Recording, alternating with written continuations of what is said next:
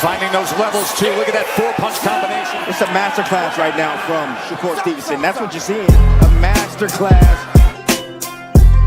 And Shakur meeting them with a straight left hand. Oh, and there's a knockdown scored with the left hand.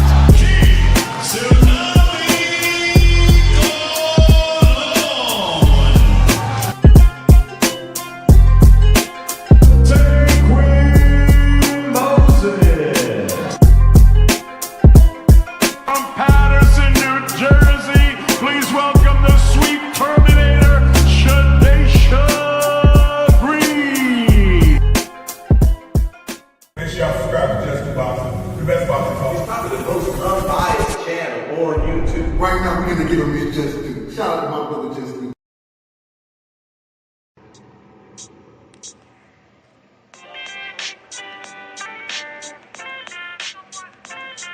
Yo, you know the deal. We back again. We never slacking. Word 'em up. Ladies and guys, whether if you drunk or you high, it's time to pay respects to the illest man alive. If you think you got a point, he'll shrink you down to size. And from there it's downhill like a slinky or a slide. Open your eyes, got a deep connection with the rise, so you might see them jump in whenever they go live. Peep it, this channel blowing up now, it's not a secret. With tons of exclusive interviews to listen to. Them other channels I hate, but yo, they missing clues. They start narratives, sip the goose and twist the truth. It don't take a rocket scientist to get the proof. Just click the live at 4 p.m. Eastern time. But when you chime in, make sure you keep it kind. But if cowards want to debate, then it's feasting time. My man Just Do shine, busy all the time. Grind 24/7, 365. Videos he might have 365. My rhyme sick, they make you do a 365. You get a rich if you think you fit to survive. It's Just Do boxing, time to click the live. Ain't no beginners, if you soft, you ain't down to ride. I crush you, respect too, it's Just Do. He got the illest boxing show on the internet. The boy been a threat and he ain't even had dinner yet. Word 'em up. Yeah. You know what time it is.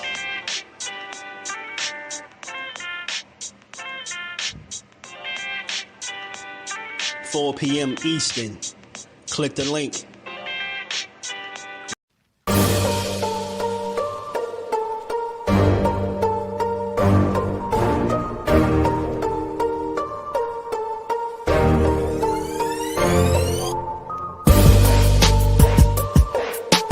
The truth will tell on your ass what you doing or what you're not doing every single time. You can lie, you can bullshit and all that, but when that bell ring, if you ain't put that work in, it's gonna show, bro. It's gonna show. Not to mention y'all in a sport that can cost you your life. Literally, you can die in this shit. So if that's the case, man, if you gonna do this, don't bullshit with it. If you don't really want it, say to yourself, keep it real with yourself. I really don't want this shit. I can't put the work in that it requires. Walk away. Ain't nobody mad at you. Go out there, you're young enough, you go get educated, get a skill, do something, man. But don't play with this, man. You can get killed in this shit, man.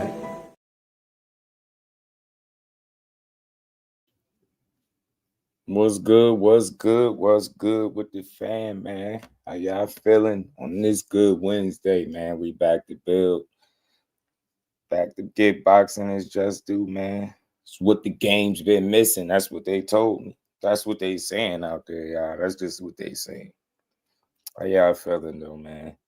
Another day to talk this boxing, man. We got to get into some things, man. I seen a couple of interviews and some videos I got to react to, man.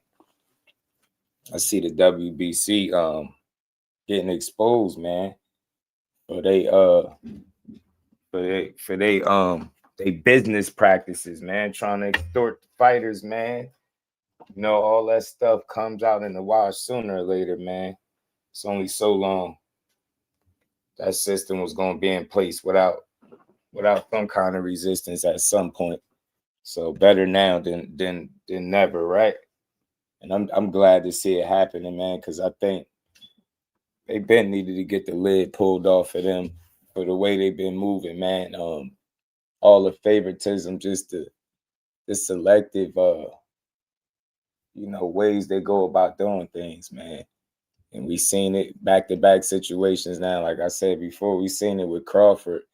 And now you seen it with Shakur. And you know what's funny, right? It's funny because Shakur had tweeted something like because y'all mad at Crawford or something to that effect, right? Basically, you taking it out on him.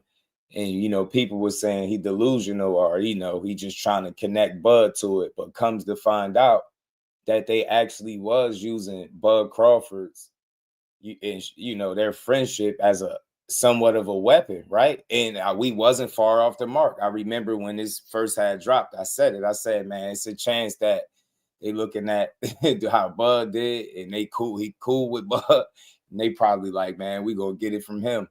And it's funny because now, I don't know if y'all caught the interview, but we gonna go over. We got a few things to get to. We gonna make up for missing yesterday, but I don't know if y'all caught it with Andre Ward and Roy Jones. They interviewed Josh Dubin, Shakur's lawyer. Man, he did a deep dive, and he kind of exposed some things about the WBC, and it let you know that, again, everybody that was thinking that this could have been a potential layover from the Crawford situation, it's more facts that's more factual than what I think some people realize, man. It's crazy to see that at the end of the day, man, these dudes want you to pay to call yourself a champion, bro. It's really wild to me. You know what I'm saying? I've always said it. I don't care how long that system has been in place. I think they need to find another way to recoup money.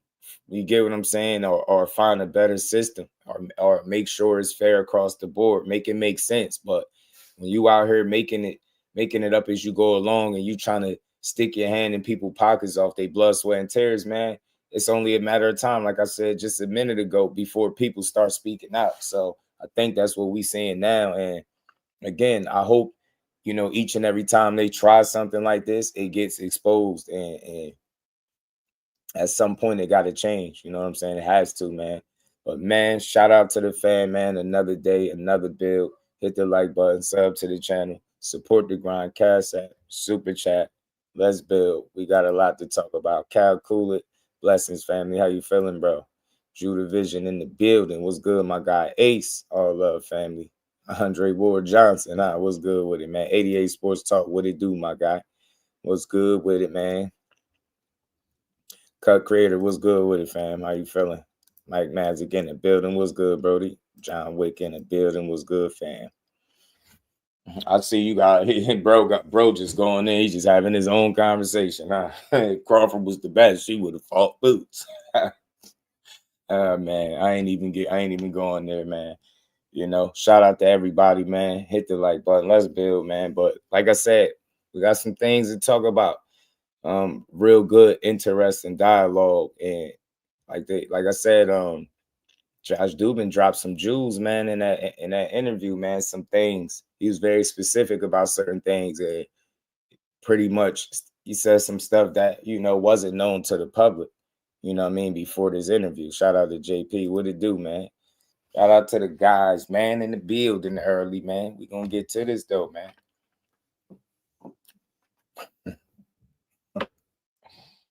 Oh, boy. You chat, bro. Appreciate the engagement. I'm gonna just let you type away. It's all good. Make sure you hit that like button. Andre Ward Johnson. Man. Miss Poi, what it do, man? Yeah, I'm gonna get to two of them, two different ones. The full joint with him and Chris Mannix, I got that, and I got the one with Andre Ward, Roy Jones, and Josh Dubin. If it's another one, then we got time. We're going to cover it all, man. We missed yesterday, so we're going to make up for it. So like I said, strap in, man. Get comfortable. We going to build, man. We're going to get to all of this. Let me cue this first joint up, though. Yeah, man. Andre Ward, man, and Roy doing great work for boxing, as I always say, man. Shout out to them. They got a dope platform, and they using it the right way. They doing it the right way, man. That's the way you do it, man. Reef was good, bro. We gonna get to it. Them boys, man. That damn WBC, where they say we be crooks. What else they called them? Damn, I forgot what the other name for the WBC. I can't remember. Man, it was another crazy one. Because, man, they make this shit up as they go along. Yeah, and then Mauricio, kind of exposed the fact that he said Charlo was going to unalive himself. That's why he didn't strip him of the title. Like, you can't make this stuff up, yo. Everything about this dude starting to rub me wrong. He can say what he want, but he sit up there in them suits with his little thick, man, he pissing me off, man. I'm telling you, he really is, bro. And we need some straightening with this guy. I ain't gonna lie to you. But we're gonna get to this right now. Yeah, I'm hanging out with my man Andre Ward.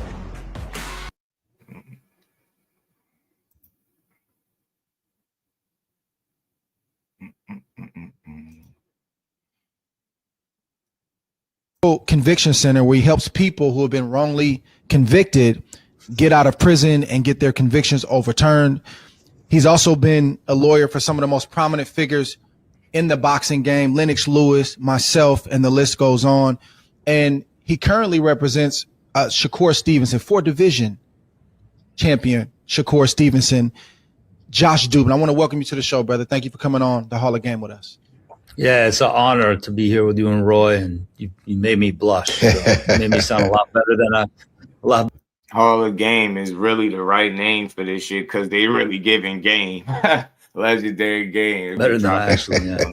No, I tried, but you're a man with a lot of accomplishments, doing a lot of great things in the world, man. And I've always obviously we have our personal relationship, but the way you represent Shakur and take care of Shakur, you and James Prince, man, makes me feel happy because oftentimes fighters are not taken care of; they're taken advantage of. But I want to jump straight into the main reason we have you on the show today. Shakur Stevenson became a 4-division world champion January 31st, put on a flawless performance against Teofimo Lopez, and he didn't win the WBC belt for that fourth title or that fourth weight class. He won the WBO belt. But a few days later, February 4th, we start hearing from the WBC again. The WBC strikes again. It's something else that they have a problem with, and they strip Shakur from his 135-pound title, which he brought into this new weight class. He, for a few hours or a few days, I should say, he was a champion in both weight classes. Josh, you know how I feel about sanctioning bodies. I struggle with them. We've had some good relationships with Paco throughout the years, the BO. Haven't had any issues with the BA or the IBF per se, but the structure and the amount of money that fighters have to pay and the fluidity in which these sanctioning bodies apply their bylaws and their rules, it bothers me and it troubles me. And the sanctioning body that troubles me the most is Mauricio, Suliman, and the WBC.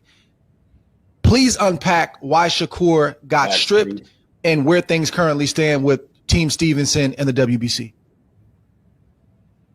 Fluidity, huh? I like that. Yeah, for sure.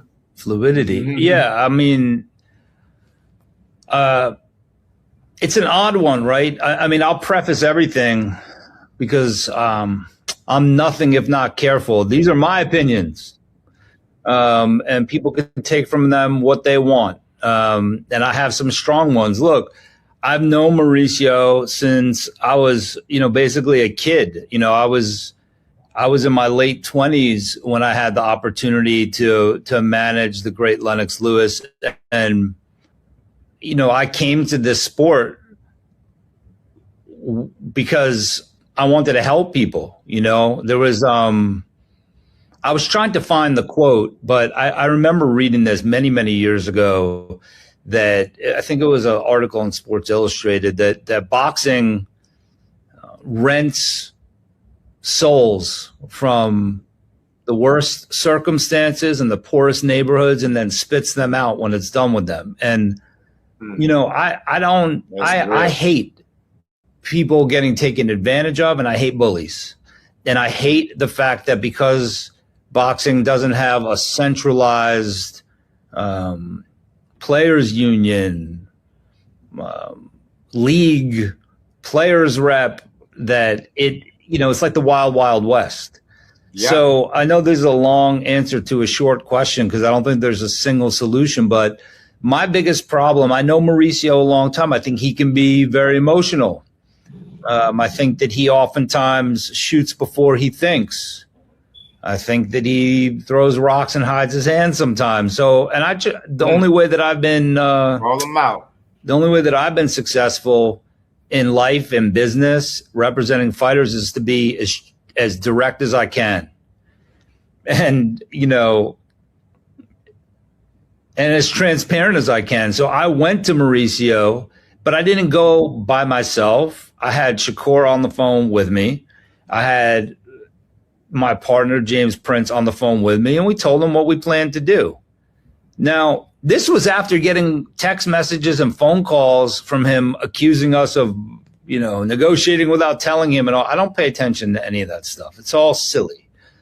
I have my own children to raise, and I'm trying to do a great job of. I try to get in as little conflict as possible in life now. That's right.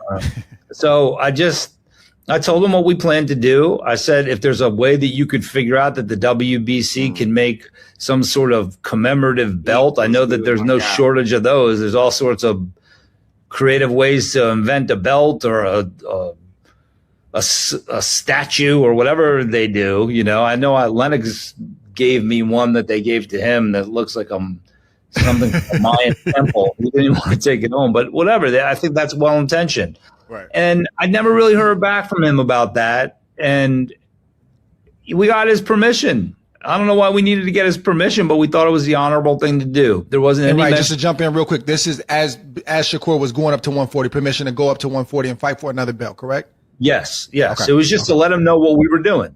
See what I'm saying? And people want to act like it's something that Shakur did that was funny. Oh, he tried to duck somebody. Oh, he dropped the belt. Or he didn't pay the sanctioning fees to try to duck somebody that's not even in the weight class where he was just at. Like, you can't make this shit up. Gotta listen carefully.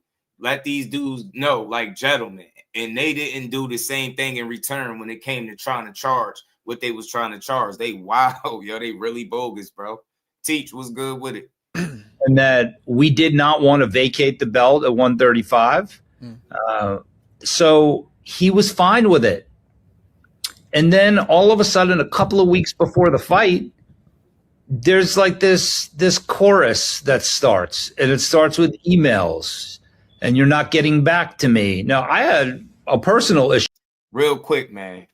Fan, I don't know how old you are, but with a name like Andre Ward Johnson, I mean, I would think you old enough to know. Gary Antoine Russell has a fight scheduled with Andy Hiroka. What is it? And it's on the Barrios and Ryan card, February 21st. Can't nobody choose him until he get that fight. That fight has been scheduled for some time. It's been postponed and some more shit.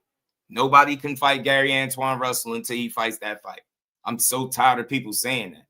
That's it. That's all. That's the end of that. Let's going on in my life for a period of 4 days that I had to attend to, and we had already worked out an agreement.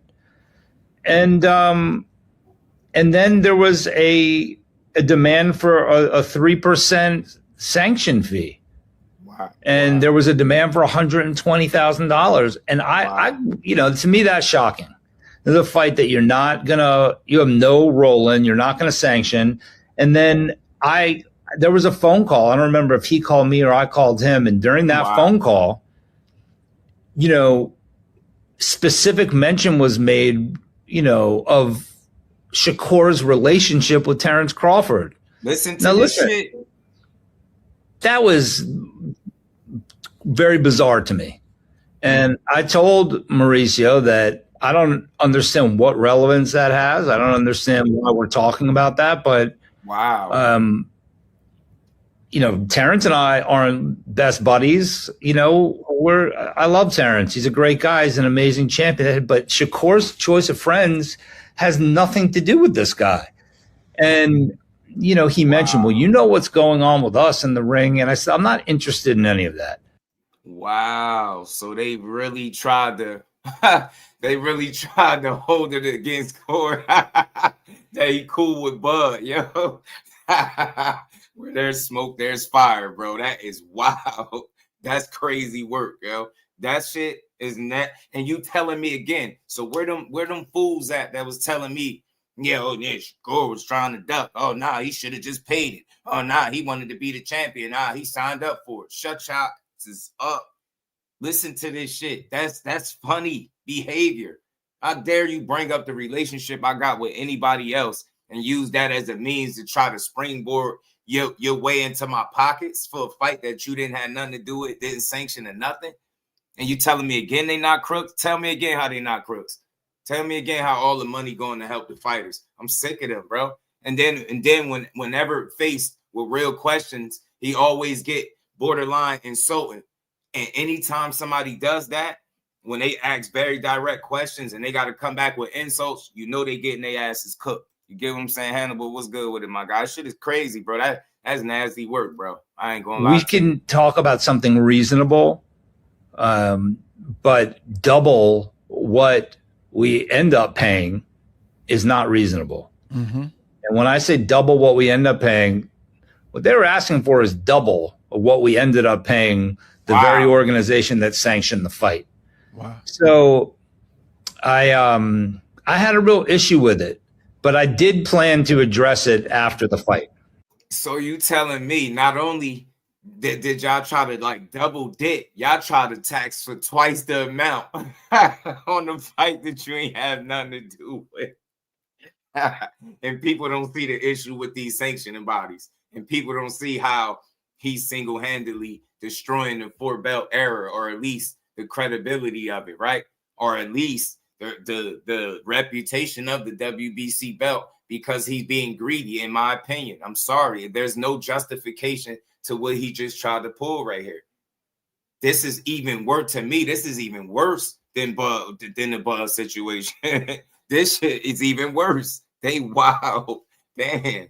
That money y'all got for those that paid the fight wasn't enough. They said, nah, we need more. We need and double it. Damn, they told Core double or nothing. Double or nothing, or you ain't getting the belt. That's crazy. Then he want to say it's not about money. That's why I can't wait to get into the full Chris Mannix joint too after this one. Man, that's crazy, bro. Look, the reason I latched onto the word fluid is that I have the rules up right here. The rules. These rules are, in my experience, bendable, breakable, open to interpretation, rewritten. That's my experience. But there's a clear rule here. 3.14.1. If a champion wins a title of another organization, the WBC may grant the champion 15 days to elect which title the champion will keep and which the champion will vacate. Now, look. What is it? To quote the words of my brother James Prince, I was born tonight, but not last night. I can read. I know what this says. Mm-hmm. We were not given those 15 days, and maybe the WBC's retort would be, well, it says may. We may do this. We may do that. There's a lot of that may going on in these rules. There's a lot of this in our sole discretion. Crazy, we will. And so look, the whole thing to me, in my opinion, stinks to high heaven.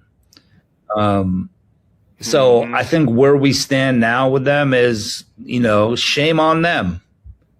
This should be, this is a crowning moment in this young man's life. And to watch him grow up, I know him since he's 18, 19, and to watch his personal evolution, his professional evolution, and to have it marred by this even a little bit, it should sit wrong with people. And I think it has. What up, fight fans? It's your boy Ock. And I'm Barack the Man, Boxing Bully. that's very real, man. And shout out to Josh Dubin, man, for coming up on the show and giving more insight and more further detail into the situation, man. Big Tex, what it do?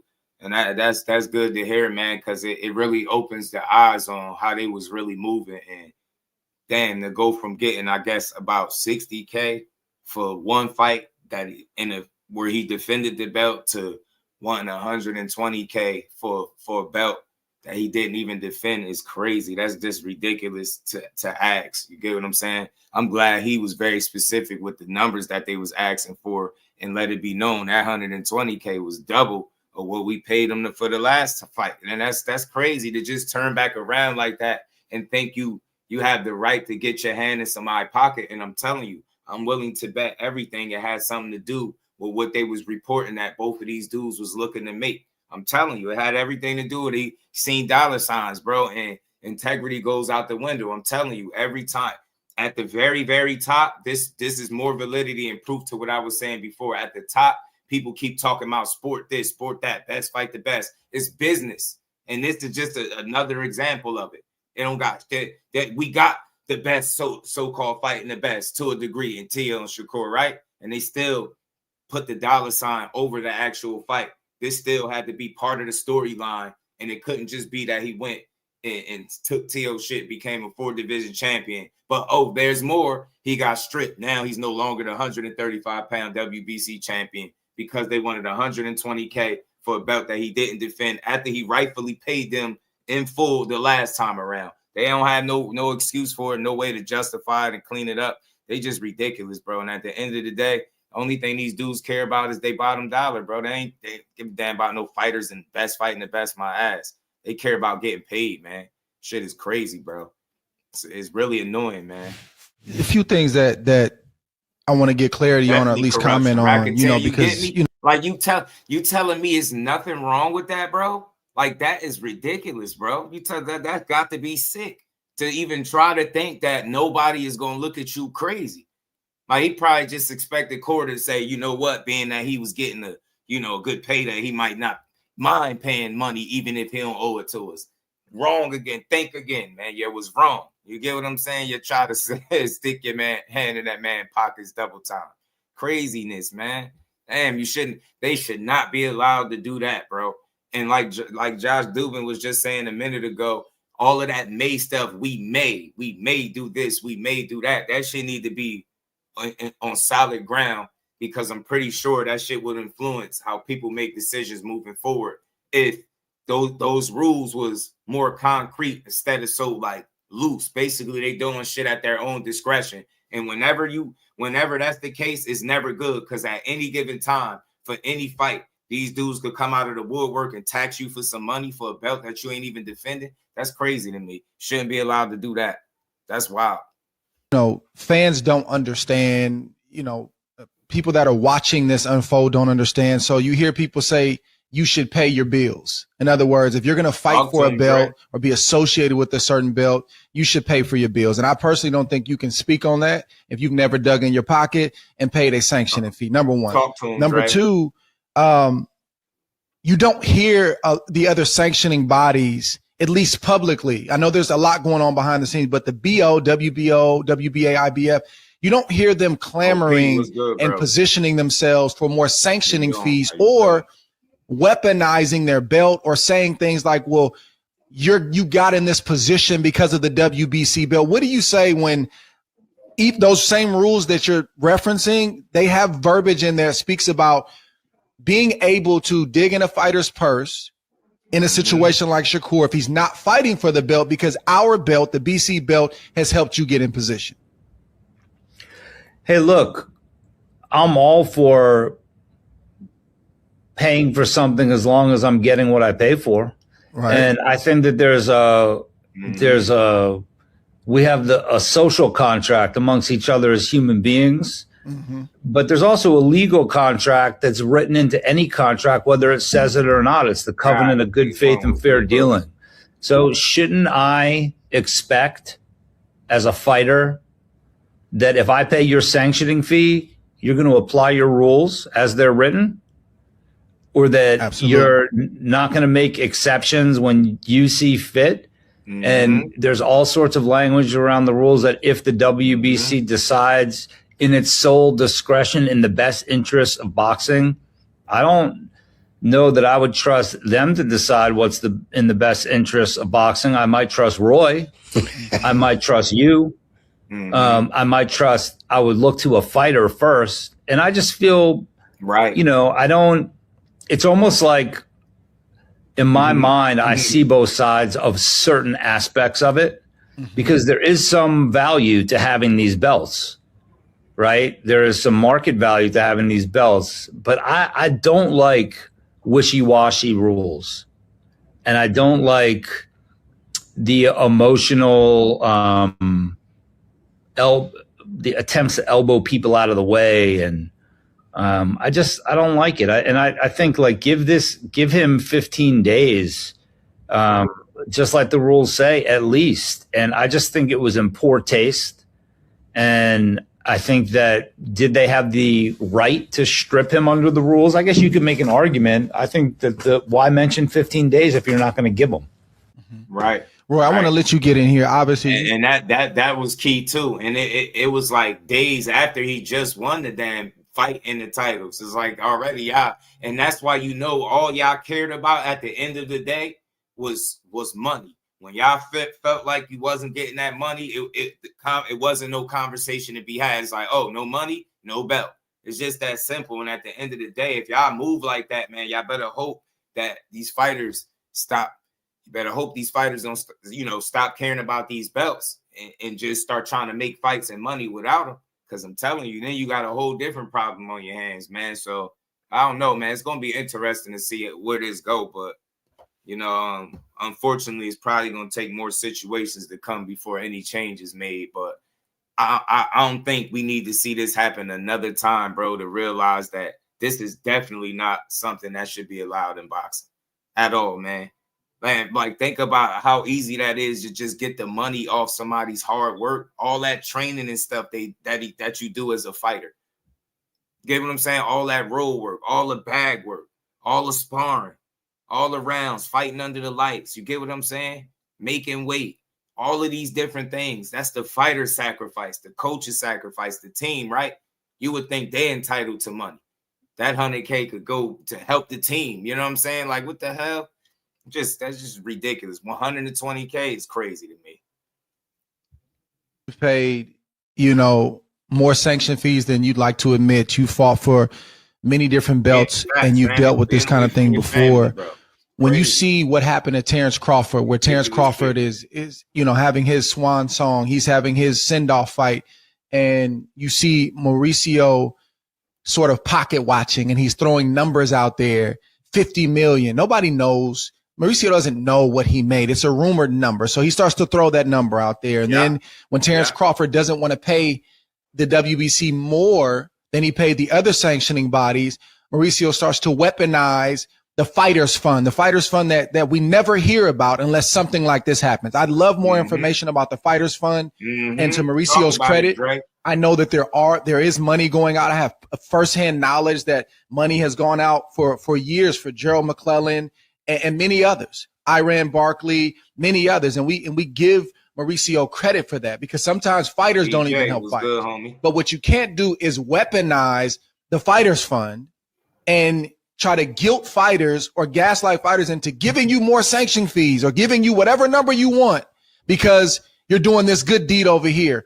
Roy, what does all of this say to you, the Crawford situation, your personal situations, and what just happened to Shakur? Man, it's bad to me because it's bad for boxing. We don't need this type of thing. And like he said, it's too bad that we don't have like a union to be able to go in and resolve these issues because this is why our sport does need a union because there are both sides to every argument. And I do understand that. My biggest issue is I could understand some of the issues with trying to know what he was trying to say about the issue with Crawford, but you can't expect Crawford to give you more than he gave any other sanction body. All those belts were the reasons he was where he was. So you can't say he should pay you more because of what you're doing. I understand, but that you shouldn't put that on him. Now you can ask him that. You say, hey, if you would, could you give us X amount because we're also helping this, or could you just give something directly to help this? You could do that maybe, but you can't just put on him, oh, you got to pay us more than you got to pay everybody else. That's not fair, number one. Number two. I've been saying exactly this shit. This is why I love playing these dudes, the OGs, the Hall of Famers, man. They know they shit. I've been saying it, bro. Why are y'all able to demand more money than what everybody else is paying you? And they have not yet been able to answer that. And when faced with the question, like I said, Mauricio get a little defensive, start being a little insulting to the interviewer. You've seen it with the Chris Mannix shit that I'm gonna get to after this is over.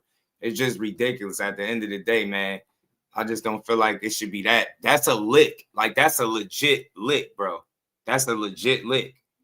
Get what I'm saying? Wait, while sitting back watching a fighter and pocket watching, sitting back, you probably seen some reports. You probably seen 8-10 million. Oh yeah, we gotta get some of that. You get me?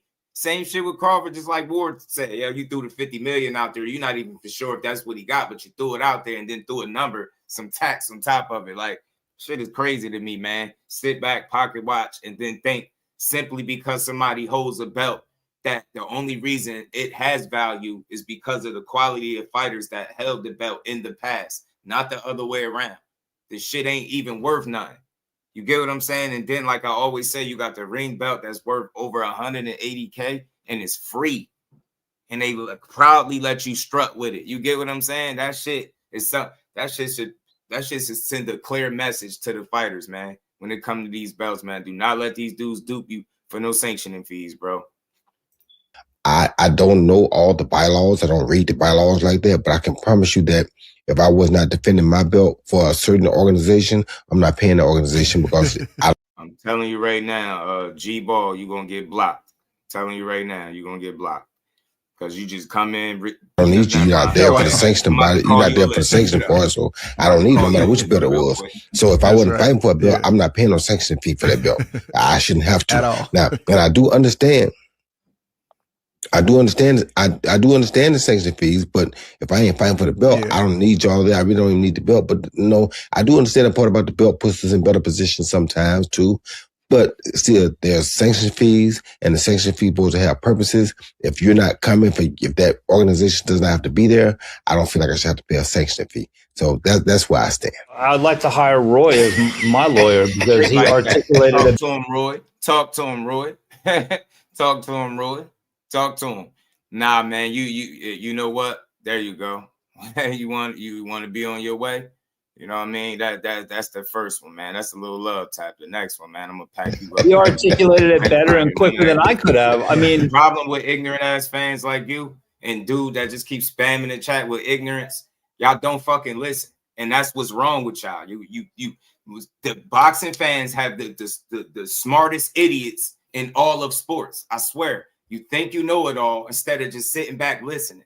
You get what I'm saying? If you would have listened, if you would have caught the beginning of this, you would have heard the lawyer, if you're asking who this is, Shakur Stevenson's lawyer, Josh Dubin, explaining to you that they gave the WBC a heads up on what they was doing as far as going up to 140 and fighting Tio.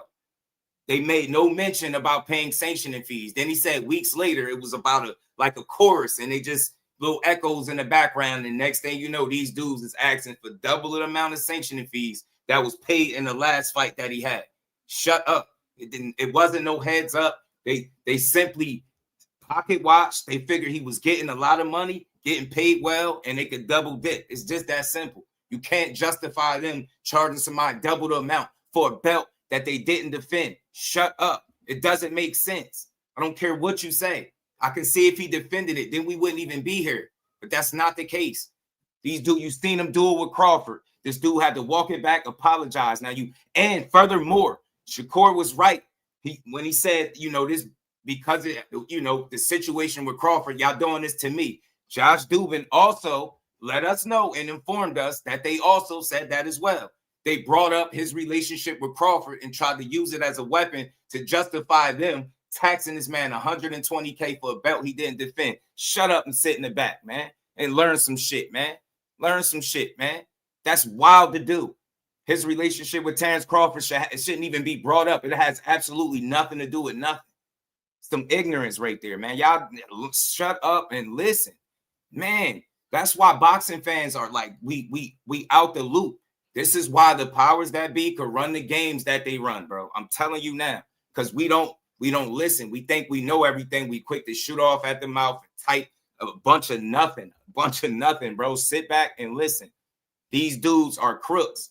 I'm in favor of the fighter. I'm not in favor of no sanctioning body where they money just being dispersed however they say it's being dispersed. I'm not in favor of that. Now I see these dudes blood, sweat, and tears, bro. And you think just because I hold a belt that I fought for and earned, you get to tax me whenever you feel like it, even if I'm not defending your title? That shit makes no sense. And like I said, this man has had ample opportunity to explain, to justify the way that he basically initiates these rules, but he gets defensive and he tells people that I don't tell you how to do your job. Whenever you hear shit like that, that's you being defensive because you know you're not moving right. They got you in the corner. You out there on Front Street. Fighters are standing up. You got back-to-back situations, and you don't think it was wild to bring up Terrence Crawford like that had anything to do with like that was gonna make it better? That's crazy. That shows even further more intent to do some underhanded shit, getting money because he cool with Crawford. Like, what the hell did that have to do with anything? Shout out to Emmanuel. What's good with it, bro? B Hayes, Forever G's. What it do, fam? And got the approval. Facts, Sunchild. What it do? And then I told you they waited. They probably waited till they probably heard how much he stood to make, and then, you know what I mean, they eyes lit up and they like, you know what, that's an easy lick. Think about how easy that is to just sit back and tax people for doing nothing, though, for doing absolutely nothing. That I will never be cool with that. I don't care who you is and how you try to explain it. That's some wild shit to do. Get what I'm saying? To the athletes, bro, is wild, man. Shout out to Light Skin Business. What's good? Let's keep going, man. Hit the like button. I just wanted to be able to, Roy, I just wanted to be able to have that conversation with him, right? And there was no room for the conversation, especially when you start off prior to the fight, weaponizing his friendship with Terrence. I could just like Andre Ward just said, fam. If you never dug into your pockets and paid a sanctioning fee or a sanctioning body, you shouldn't even be speaking on telling them that they should just pay. People like you should just shut up. And just like Ward said, man, you shouldn't even have an opinion unless you know what it feels like. Because I guarantee you, if it was you and if it was your money, you wouldn't be talking about paying somebody for some shit that they don't deserve. Miss me with that. Especially after you went 36 minutes, 12 rounds, weeks on end. You did a pre-camp, a whole full training camp, and some more shit. You get what I'm saying? Think about all the people you got to pay. You think I'm going to give y'all extra money just because you feel like you need an extra. You get what I'm saying? You want Christmas to come early for you? Get what I'm saying? Get your ass out of here. Get out of here. I can tell you that, Shakur's a private guy. He's not sharing his purse with Terrence. He's not even talking to Terrence about Terrence's great stand with the WBC. They have a special friendship, and they, he has been Terrence has been an incredible mentor to Shakur, but Shakur's not.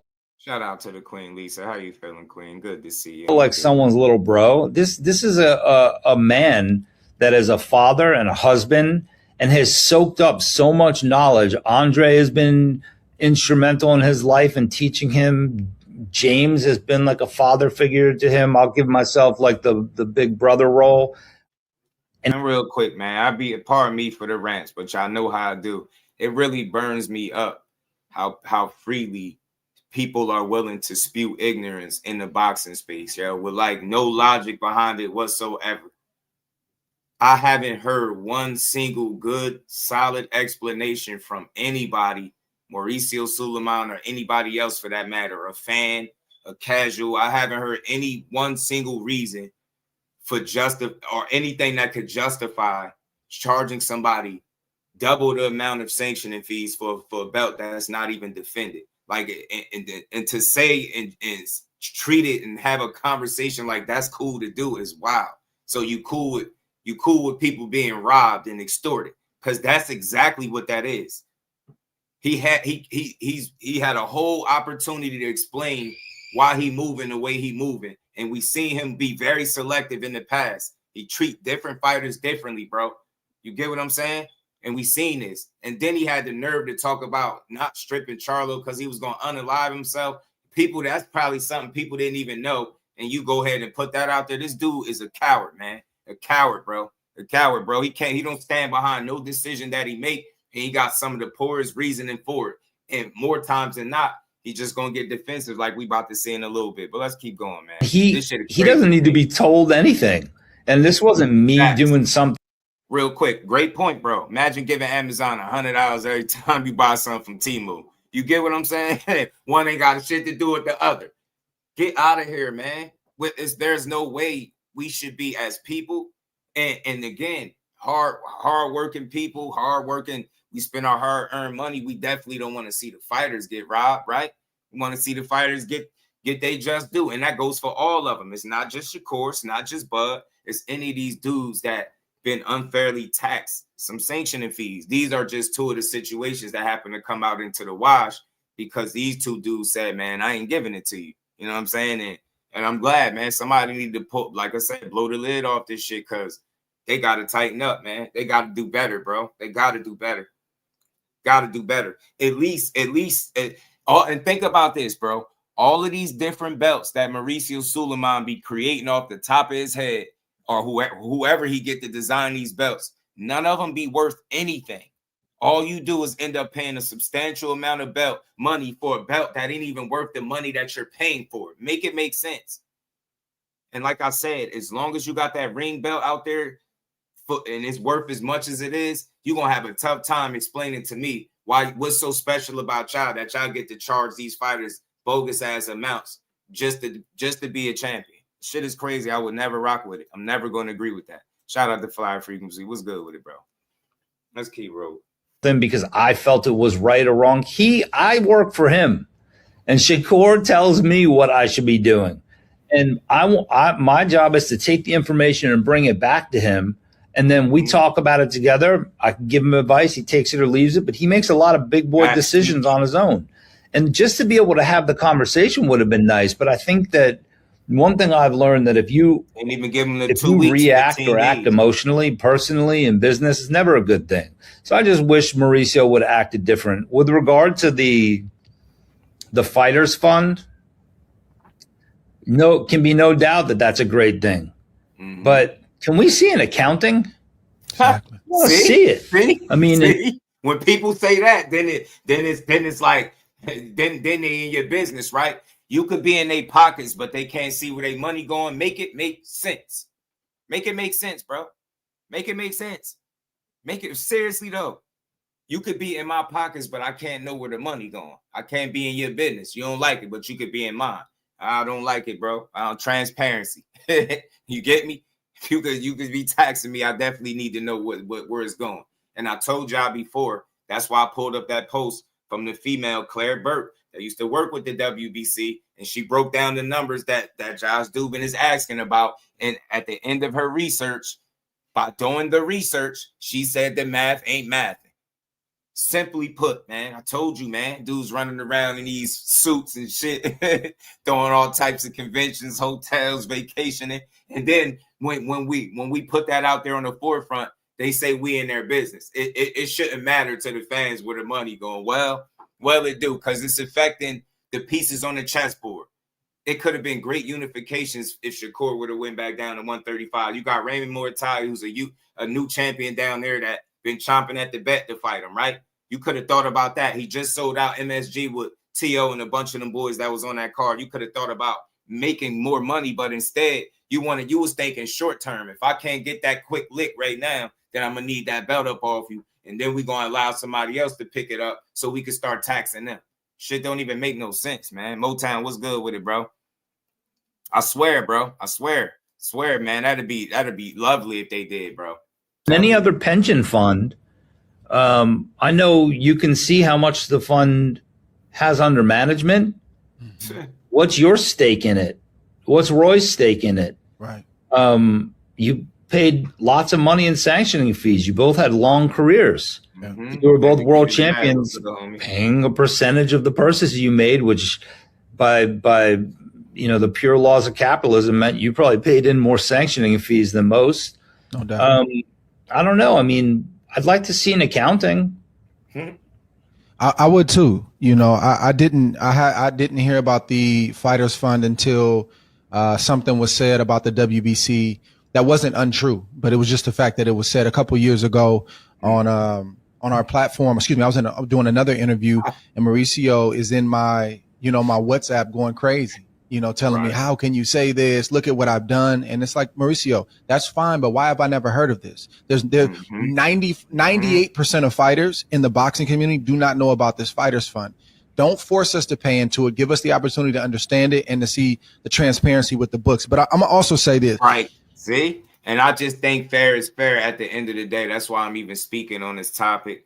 And I just think it's pretty damn bold to move how Mauricio been moving in these last couple of situations. And they have similarities in it where both guys is making, one of their biggest fight of their career, right? Making the most money. And then both times you find yourself trying to extort these guys.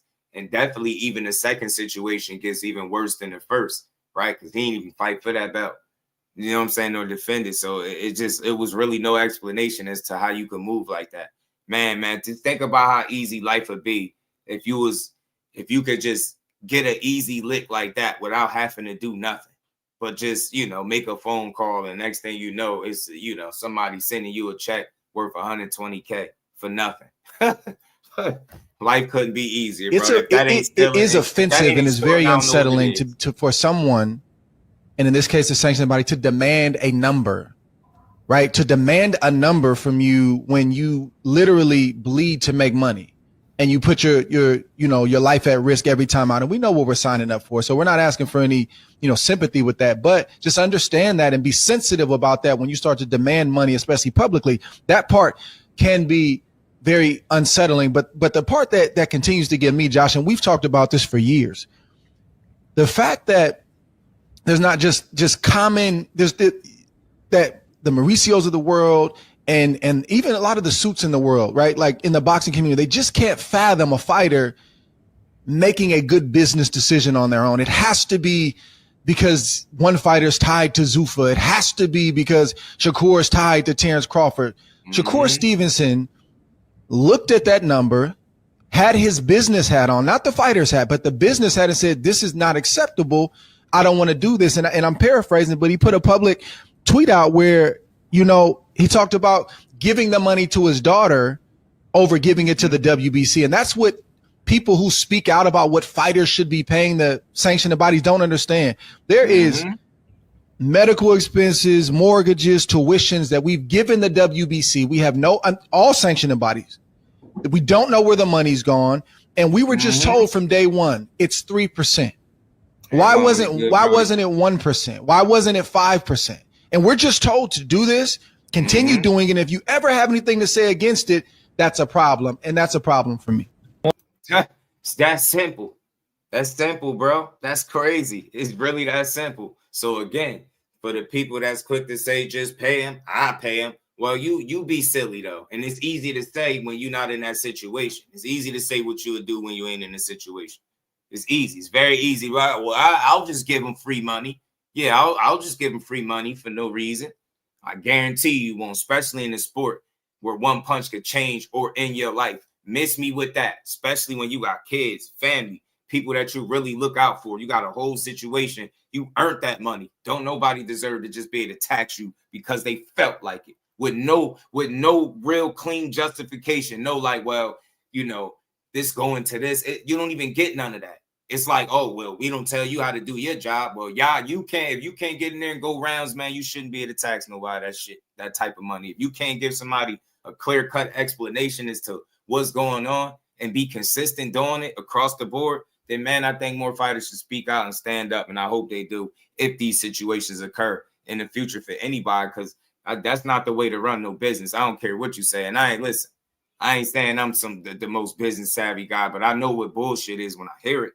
Get what I'm saying? I know when math ain't mathing and shit ain't adding up. These dudes sit back with their hands out while these fighters go out there and kill themselves. And they think just because you hold a little leather ass title that end up having your face on it, that you got to pay for that shit every time you fight. That shit is crazy, man. And I get it, man.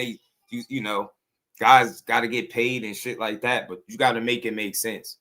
And again, I thought it was real bold to like double it pretty much from what it was the last time. That was crazy. Like, it's one thing, right? Still would have been wrong, but it's one thing to try to recoup the same money that he just paid you for the last fight, but y'all just try to go up more based on the money you probably felt like he was making. So again, man, this just shouldn't be the way that business is done. This shouldn't even be a story in 2026, right? This had to be one of the side stories from what we got. Was a great night of boxing, man, and a really good fight. And a guy being a champion in another division, and he couldn't even enjoy being a champion simultaneously and deciding they didn't give him the 15 days. So, and that's another thing, not giving him the 15 days to even make no type of decision. Also, to me, it says intent. It's like, yo, well, the money is the most important thing to me. It's not making more fights. It's not the best fighting the best. It's not even, exercising our rules correctly. We can bend and break them whenever we want and rewrite them. Like, shit is wild. Rob, what's good with the homie boxing report? What it do? I want Roy to weigh in on that one. Talk about it, Roy. Well, to his credit, I've been friends with him and his father for a long time. And I must admit that he does do a lot of things outside that people don't see about, that he's called me several times, asked me to go do.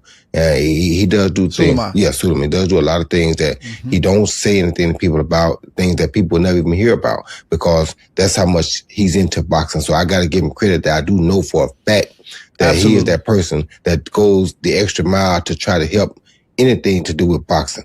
But like you said, you can't make a person do something that they are obligated to do with their own money. You understand me? I think a lot of us are getting caught up into the fact that Turk is paying so much money, and we're counting the money that we think Turk is paying. We don't know for a fact what it is, so we can't count that. And when it's not even your title on the line, it makes you look a little different. Now, to bring in and mention Terrence Crawford's name at the same time, that's kind of unprofessional too, because we're not talking about Terrence Crawford. Just because he's in the locker room, he's not fighting.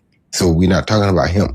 Just because they're friends has nothing to do with it. It's like, oh, we was gonna get to that, Teach, because I see them pushing that live too. They idiots, bro.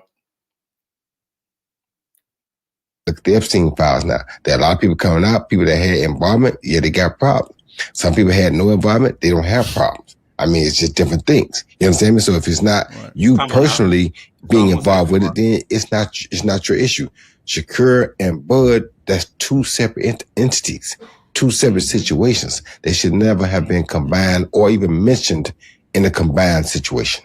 Mm-hmm. Yeah, it was I got to tell you, it was shocking, because I then, there was a bunch of people attached to an email with this follow up. And I said, the problem that my fighter is having with this is that you mentioned his friend's name. Yep. And he doesn't understand that. And then there was, of course, an emotional reaction to that. That was a private conversation. And I'm like, okay, well, if it's a private, why are all these other people that have nothing to do with Shakur's career? God bless Eddie Hearn and his company, but they're not his promoter. They were promoting a fight coming up. But look, I don't know what the solution is. Say it again, Josh. Somebody that would be in the know instead of these lying ass. I do know one thing. I know a couple of things. Ran with it. One thing I know is that the WBO had a negotiation with us, and it was professional. And they did not say, here is what we charge and you must pay it. It was, this is what we typically charge. You have been a multi-division champion with our organization. And we want to recognize the fact that there's a lot of tension out there about the amount of sanctioning fees, and they compromised. And I got to, give it to Gustavo. He's very professional about it. And his focus was on having Shakur. Shout out to the WBO for making a compromise. And furthermore, makes Mauricio look bad. You got other people out here compromising because they know it's tension out here with the WBC. They ain't mention it, but They just threw it out there as tension with these sanctioning fees. And they made a compromise, furthermore, making them look crazy. Again, that dude is all about money, and I don't give a damn what he say. I don't believe him. I don't think he's an honest man. Not fully. Of course, I think he a guy that's full of half-truths. I swear I do.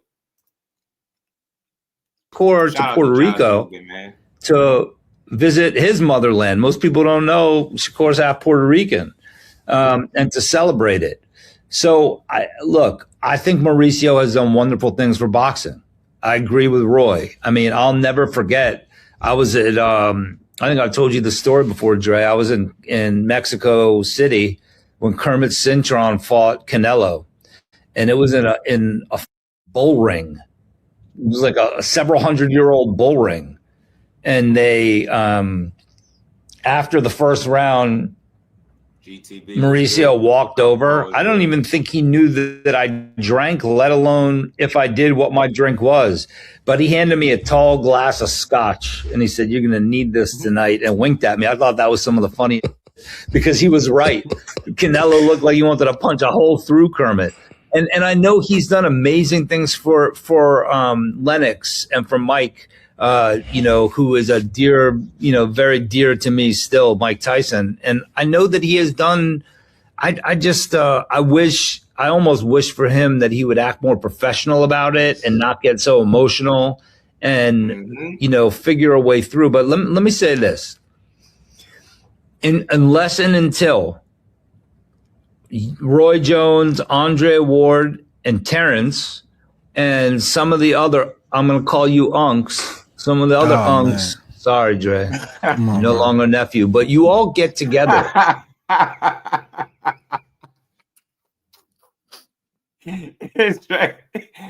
Dre said, "Oh, man, Dre don't want to be an unk."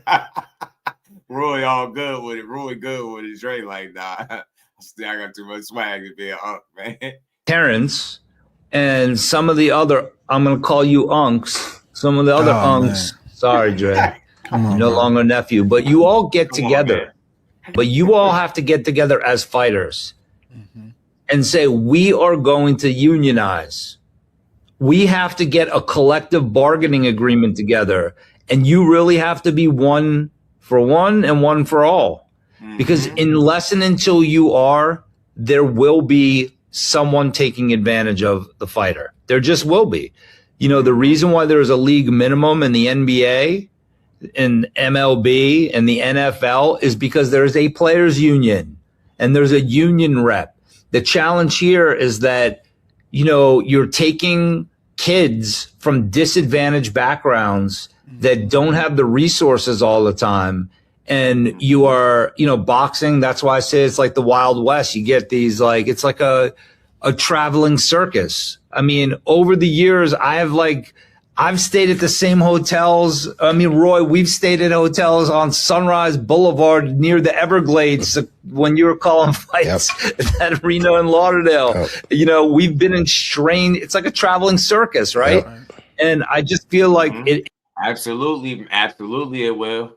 It make a big difference, and that's where fighters got to realize and stop trying to, like, some of the fighters are annoying trying to just side with the WBC without even taking into account, bro, would you be that quick to pay money that you don't owe?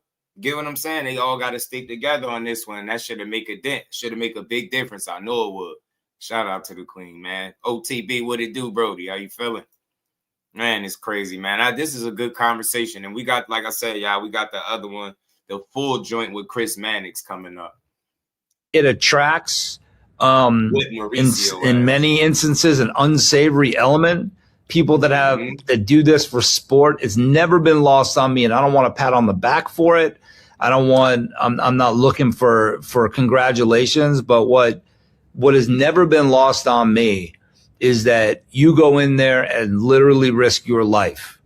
And that there's a phrase, blood money, but this is blood money. And I have been there to see what happens afterwards, whether it's in the dressing room afterwards or the horror on someone's face. I mean, Roy, when you got hurt in a fight, I cried. When the human being, And I'm not saying Mauricio doesn't or others don't, but you all owe it to yourselves. And if it's, like I know I've had these discussions privately with you, Dre, and others, Terrence might be the galvanizing force to get people together. I've talked to B-Hop about it a lot. He's I like that. passionate about it. But it will take people to say, you know what, I'm not moving forward with another fight until we are recognized as one. Yeah. Hey, man, make a dent. I'm telling y'all.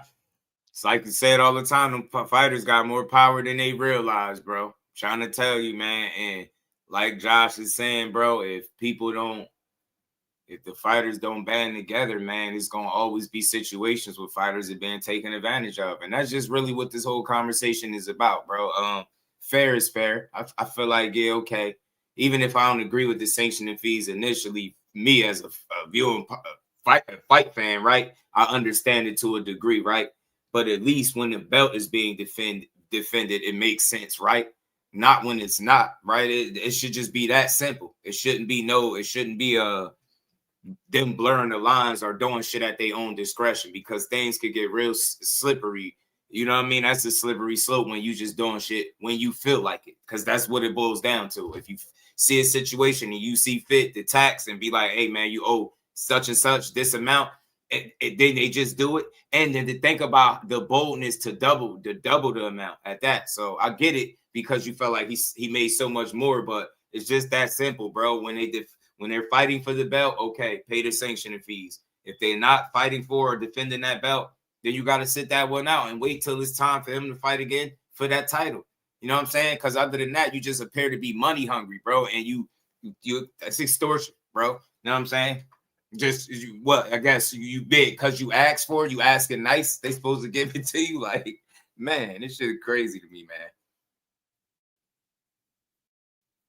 Appreciate you, laying that out as eloquently as you did. This is something that, I've wanted to do for many, many years. I think I've talked to Roy about it. Me and B-Hop have talked about it. Like, unfortunately, it's just talk, throughout the years. And for whatever reason, it seems hard for fighters to get together and galvanize and get on one mind, one accord, and move in a certain direction.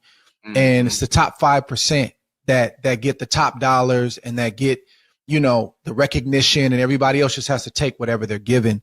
My hope and prayer, man, is for a better day moving forward. And I appreciate you, Josh, because, we bonded over time. I don't remember what year it is, 08, 09. You were doing work with James Prince for my career before I knew you. And then good, homie. Once I started to know you right around the Super 6 and negotiating that deal, which people are still upset about to this day. They're still trying to figure out a tournament where each fighter was obligated to travel to another country at least once, how I was not obligated to do that. I'm never going to apologize for that. My team did a tremendous job. And actually had my first title fight at home. So I want to thank you for that again. But we got to know each other, and I started to quickly realize that you and James Prince were the perfect fit, because James has his strengths and you had yours. And one of the things that I appreciated about you that bothered me about professional sports and boxing specifically is that there is no humanizing of fighters. You're a commodity, make us money, and when you're not, we're done with you. And you and you've been in the emergency rooms with many fighters, including me post-fight. You're one of the only ones that call after a fight and say, bro, how are you feeling? Great night, but how are you feeling? You've spoken to my wife many times and, checked on her. These are the things, man, that it's really about. So nobody's really more qualified to speak about this than yourself and those that the few that walk the way you walk. And as I'm gonna give you one more question, but again, for the record, we appreciate the things that Mauricio have done. I know that he's helped Livingstone Bramble. I know that he's helped Gerald McClellan. I know that he's helped Iran Barkley through the Brotherhood Foundation and Lisa McClellan. I know this firsthand. But a right doesn't justify some wrongs. It doesn't justify you doing other things because you do this one good thing. We appreciate that. But let's also focus on what needs to get better and what needs to improve. And that's what we're talking about. But I want you to close us out with this. How should a fighter, young fighter, established fighter, how should a fighter view the sanctioning bodies? How should they view and handle the sanctioning bodies when they keep looking at their purses and they see deductions of 50, 100, a million, depending on how much? How should a fighter address and deal with sanctioning bodies present day? I think that this discussion is critically important. We're at an inflection point. You got to look. The only way that I know how to deal with injustice is to fight it with some justice, and sometimes it's rough justice. And you got to speak truth to power, and you got to make your voice heard. And you don't get what you don't ask for. So you can challenge these things if the rules are as flexible as they are. What stops you as a young fighter from saying to your manager, your attorney, or directly to the sanctioning body yourself, I'd like to negotiate your fee with you? And when they tell you, no, we don't do that, being able to ask the age-old important question, why? Why not? I can't afford it right now. If you're taking 3% of my $10,000, it's $300, right? If you're taking $300 from my $10,000 purse, I got it worked out. It's $300. That may not seem like a lot to you, but that's a car payment to me. So can we cut it to $150? And it shouldn't. I ask you, Roy, and I'm going to ask you, Dre, how do we get this done finally? How do we band together and do it? Well, if we get a union, then we make a union, put a cap on what they can charge, and whatever that is what that is. So you got to have a union first. You get a union to put a cap on what that number is, and we're done with it. The union puts a cap on everything, on the coaches, on the manager, on the trainer. The union puts a cap on everybody. We got to have a union or we have nothing. Well, would you help lead that charge? Of course I would. I've been trying to do this for years. Just didn't have the right people to come around with the right situation or the right opportunity to show me how we make it work. But I have a situation coming that if the situation comes, we definitely need a union because we got to get the bylaws understood or what it takes and how the union is comprised and how many fights you got to have to be in a union. It's just the bylaws that we don't know for sure because I never studied a union. But you being a lawyer, you could do it. If you get a union situation for us and bring it to us, I would definitely be willing to hit it because that's what our sport is missing. I can't add too much to that. That's ultimately what it's going to take. It's going to take fighters not focusing on themselves long enough to come together as a collective and having the right representation, having someone, right, like yourself, who can get the bylaws in place. And if the top fighters and top contenders say, we're not fighting until this is done, it's going to change the landscape of boxing forever. And the fighters are going to benefit and they're going to get more of the lion's share, more of the respect. And all of these conversations that are fluid, I'm going to go back to that word again, that are fluid and in many cases very subjective, depending on how you feel that day, it's just going to give us more decency and more order. And we don't have to fight about it. Just look at what's here and just follow it and we'll be okay. Let me say this. I think that it's really important to say this. Shakur made this decision, and I applaud him for that because it is not always the most popular decision, but to say you could take your sanction fee and stick it where is a heck of a thing for a 28-year-old to do. I think it shows maturity. I think it shows because he didn't run that past me or Jay. He went out and the last words to us was, let's just leave commenting on it alone. And then the next thing I knew was his publicist, the great Julie Goldsticker, said, I guess he decided to speak on it. And when I read his tweets, I was like, well, I couldn't have done it better than that or more raw than that. So I just think I applaud him for taking agency over his own life, over his own business. And, that's a moment when I feel gratified as a human being, not as his co-manager or lawyer or anything like that. I pump my fist and say, go on, son, you just did that. Because my goal in all this was to always walk away from any of the fighters that I had the honor of representing or helping in any way, and to watch them do what you're doing, Dre, and you're doing, Roy, which is, you're both became super successful broadcasters and businessmen in your own right. And you did that by rising above your circumstances, by taking in everything that happened to you, whether it was good or bad. And I don't need to ask you if you were ever taken advantage of, because I know you both too well. And those awful situations ended up becoming, learning experiences for both of you. And I would give that advice to a young fighter, is that, there is no sport without you. And there is no sanctioning body. There's no so don't ever think that any of this would be possible without you. So you can always go negotiate and ask questions. You don't just sign things. Well, all the guys that we work with, I tell them, like, this is a cool thing with Keyshawn Davis. So this is how you're like registering it. We were just at the rules meeting at the State Athletic Commission before his fight, and he wouldn't sign a medical form. He wouldn't, Josh, can you come over? And he's like, I'm sorry if I'm bothering you. No, you're doing. If I was asked which gloves should I wear, I'm coming to you. I'm asking you, how should I wrap my hands? And you want to get to a point where you feel comfortable signing something, but until you do, keep asking questions. So I applaud both of you for this forum, for having me on. I wish it was about a different subject sometimes, but I love being in the presence of greatness. So I appreciate the time and the invite. Thank you. Man, we appreciate you, brother. And we're not just going to continue to talk about this, but there are fighters like Roy, myself, Terrence Crawford, Shakur Stevenson, and others who have made stances, will continue to make stances about what they believe in this business. And I've had to learn this the hard way. You don't get what's fair. You get what you negotiate. I'll say it again for the people in the back. You don't get what's fair.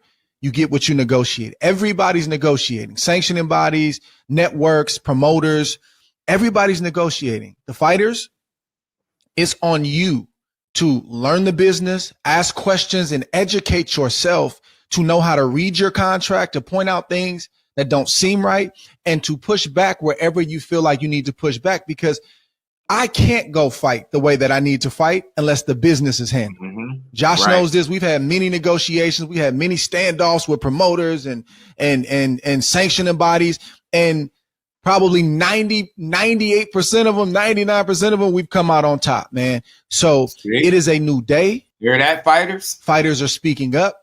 And the fact that it bothers certain people so much that a fighter would have something to say about his life, his career, his finances, his contractual situation, maybe we should pause there for a second and think about that, because that's where the problem lies. So I want to continue to shout out those that are doing this and encourage the other fighters.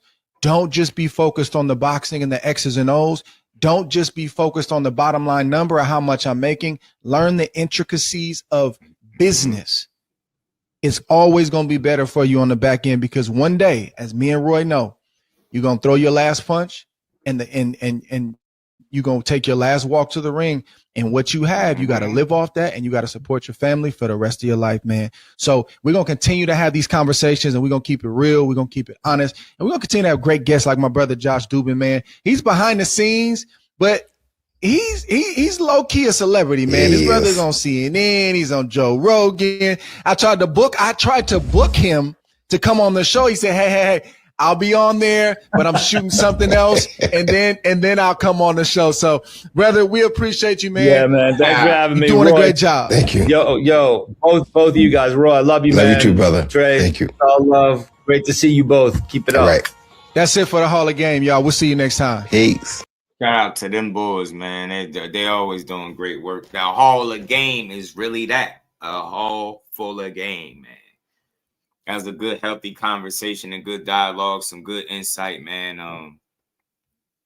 Let you know some things that you probably didn't know, man. So, yeah, man, that was bogus. 120K is what they try to get when it was all said and done. man, and no real rhyme or reason as to why they really deserved it. You know what I'm saying? That's disrespectful in the worst way, man.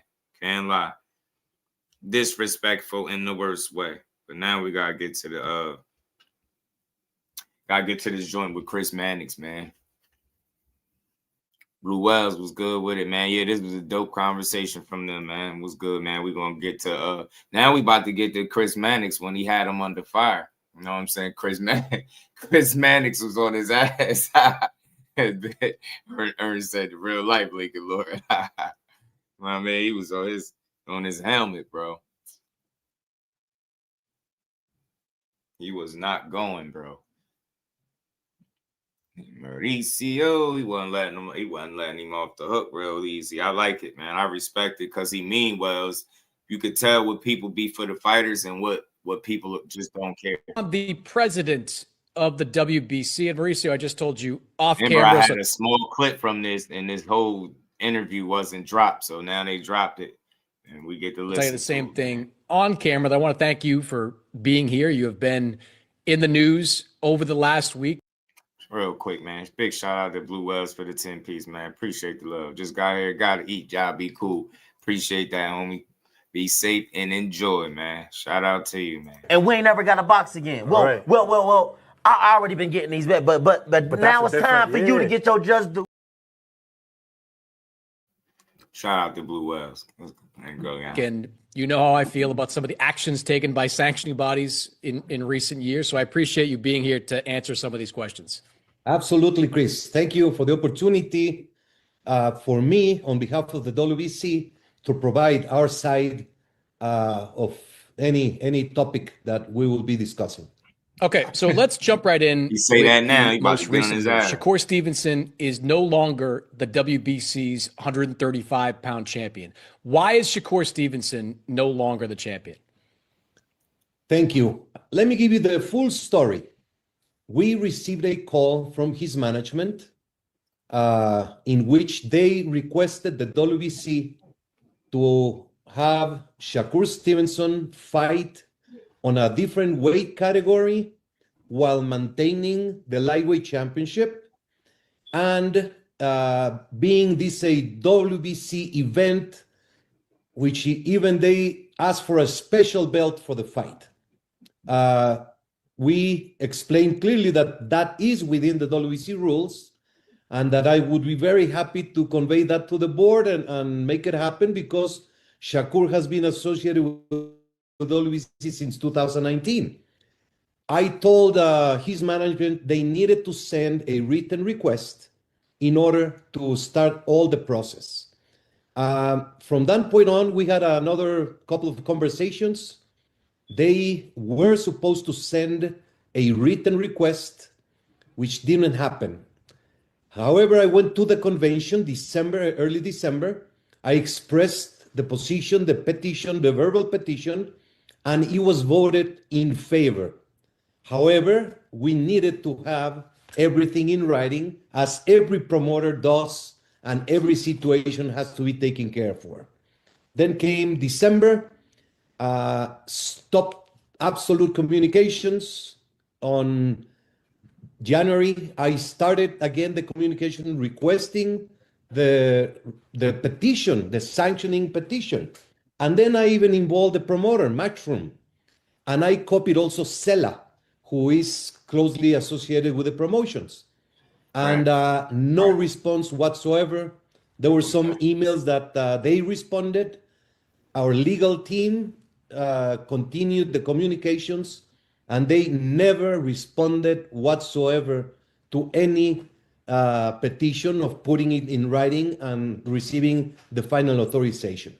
Okay, so let me just ask this. Let me interrupt quickly. Why does Shakur Stevenson need the WBC's permission to fight in a different weight class for a different sanctioning body's title? Because he requested that permission.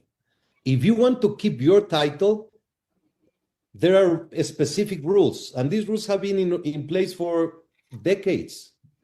When you are a champion in the WBC or any other organization, you have benefits from being a champion. when you are to engage in a non-title bout or in a title bout on another weight category, up or down, you need to receive the permission from the organization to do so. And that's what we have been consistent. It has happened so many times with many fighters. There's precedent. In fact, Benavides is fighting in May as WBC light heavyweight champion, and he's fighting in cruiserweight for another organization. He made the petition in written, and it's the exact same case that is the way it's done by the WBC rules. So you stripped Shakur not because he holds. We did not strip Shakur. Well, you vacated the title. It's kind of the same thing. The management elected not to comply, and they eventually vacated the title because they did not comply. And we have so many written proof of everything.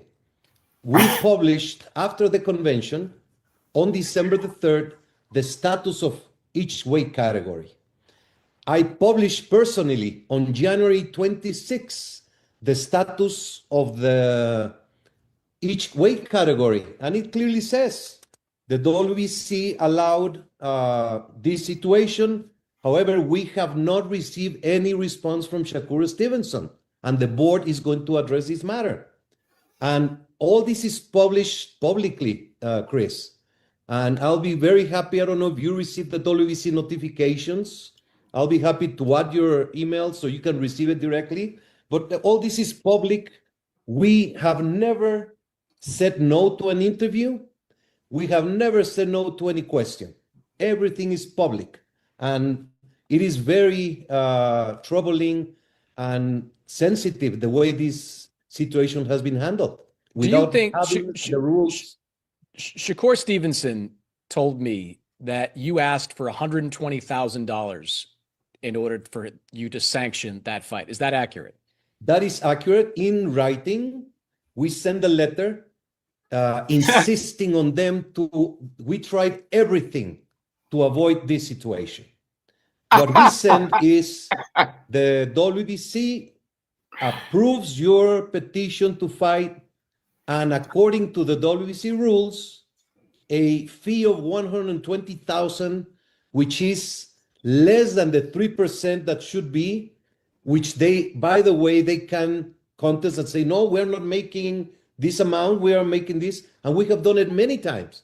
We have adjusted the sanction fees when the promoter or the manager or the fighter proves that it is less.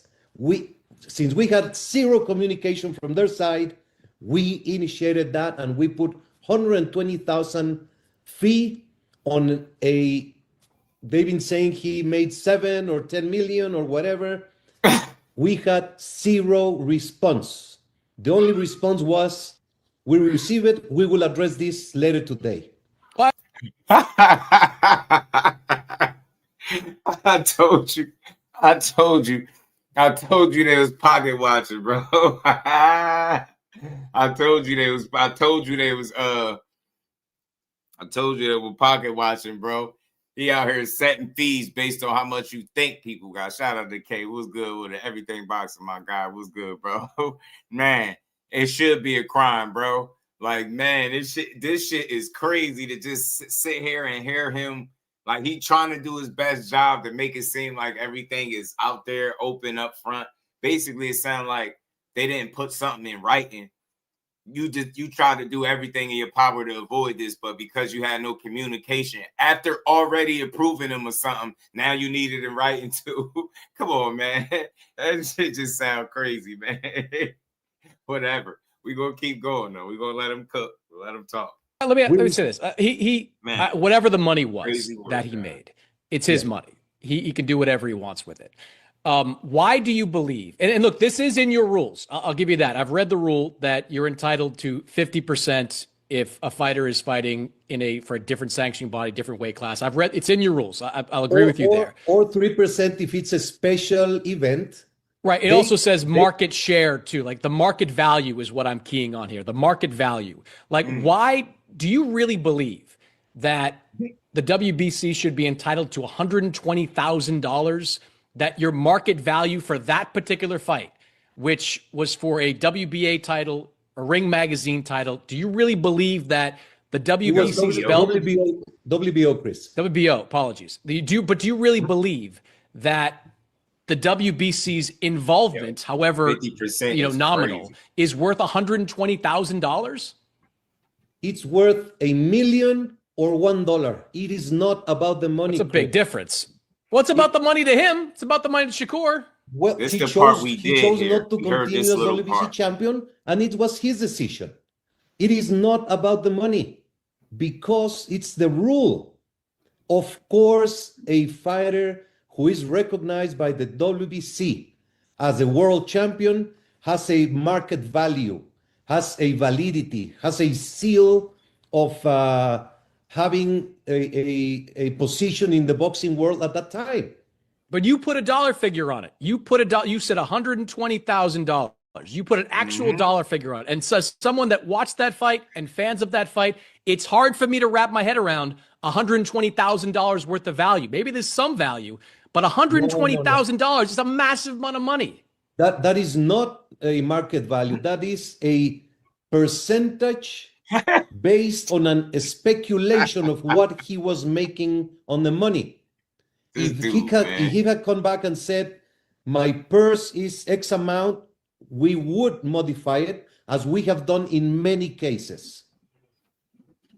I mean, I get that. He trying to like be somewhat fair, basically saying, but I think it boils down to not just the amount, but why do I owe you anything? Why should I have to come to you and tell you, well, I didn't make the $7 or $10 million that you think I made. I made this. I don't have it. And then they're going to modify it. Like, I just don't think you deserved anything, period, at all. Point blank. It's just not that hard to understand, bro. Your belt wasn't defended. It wasn't on the line.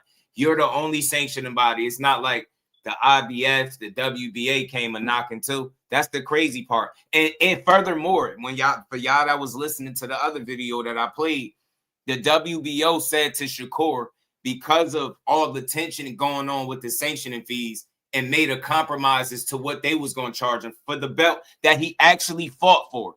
So the belt that he actually fought for, they made a compromise based on the heat that's coming from the WBC. And you get what I'm saying? Meanwhile, these dudes is charging double. You got 60,000 7 months ago and trying to get 120K this time around. It's crazy to me. That is wild. Y'all got other sanctioning bodies making compromises based on y'all being crooks. Shit is crazy, bro. That's really crazy to me. Kind of being penalized for making a lot of money. No. Yes, He's being requested to comply with the rules, Chris. I get the rules, but like, should not are these? But that's the rules. Well, but should the? But like, look, you bend your rules all the time. We can get to that. You bend your rules all the time. Get him, Chris.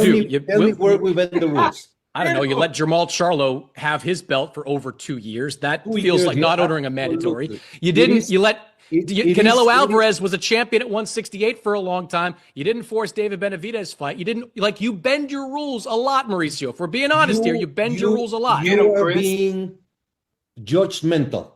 Why don't you open and listen to the rules? Man, don't try to see this when you start getting offended. So, but is he lying? He talking about he being judgmental. Is what Chris Mannix just said about him bending the rules, is that true or false?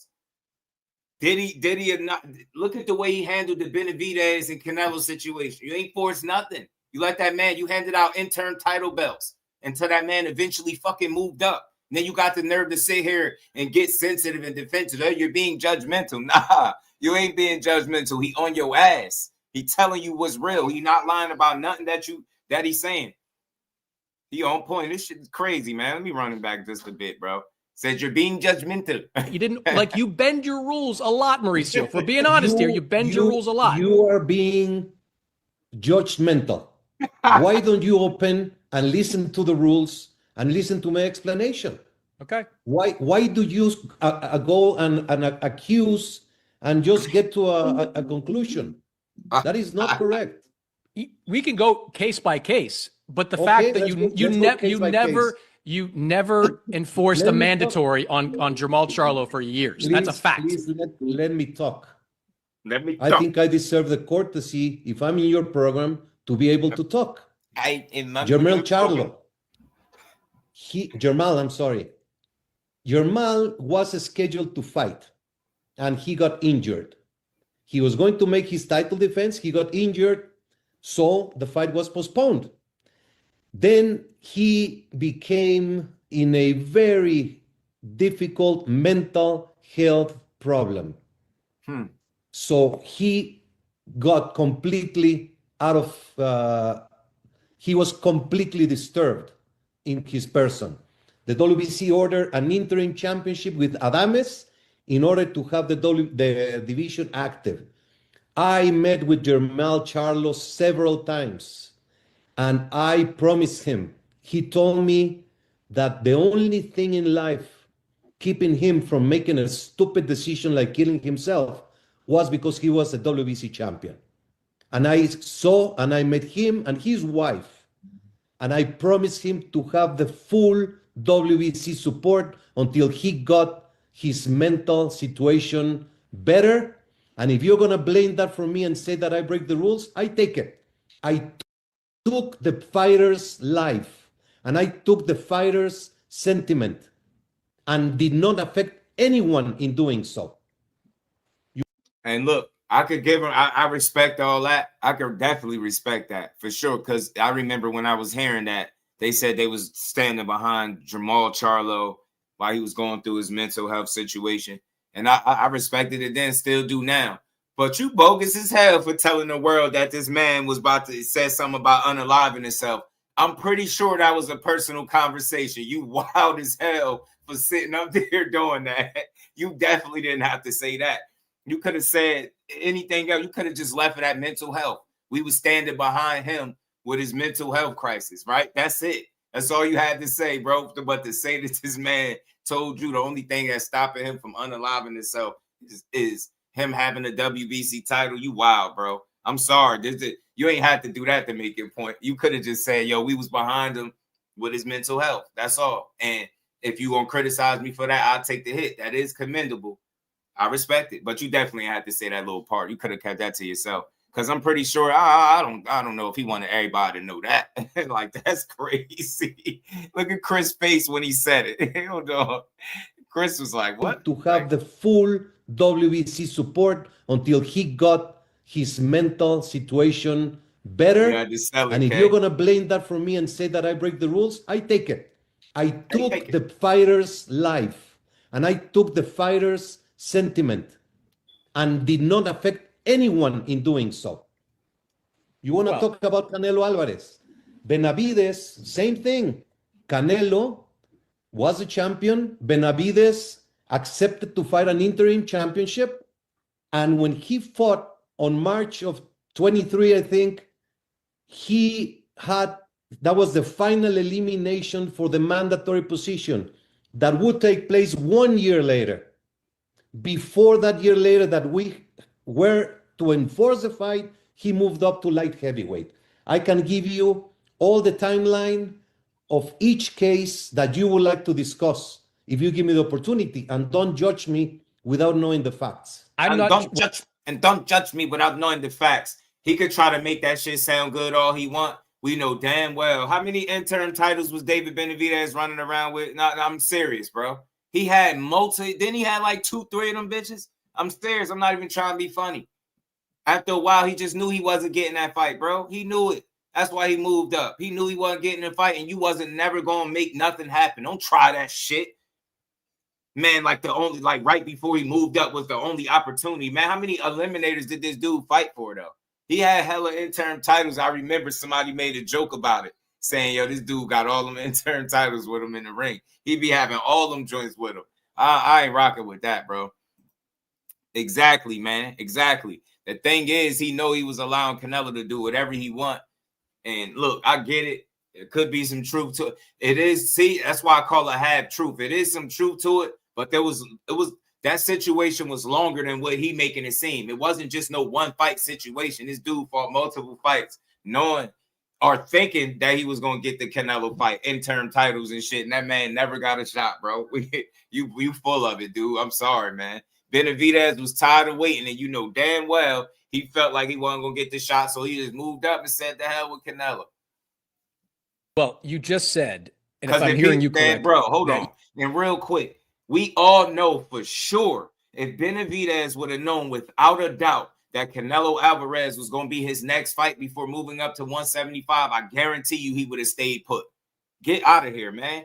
Get the hell out of here, man. He would have stayed put. He wouldn't have went up. He would have stayed there, beat Canelo ass, and then moved up.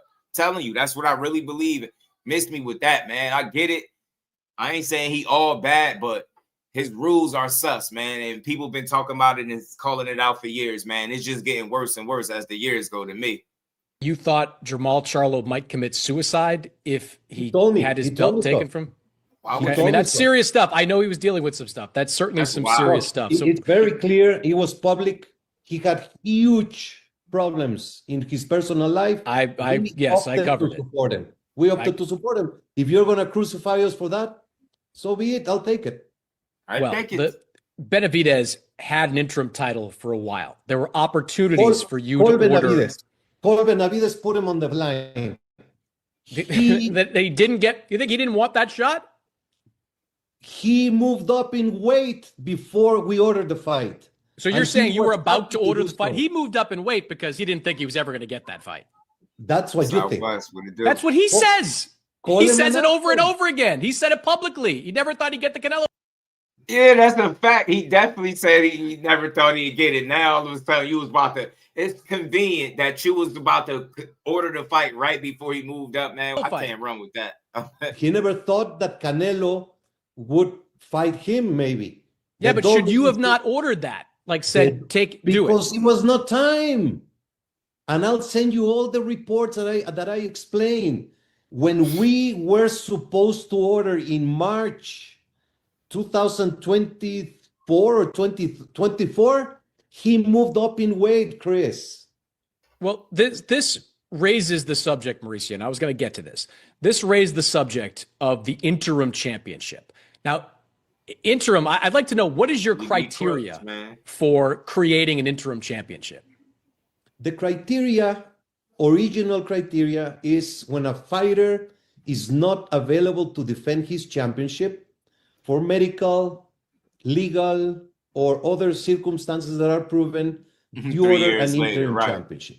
Okay, well, let me just, I'll give you a second. I just wanted to follow up on that. Yeah. You currently, to my reading here, you currently have interim champions at heavyweight, junior middleweight, junior welterweight, and flyweight. These are all divisions with active champions that are out there fighting either in recent months or scheduled to fight in recent months. Why should this be described as anything as a way for the WBC to collect a fee for a fake title? Okay. You opt to say and to go through the money again. And you have a very big problem with money because it is not about money. The WBC. Yo, in my life, like that is so disingenuous to say, keep saying it's not about money, because you're going to say, oh, it's the rules. But the rules is about money. And you have very specific amounts of money that you be charging these guys. And it don't even be consistent. You're pocket watching, you pretty much admitting to that $7 or $10 million. So we just going to charge you a percentage based off that. What if he didn't get that?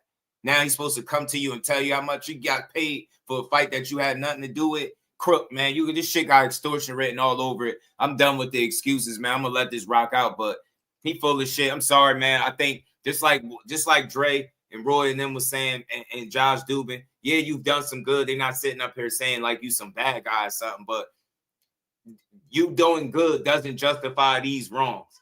And so far from everything that he's explained, all the information that I've come across, nothing has explained him charging bogus amounts of money.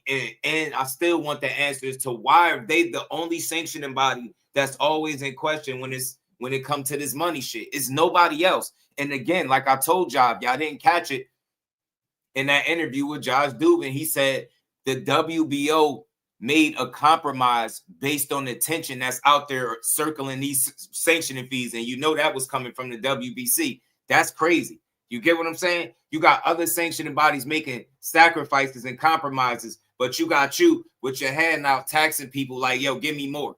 That shit is crazy. And you sit up here with this damn Bank of America tie on, sitting here talking about it ain't about the money. It is about the money. He sat here and said it could have been $1 or $1 million.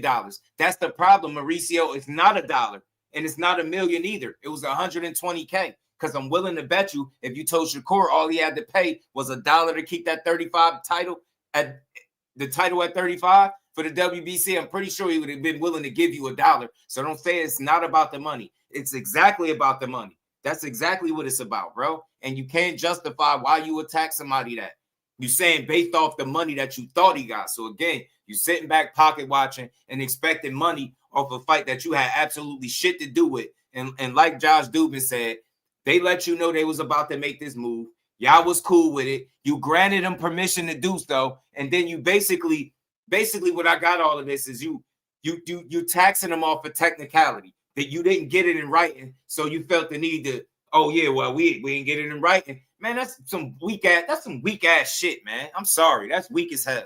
Weak as hell. You didn't get it in writing after saying it was okay to do. Come on, man. You bogus as hell. If I'm Core, I think he just stood on business, just like Josh Dubin said. And I respect the fact that he did it. There's no rhyme or reason for what you're doing, bro. It's just nasty work, bro. Has taken a stance to try the best for the industry, for the promoters, and for the fighters. I'm not going to talk about the heavyweight division. We took a stance in order to make our best possible effort to land at a undisputed heavyweight championship fight. That goes back to Wilder. Sorry. We had the Usyk, who was the champion after beating Joshua, and we had Fury as the WBC champion. We took one complete year without Fury defending his title, waiting as we proposed that we wanted the undisputed. Hold on. Yo, Bud Crawford is wild, bro. We got 70-something people in the building. Hit that like button, y'all. Sub to the channel. Support the grind, yo. We're going to get to this. We're going to address the Joaquin Buckley. Joaquin Buckley. The guy, man, yo, Terrence Crawford is wild, bro. We're going to get to that, but let's keep going, man. So he fought, and we sanctioned the undisputed fight, including a rematch. That was the WBC ruling. So Usyk defeated Fury, and they had the rematch. The next fight wanted by the public, by the whole world, was again to take the undisputed because he had lost the IBF title. So the WBC created and ordered the interim title for Ajit Caballel, who had been winning consistently.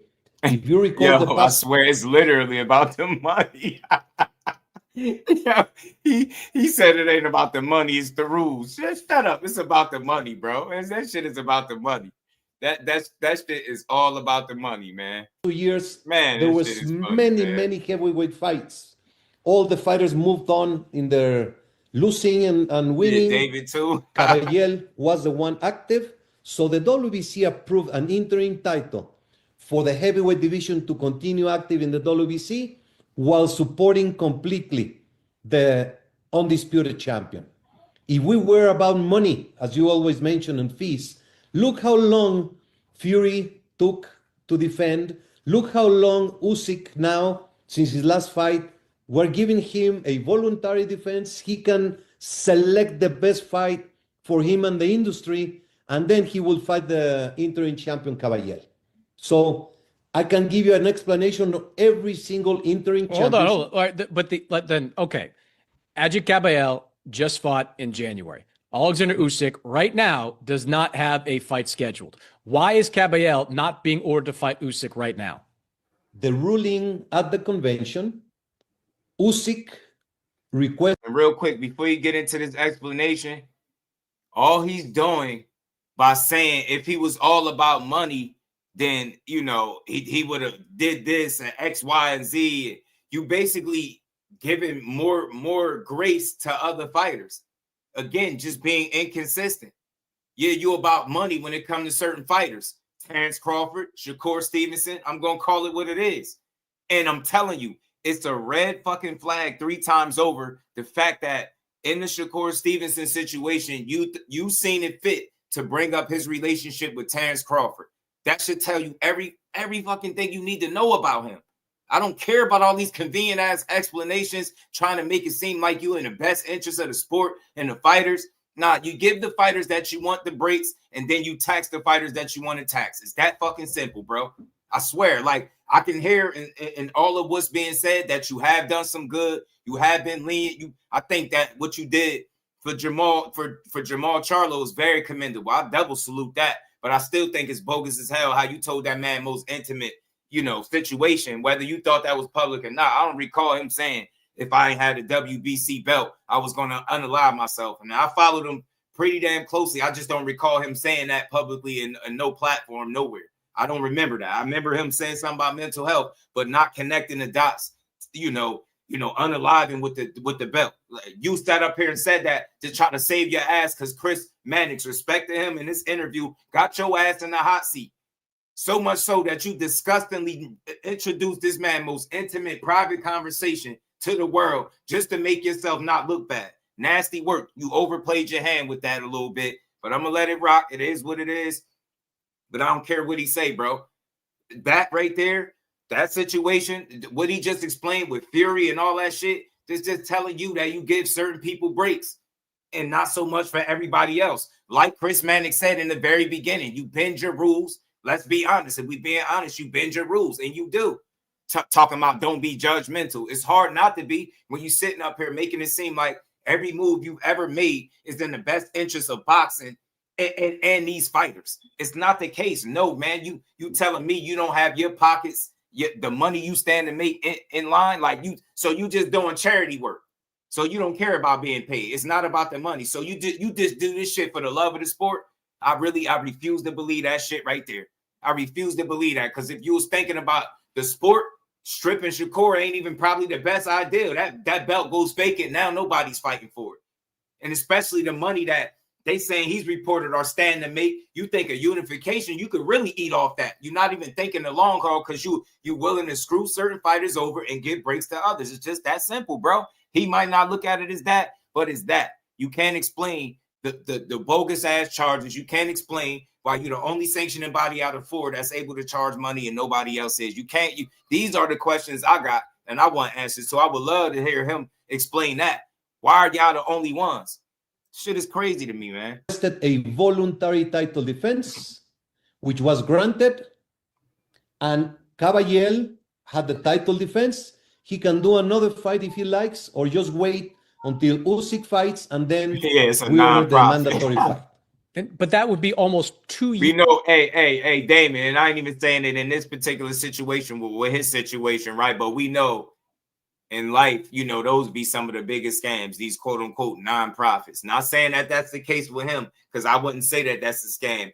Andre Ward, he alluded to several positive things that they've done for multiple fighters that used to box, right? That ain't in the best positions, how they've helped out. So I salute that, but nothing is ever that good when you're trying to sell me that every move I make is about the fighters, making boxing better, giving guys breaks. Like, nah, you about that coin, bro. You about that coin. You about that money, bro. I'm telling you. And it's hard to explain that you're not. You really about the money, and it's okay. I just wish he had said instead of acting like it's not, bro. Ain't nobody out here doing all this work for free. You know what I'm saying? Shout out to Big Dog Willie. Appreciate the love, man. He said, salute Jesu Boxing. Did you know Tank has faster hands than Bruce Lee? That's what I heard today on the Tank Maniac channel. I digress. Tank Maniacs. Damn, faster than Bruce, huh?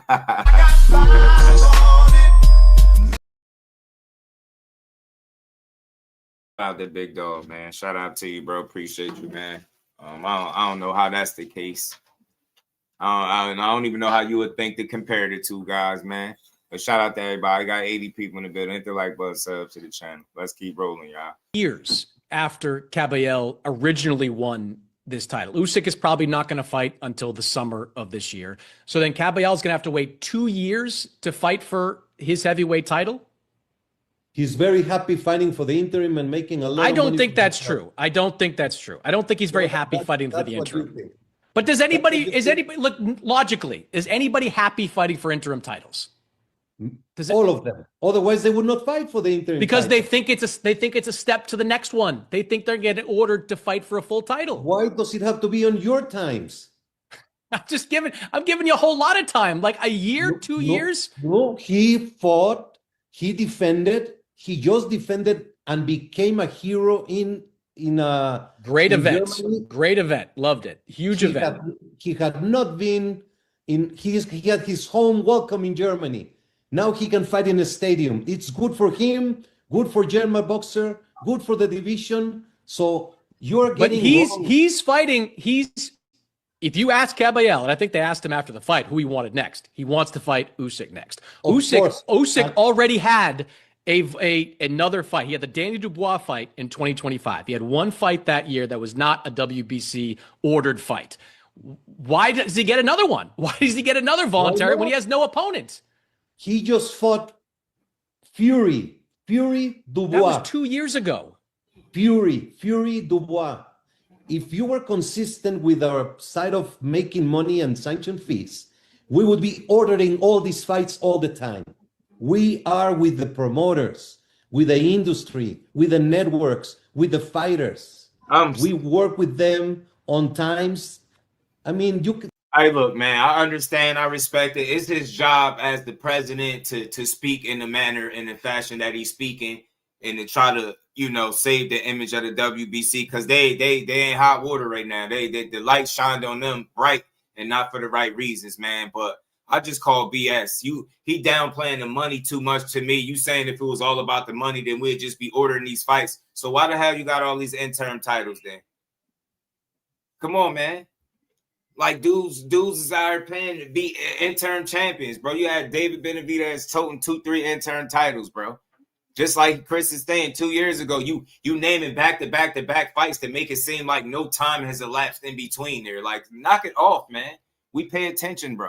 That's all I'm saying, bro. I just hear he trying to get out of everything and say the best answer possible or be politically correct. But I just hear more justification, poor justifications for upholding his own rules. He sounds very flexible. Like Josh Dubin was saying respectfully, and he's a lawyer, he'll know better than me, but that's what it sounds like to me. Sound like you'll bend and even break them when you want to and make up some new when you do this shit as you go along. Don't you charging people for bogus amounts based on your own discretion without even being really explain it, man. This shit is crazy. Let's keep going. You can see there are fighters that fight once or twice a year, and that's it. Yes, but shouldn't it be? Shouldn't your job 4 times a year? Shouldn't your job be just to objectively keep the title in play? Like if a guy like Usyk wants to take a year off, shouldn't he be named your champion in recess? Just to tell the things, investigate the facts, and then make a. You trash me horribly without asking me anything about what we're talking. I don't tell you how to do your job. Look. My job is to be the president of the WBC, which involves many, many, many things that you cannot imagine, which involves our social responsibility actions, the WBC cares, the Jose Suliman Fund, and you can roll your eyes like saying, I'm not rolling my eyes. This is not the subject, Mauricio. I understand you do a lot of good things for fighters. You come back with any subject that you want. No, you cutting them off, man. And that's how I know you getting defensive. You're cutting them off. He asked you a solid question and you didn't even listen. You cut him off and just said some ignorant shit. You getting defensive. He's not telling you how to do your job, but he definitely is pinpointing that according to your rules that he has studied on his own, you bend and break the rules as you go along. You're not that you inconsistent when you want to be. You get what I'm saying? Like, and you'll throw somebody and you'll put somebody business on the streets. You're a damn chatty patty on the low, bro. Nah, man, you can't sit up there. You want him to give you the respect that you're not giving him. You're not giving him a chance to even ask you the question. That wasn't even that bad of a question that he just asked you. That was crazy to me. You just mad, bro. Be mad because they on your ass, bro. You know what I'm saying? Shout out to my guy, Jonathan 97, man. My dog was good with it, bro. Big dog really appreciate the love back in the super chat, man. He says Suliman is capping his ass off. They say fighters are happy to receive an interim title. Suliman capping the big bill. And he look like a Mother Teresa. Man, look, it's crazy because Chris said that. He said that, and Chris was like, you know, guys accept fighting for an interim title because they assume that they'll be able to fight for the full title next. And then we see it oftentimes that he'll have a guy fight for an interim title and won't get that opportunity. You get what I'm saying? It's crazy, man. Like, think about it, bro. Like, this is the same guy that's back, that like treating Ryan Garcia like he's some type of ambassador right now for the WBC. This is the guy, right? This is the same guy that after Cool Boy missed weight, he made that fight for a 135-pound interim title. Do you understand what I'm saying? Like, you really make up shit as you go along, bro. And that shit look crazy to me. It do. It really do. Rob, what it do, homie? She say we about Kyle. You Kyle stupid. Shout out to Big Dog. So cool.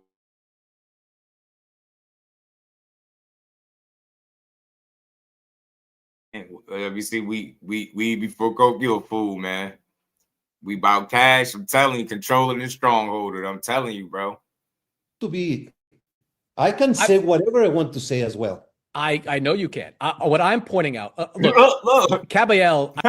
Mauricio just got a fin. He got smart. He got smart with you, Chris. Shouldn't it be? Shouldn't your job 4 times a year? Shouldn't your job be just to objectively keep the title in play? Like, if a guy like Usyk wants to take a year off, shouldn't he be named your champion in recess? Just to tell the things, investigate the facts, and then make a. You trash me horribly without asking me anything about what we're talking. I don't tell you how to do your job. My job is to be the president of the WBC, which involves many, many, many things that you cannot imagine, hey, Chris, which involves our social responsibility actions, the WBC cares, the Jose Suliman Fund, and you can roll your eyes like saying, I'm not rolling my eyes. This is not the subject, Mauricio. I understand you do a lot of good things for fighters. You come back with any subject that you want to be. I can say whatever I want to say as well. I know you can. What I'm pointing out, look, Caballel, I don't understand why he's not being ordered right now to fight for that title. But let me ask you this: because the champion Usyk, December 3rd, Caballel was not available because he had a fight scheduled in January, and he requested a voluntary title defense, which is very customary. He was given that opportunity, and he must fight the interim champion next. That's the ruling. Usyk must fight the interim champion next, after his next fight. After his voluntary defense, yes. Okay, let me ask you about the ranking system. Do you believe that boxing rankings should be a meritocracy? Should they be awarded via merit? Absolutely, yes. May I describe how we do the rankings in the WBC? Please. We have a rankings committee composed of 36 people from around the world. They have regional, they are all over the place. So every week, they send in a report of activity, what they see on their region, or they comment of whatever activity was there in the world. They send a report every week. We have a secretary who compiles all the information, and we have a chairman, Dean Lojas from California, a co-chairman, Kevin Noon from Thailand, who manage all the administration of the information. Every one time a month, on a Sunday, the last Sunday of the month, this committee has a Zoom that lasts 5-6 hours, where they go all the situation, divisions, information that happened during the month. They put out the draft, they do a revision, and then they send out the rankings of the WBC by month. We published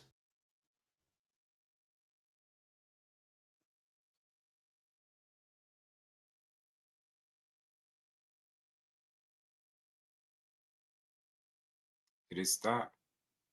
Hold on, y'all. Stop. On February 2nd, and it is our goal to publish the first day of the month starting this year, because in the past we were publishing on the 8th, on the 10th, or the 15th, and it was, so now this year they're publishing the first day of each month. Okay. There's a rankings criteria, which you can find also in the rules. And there's many criterias that are there available to analyze each single fighter. Facts, Reed. Including the record, the amateur career, channel, their career in other sports, contact sports, like Muay Thai, kickboxing, etc. Record, activity. That's level what WBC stand for. We back Canelo. Yeah. Of a position. Horrors about and results, whether you fought at home or abroad. And it's just a lot of combination of criteria to compose the analysis of each single fighter.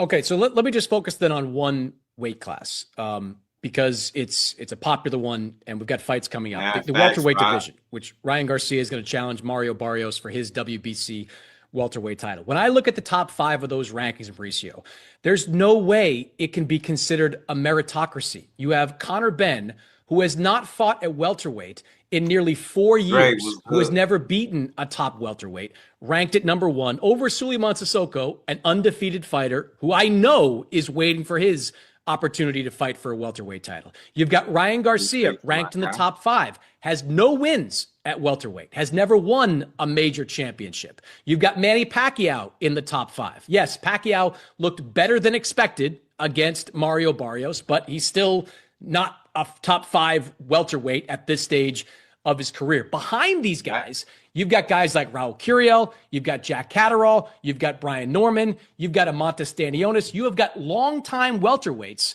with real welterweight resumes behind guys that don't have them. How do you, like you say I'm overly critical, and yes, I am. I'll give you that. I let her rip sometimes on these sanctioning bodies. But how do you look at that and say any of that is based on merit? It has absolute justification. He on his helmet. Okay. Conor Benn, you cannot question his great boxing ability. You cannot question that. He fought in middleweight twice with Chris Eubank. We go way back with Conor Benn. He had a adverse finding, which was very public, and which Dodge Day, what up, homie? And y'all, word got back that it was the WBC that provided Conor Benn with the egg excuse. They said it was never Conor Benn that said that. That's probably why he was so hurt about the story coming out, because from what I understand, he never said that. They made that up. And that's crazy. The British authorities put him on the side for nearly 2 years, I believe. The WBC did conduct the clean boxing program protocol, and we found and we ruled on his case, and he was completely cleared. We had continuous communications for a long, long time. He requested to the WBC to fight for the WBC welterweight championship. That was put into the ratings committee consideration, and that was put into the WBC Board of Governors for a vote, and it was approved. I'm gonna sideline a little bit. I am the president of the WBC, but I am not the single person in the WBC. We have a board, 36 members from all over the world, and they are the ones that vote on every single matter. Okay, Conor Benn, he has not fought in the division. Let's see how he explained this stuff. But we consider that he is of the highest level. He was ranked in welterweight for many years, and he has sent his weight continuously to the WBC, so we know, monitoring, that he is a natural welterweight and he will be competing safely in that division. Ryan, what? Did you just hear that? What is he talking? That sucks. What is he talking about?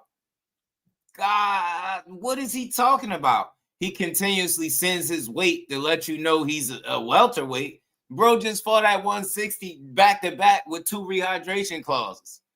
What is he talking about? I get it. Look, that should just sound funny to me. That's all. That's all I'm gonna say. I ain't gonna say it's a lie. I'm gonna just say that sound like a poor explanation, bro. Man, that sound a little sus, bro. I ain't gonna hold you. Shout out to Big Dog Willie, man. Appreciate the love, homie. Said everyone in the chat, let's raise 500,000, and I bet you'll be able to fight WBC title at any weight we want. Yeah, dead serious. Jake Paul versus what? Jake Paul was ranked. Yeah, they ranked him. Yeah, they had him ranked. Had him ranked at cruiser, if I'm not mistaken, Big Dog. I'm telling you, with these stories coming out, it lets you know that this is why some people don't value belts and they don't respect champions because they say you could pay for them. This is why. Situations like this, Big Dog, this is exactly what people be talking about.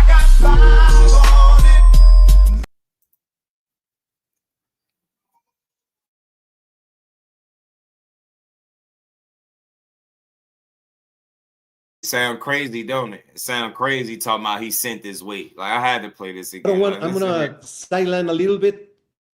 I am the president of the WBC, but I am not the single person in the WBC. We have a board, 36 members from all over the world, and they are the ones that vote on every single matter. Okay, Conor Benn, he has not fought in the division, but we consider that he is of the highest level. He was ranked in welterweight for many years, and he... How is he at the highest level if he never won a world title? Andrew Gray, what it do, my guy? How is he considered, you know what I'm saying? If he never won a world title, how is that the case? How could you justify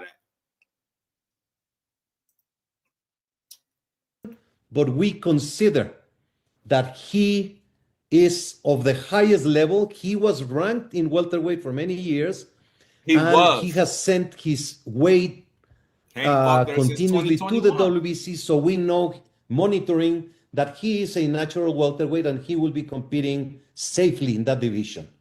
Ryan Garcia is a very specific case. I don't think you can question his boxing level and ability. He has been very close to the WBC for many years. He was a silver champion. He won the interim champion during the pandemic. And then he suffered from mental health breakdown. He requested the WBC 1 year, so he vacated his title. When he was signed to fight against Haney, Who? What are we talking about? Conor Benn? Who the hell is we talking about now? Broly? Immediately expressed the WBC concerns before the fight with the boxing commission in New York, with the promoters and his management. Hold on. Immediately expressed the WBC concerns. Hold on. So he vacated his title. He has been very close to the WBC for many years. He was a silver champion. He won the interim champion during the pandemic. And then he suffered from mental health breakdown. He requested the WBC 1 year, so he vacated his title. When he was signed to fight against Haney, we immediately expressed the WBC concerns before the fight with the boxing commission in New York, with the promoters and his management. And very unfortunately, you saw the horrible breakdown that happened, which led the WBC to expel him from the WBC. But when we expelled them, we don't just throw him away. We kept communications at all times with him and his management. And we kept offering solutions for him to get well, both in mental health and in treatment of addictions. Once he proved and did everything to go back and come back in a position, the WBC welcomed him back to the WBC, and he's going to fight for the title. If all these things, I understand what you say about the other fighters in the weight categories, but I see every single case that has a merit to be ranked, and that is the interpretation from the ratings committee. It's not that they're ranked. It's that where they're ranked. Like Conor Benn. Like I don't know. I've been listening close. How did he transition from Conor Benn to Ryan Garcia. Like, who was signed to fight? Like, what is he talking? When did Ryan come up? You get what I'm saying? Like, he definitely just like, segued to Ryan. He went from Conor Ben to Ryan. Like, I know I had to run it back. I'm like, I didn't hear him mention Ryan by name. He ain't saying it, but what the hell? Now, this is terrible, bro. I'm sorry, man. I'm sorry. Chris Mannix, job well done. I love to give credit where it's due. You asked great questions. You was on his ass. I'm sorry, yo. Yeah, some of the stuff he's saying is solid, but a lot of this shit sound like poor explanations. And like he said early on in the interview, you do bend your rules if we're being honest. He was straightforward. He said it to your face, yo. You bend your rules, man. That's what you hear. Before he had his problems, was not number one at the WBC welterweight rankings. You put him up there. The rankings committee put him up there after he went 1-1 at 160 pounds. He comes back down and you put him there. You put him over Sissoko, who has fought a few times at welterweight and done whatever the WBC has asked to get that. Do you think Chisoko and Ben, do you think Chisoko clearly beats Ben, or you have doubts? I don't know how that goes. I don't know how that fight goes. I think Sissoko is a very good boxer and undefeated for a reason. Then Cecil, what it do, you are proving that Ben could beat Chisoko, so you have doubts. But this is my point. I think it should. I asked you at the top, should it be a meritocracy? And meritocracy, of course, is they earn it. They've earned it by fighting many, many times in that weight class or being an undisputed champion and moving up. Conor Ben earned it by fighting a much bigger Eubank and by beating him in the last fight. How? He went 1-1 and it's at 160, not 47. How are you justifying having him at number one at welterweight and he ain't fought there since 2021? What are you talking about? This dude, man, I be trying to chill, but it's him. He making me mad. And you sitting there with a look on your face like you know this is bullshit. What are you talking about? That's exactly what Chris is saying. How do fights at 160 got any merit at what's going on with the rankings at 47? And the fact that you haven't fought there since 2021 and we in 2026 says everything. You do what you want. You do what you want. You give certain fighters breaks. And like I said, they are bogus because they made the egg excuse for Conor Ben. It wasn't him. He kept all this time telling the WBC he wants to fight in welterweight, but he's having these opportunities to make these two big fights for him. So we supported him. But even before then, he was taking fights at the higher weights. He was fighting at what, 54 before this? In the 50s, he wasn't fighting at welterweight. That is the point. So it's been years since he's been there. And then you're telling me because he fought a drain Eubank in the second fight, because he got beat the first time in the real fight. I don't think Eubank had no more in him after that first one. He did it again. It was a total difference. You get what I'm saying? And you're telling me that fight, winning against Chris Eubank, gives him the opportunity to be ranked number one at welterweight. And the fact that he ain't fought there in years, talking about he been contacting y'all, letting y'all know that he want to fight for the WBC. I mean, or he want to fight for welterweight, but he keep getting these other opportunities. But Shakur just got another opportunity and you stripped him. And he let you know he was going to get the opportunity. You made it all about money and you stripped him. But Conor Ben literally has tested positive for an egg excuse that to my research y'all gave him, right?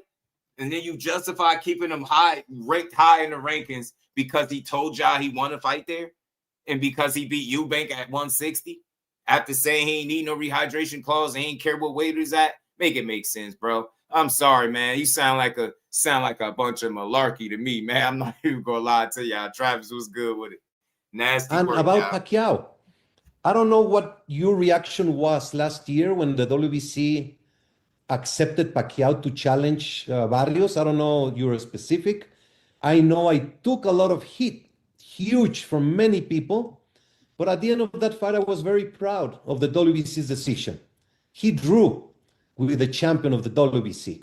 So for you to question Pacquiao in the top five, but he's been look. The ends don't justify the means here. Like you can't say because he was competitive that justifies the decision to put him in the top 5. At the time, he had been out of the ring. He'd been out of the ring. Mauricio, he'd been out of the ring for 4 years. My fundamental question about this. Sugar Ray Leonard was out of the ring 4 years, and the WBC allowed him to fight Hagler, and he beat Hagler. Look, again, I'm not necessarily... Pacquiao might be a separate story because I don't think he should be ranked after 4 years off. I'm not disagreeing with putting Ryan Garcia in the rankings, even though he is 0-1 at welterweight, or putting Conor Benn in the rankings. It's putting these guys in the top 5. So if I'm someone like Sissoko or I'm someone like Raul Curio, how do I think I'm ever going to get a shot? Like, if I'm not as popular as these guys, how are they supposed to believe they're ever going to get these kind of opportunities? Why don't we do one thing? Call to action. All right. I will have the ratings committee do a full analysis of the top 15 welterweights. And I'll send it to you and we can go back and forth. I can invite you to one of the ratings committee meetings. I would love that. Or if you could put all your questions on ratings, I'll be happy to send it and give you, if you give us feedback, it is great. We would like to know what people from the industry think and provide information to us. We make mistakes. Of course, we make mistakes. They are not in bad faith. We may be wrong, or we may not have the best ranking on any given division or any given case. Let's look at them and more than happy to address them. I mean, look, I respect that, because at the end of the day, he like, look, I invite you to see how we get this done. You can write your questions down. I can get them answered. I can get your feedback. Like, because that right there sounds like a solution to try to start to right the shit, right? But it still doesn't change the fact that you haven't been able to explain your rankings now. You saying that it's not done in bad faith. Y'all gonna make mistakes. So you know the ranking system is a bit flawed. Because what do you mean? How is you ranking somebody where you got them ranked a mistake? What kind of mistake is that? It is what it is. It's not a mistake. It's just flat out favoritism. Having Conor been ranked that high up and he ain't fought there in years, it's not a mistake. That's favoritism, bro. I'm sorry. It just is what it is. You like him. I don't know if it had money involved. I don't know if he dropped y'all bag, if he paying y'all. I don't know what it is. But I ain't never heard no shit like that. He stay in contact with y'all. He let y'all know what his welterweight, and he's a true welterweight. Like, bro, that shit sounds stupid. How are you making a case that a guy is a true welterweight when he ain't fought there in about 5 years? What is it, 4 or 5 years to be exact? How is he a true welterweight when the last handful of fights or so ain't been there? How is he a true I'm trying to understand this. Or the last few of them, right? The last 3, 4. Man, I don't understand his logic. That's what it is. That this shit is very flawed. It don't make sense. I would respect it more and say, man, we got our favorites, man. You get what I'm saying? So we got different relationships with different guys. You get what I'm saying? I don't know. We in different communication with different. I don't know. But it's something. At this point, you got to come up with something better than this shit, because that shit sound bad. You're really amazed as to how he has questions as to how a Manny Pacquiao that was off for 4 years is ranked in the welterweight, the top 5 welterweight. Like, are you crazy? There's no justification for that. Like, this is not Pac-Man from yesteryear. That's Senator Pacquiao, y'all. That's the one that Ugas had eating porridge out of damn soup bowl with his eyes on Dubs, bro. That's that guy. I don't give a damn about the draw he had. I don't care, bro, man. That shit this dude is amazing, man.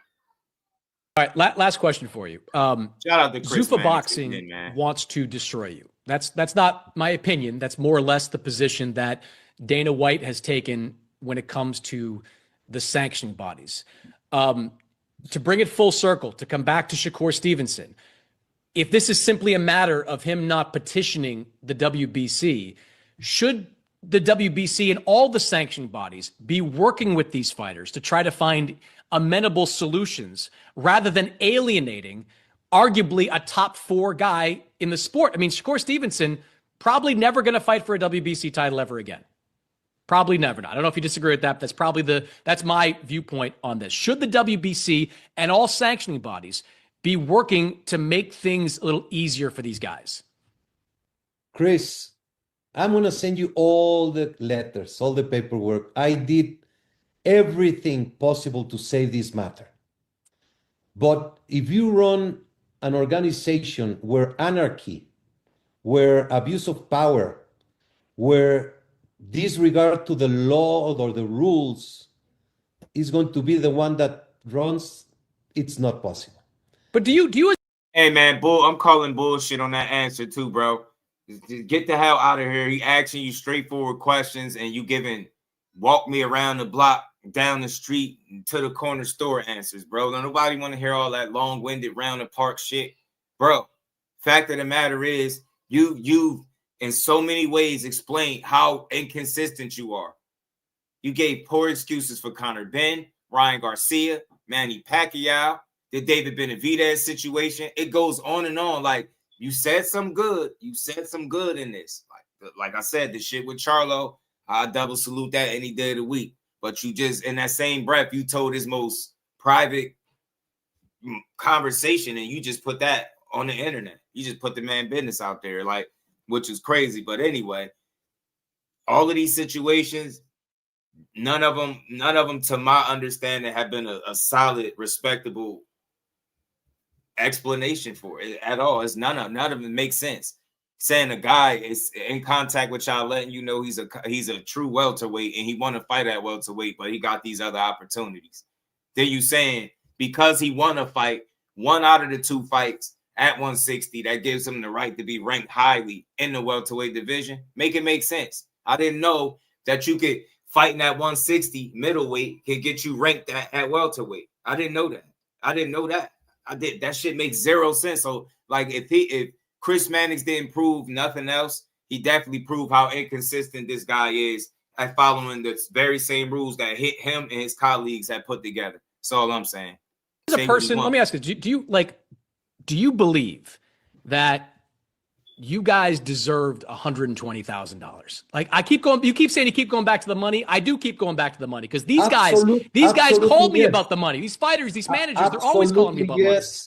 Whether it was 50, 60, 300, 120. Well, if it was 10, he might have given it to you. But if it's 120, that's a big number, man. That's a huge number. And that's what I want them to acknowledge. Stop downplaying the money. Stop downplaying the dollar amount, bro. You being disingenuous by downplaying the dollar amount. Because like he said, if it was probably 10,000 or $1, you get what I'm saying? Like you said earlier, then I'm pretty sure he would have paid it. So knock it off, man. That's all. Like when you can't even be honest with yourself enough to say that money is definitely a factor, then everything you say after that is going to be in question because you're full of shit. It is all about the money because that is the only reason that he is without a title at 135 right now, because you didn't get the funds that you was looking to get off a fight that you didn't help put together. Simple, man. Damn, stop downplaying the money. Just say, hey, you know what? This money matters, man. The money is definitely a factor. You get what I'm saying? But to try to act like it don't matter at all and it's just about the rules. The rules is about money. So no matter how you put it, 120K is 120K. That's a large sum of money. That's 6 figures out of somebody's pocket, bro. You get what I'm saying? Now go look up how rare a 6-figure payday is in the sport of boxing. It might blow your fucking mind. I'm telling you, and you'll realize what percentage of the fighters actually make that kind of money versus the rest of the fighters. It's crazy, bro. It's crazy when you think of that. So when you look at things like that, when you start to get up there in that upper echelon where you making those millions, hey man, you're not just trying to have people taxing you just because. You get what I'm saying? Without no real explanation as to what's going on. That's all I'm saying. Be fair, be firm, and be consistent. Be transparent. You know what I mean? Be fair with everybody. That's all I'm saying across the board. I get it at certain situations where you will have your favorites, but with these particular situations from Conor Benn to Ryan to the Canelo shit, those are extreme cases of favoritism at its highest level. You know Ryan Garcia could sell tickets. You know that. This is why you try to say he complied with all this stuff when he went through a mental health crisis. Like you got your timelines warped. You mixing one thing into the next. Like, nah, bro. He sat out for a while. He had an injury after getting embarrassed. Y'all fake banned him from y'all sanctioning body. And the minute that he said he was coming back, y'all welcomed him back with open arms, and you scheduled a damn title fight when he's 0-1 at welterweight. Shut up, man. One poor justification after the next. And the fact of the matter is, we know this shit is about money at the highest level. It's more business than it is a sport. Ryan Garcia is business because he has a following, right? He can sell tickets, and they know that, which is why they willing to put him in a fight where Mario Barrios coming off a loss. But he's too, I don't know. He's just not an honest guy. I don't know. He's too stuck on the narrative he's trying to push, and to keep it real, to acknowledge how money plays a big factor in all of this. Without the money, there's no fights. You get what I'm saying? Without the fights, there's no way to make money for the sanctioning fees. So money is a big factor, bro. Money is a big factor. In a lot of cases, it's the only thing that matters. Going back to the money, I do keep going back to the money, because these guys call me about the money. These fighters, these managers, they're always calling me about money. Whether it was 50, 60, 300, 120. Well, if it was 10, he might have given it to you. But if it's 120, that's a big number, man. That's a huge number. They didn't ask. A fighter never has a complaint when they're making the little money. It's not about the money. I go back and say it's not about the money. Every fighter, when they're making 100,000, 200,000, 1 million, they don't complain at all. It's when they make 10 million that they start complaining. It's when they think they don't need anyone else. They don't need the promoters. They don't need anyone. They don't need nobody. And listen to him. We are consistent. You're our champion, whether you make. If the last thing you are is consistent, bro. The last thing you have been in this interview is consistent. The last thing he has been is consistent, bro. And then you hear it. That's what I say when you start overplaying your hand. He's saying, the fighters, when they make 10 million, notice, why did he throw that number out there? What did they say Shakur was looking to make possibly for this fight, him and Tio? Right? Why is he throwing that specific amount out, saying is when they make that much money, they feel like they don't need nobody. They don't need the sanctioning bodies. That's not the case, man. That's not the case. You can't force it to be what you want it to be. Shakur said, y'all ain't have nothing to do with this fight, so he didn't think y'all was owed anything. And he was right, because y'all already approved him to go up there and fight for that title and without paying y'all. And because you didn't get something in writing from what you said earlier was the reason that you ended up charging this amount of money and then taking the belt. Talking about y'all didn't strip him. He vacated it. It's the same difference, bro. Same damn difference. You gave him an extortion fee, and he said, man, take this shit. You know what I'm saying? I'll let y'all have it before I let you extort me. So I'm sorry. The last thing that Mauricio Suliman has been in this interview is consistent. Respectfully, he has not been consistent. Every fighter, when they're making 100,000, 200,000, 1 million, they don't complain at all. It's when they make 10 million that they start complaining. It's when they think they don't need anyone else. They don't need the promoters. They don't need anyone. They don't need nobody. And that is wrong. Nobody. We are consistent. You're our champion, whether you make $10 or you make 10 million. And it's the same rules. Nah. It is not about the money, Chris. Well, but it is. You keep saying that. It is about the money. These guys want their money. It's you who says it's not me. Money. It's Shakur Stevenson who said he'd rather give the 120 grand to his daughter. Good for him. Right. Hit his ass, Chris. Slap him up. Then don't be a WBC champion. But he wasn't fighting for the WBC title. This is what I keep going back to. He was the WBC lightweight champion. Fight between champions. If they don't want the belt, it's okay. If you want the belt, you go according to the rules, Chris. This dude is not. Why honest, don't you man. understand? And I why do. don't But you're telling me. So let me ask. Why don't you? So you think there should not be rules? I think there should be rules. I think he never said that, but he's asking you to be consistent, and that is the last thing that you have been. Do anybody in here think he's been consistent since he's been running his mouth about this? I really don't. And you keep saying it's not about money. It's not about money. If that was the case, y'all would have at least gave the man the 15 days before you stripped him. That was intent. Bringing up Bud Crawford with his situation, that's a red flag. That's intent. You get what I'm saying? That situation didn't go well for y'all. Why would you even bring that up with him? Like you try to weaponize this relationship with Bud Crawford to extort him for money?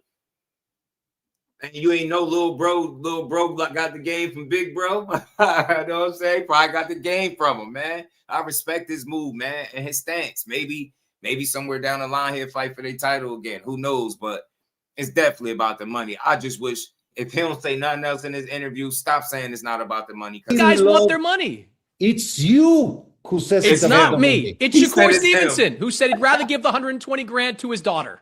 Good for him. Then don't be a WBC champion. But he wasn't fighting for the WBC title. This is what I keep going back to. He was the WBC lightweight champion. Fight between champions. If they don't want the belt, it's okay. If you want the belt, you go according to the rules, Chris. Why don't you understand? And I why do. don't But you're telling me. So let me ask. Why don't you? So you think there should not be rules? I think there should be rules. I think some of your rules kind of stink. I like to hear from you, and we'll work on them. And I think that rule where if a guy's going up to 140 pounds to fight for a different sanctioning body's title, he shouldn't have to pay 100 grand out of his pocket to do it. That's the rule. So you're telling me, just let me finish it with this. Every organization has that same rule. David Third Eye, I hear you.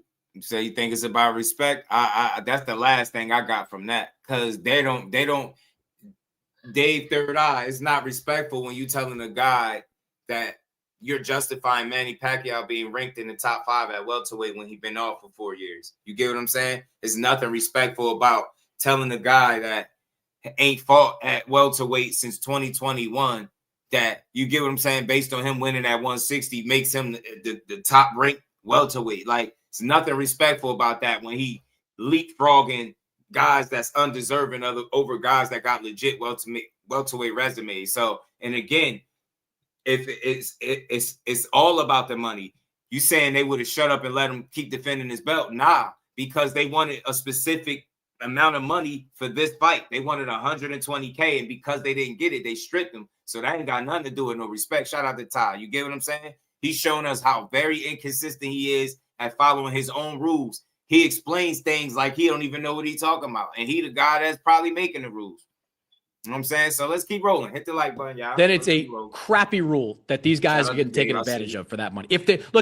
I was actually, to be fair, Mauricio, I was on your side. I was on your side. Being the champion, moving up in weight, and being a champion gives a element of positive and value. I think Shakur Stevenson was number 1 at 135. Teofimo Lopez was number 1 at 140. That's all that mattered. I don't think anybody gave a damn about. That's all that matters for you.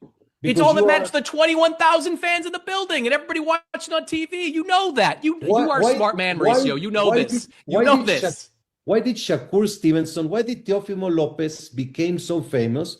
Because they were champions of the WBC, WBO, WBA, IBF. And they paid you for that when they won the WBC title. So now he's trying to say the belts are the reason fighters are famous, not their skill set. Make it make sense, bro. And he know it. Look, this smile says everything. This is full of shit. This smile right here tells me he full of shit, bro. This dude said it ain't about the money when the fighters is clearly saying it's about the money. I think there should be rules. I think some of your rules kind of stink. Man, bro. I like to hear from you, and we'll work on them. I think that rule where if a guy's going up to 140 pounds to fight for a different sanctioning body's title, he shouldn't have to pay 100 grand out of his pocket to do it. That's the rule.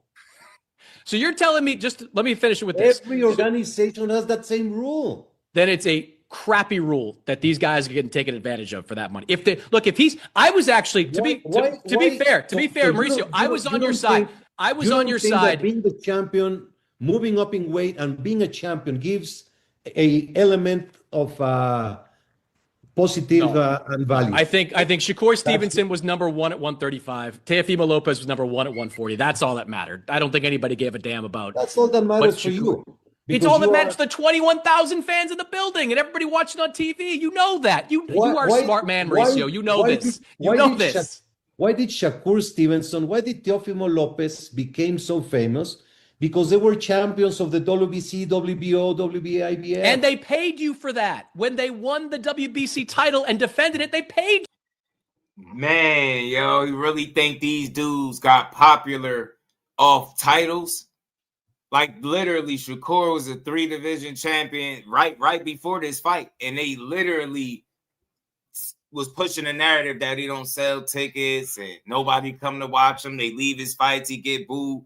Now you sitting up here talking about they're so famous because of the titles. To be honest, it was the work he put in. The silver medal got him the light from the beginning. If you want to be honest, you get what I'm saying? Like not these damn titles that you claim making the guys famous. Because without the skills, man, them damn titles don't mean shit. Man, yo, this dude's very, very disingenuous, man. Very, man. Shout out to Conquest. What's good, homie? How you feeling? I'm telling you, pure extortion, bro. I'm telling you, bro. Facts, bro. I'm telling you, they need this, man. They need to get they need to have to put their books out there, man. Let these fighters know where every dime of their money going. I swear that should be fair. You should know where your money going, especially money that you shed blood, sweat, and tears for. Nah, man, you should know where your money going. Which they should. I was actually on your side on the Terrence Crawford stuff. I was, I don't know about the number, the 300 grand. I'm not going to weigh in on that. But I think at the time, Terrence Crawford wanted to have his cake and eat it too. He wanted to be undisputed, but he didn't want to pay what you were asking for. He should have just said, no, I'm not going to pay for it and become unified. The same with Shakur, my friend. But he was fighting for the 168-pound title. Shakur Stevenson was not fighting. The rule says and has said for decades, and it has applied to everyone, and they have respected it. Shakur Stevenson made a title defense and he didn't make it weight. Yeah. So Canelo Alvarez in 2019, you're telling me Canelo Alvarez, when he moved up to fight Sergey Kovalev for the 175-pound title, he paid you a 6-figure sanctioning fee. I believe so. I will have to check. I'd check on that. Oh, yeah, for sure. If he remained champion in the... He did. Yes, of course. That's he did. WBC sanction. He was the 160-pound champion at the time. And you said a month after the fight, and I quote, I think the best thing would be for him to return to the middleweight division, since competing at super middleweight or light heavyweight is going to be a big advantage for his opponent. So this was a month after his fight. You were encouraging him to come back to middleweight. Well, he's been in super middleweight and has been successful. Well, this was after Kovalev. I feel you, bro. I feel you, Dave, but ain't nothing transparent about Mauricio, in my opinion. I respect where you coming from. For me, in my opinion, I don't feel like nothing's transparent about him. I feel like that's the last thing that he's been with this interview.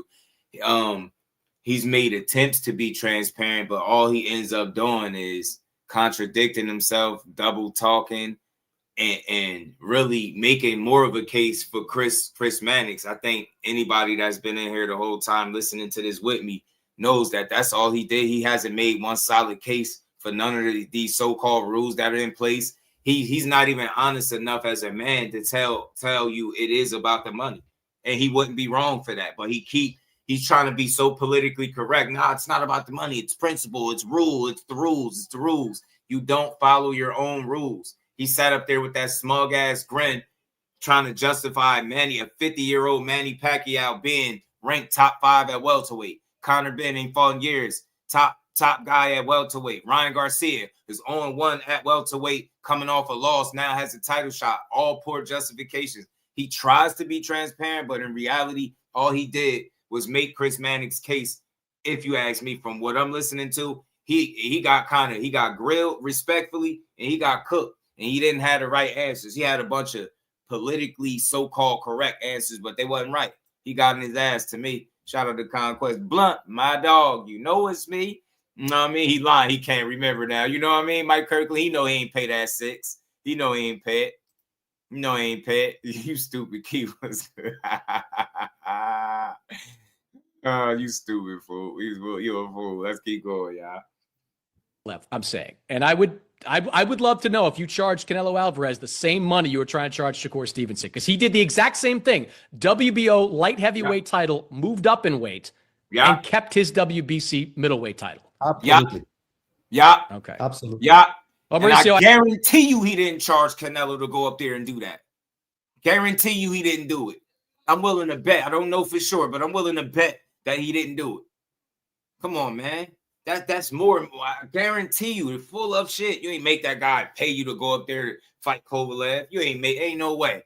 Ain't no way, bro. Ain't no way y'all made King Nello do that. Y'all don't make him do anything.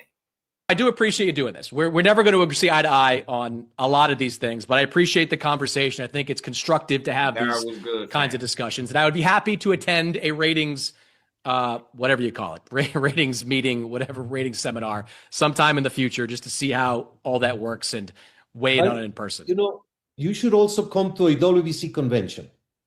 We meet Well, once you do them. a You year. do them in the middle of no. You do them if you do them in like New York City. I'll go to it, Mauricio. I'm not going. I'm not going. I'm not going to Thailand or wherever you went last time. I'm not going over there. It's the world of boxing. I know. Now, why would they be way in Thailand for a convention, bro? Just explain this to me. Explain this to me. This is why you need 120K for a fight for a belt that wasn't even defended, because y'all want to hold WBC conventions in Thailand. I'm glad he said that. I swear I'm glad. I'm so glad he said that. That's the most unnecessary shit ever. That's so unnecessary. You got to go to Thailand and have a WBC convention, bro. Yeah, whatever. To see how we operate.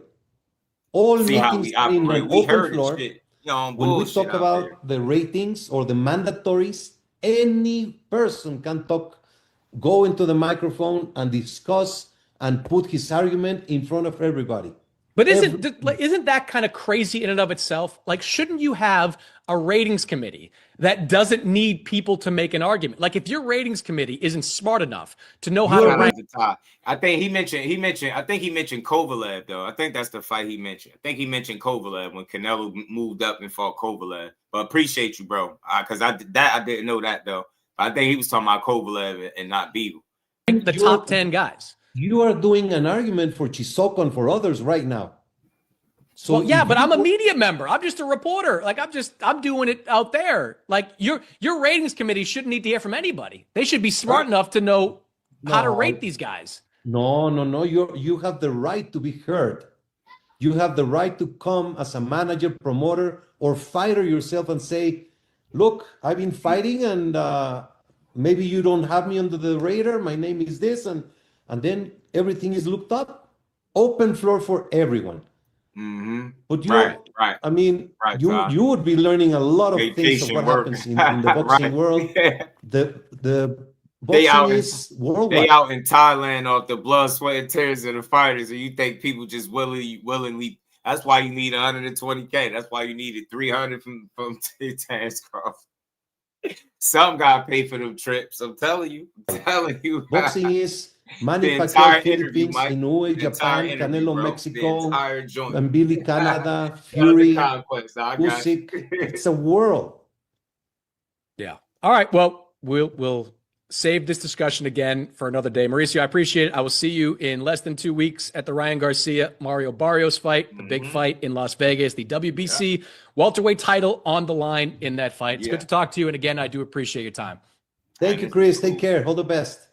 This was cool, man. Chris Mannix did a hell of a job, man. He asked tough questions. He grilled him, but he was very respectful about it, even though he was cut off several times. Mauricio did get defensive a couple of times, in my opinion, because he grilled him, asking him tough questions, he had him in a hot seat a little bit. Now I will say he did his best at trying to provide some transparency, but he did a poor job, in my opinion. The excuses just wasn't good at all. You know what I'm saying?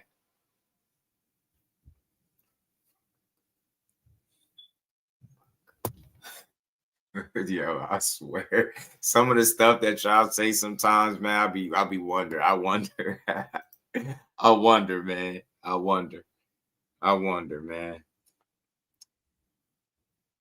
Man, man. I don't even know. I don't even think that one would deserve a response, man. Sure.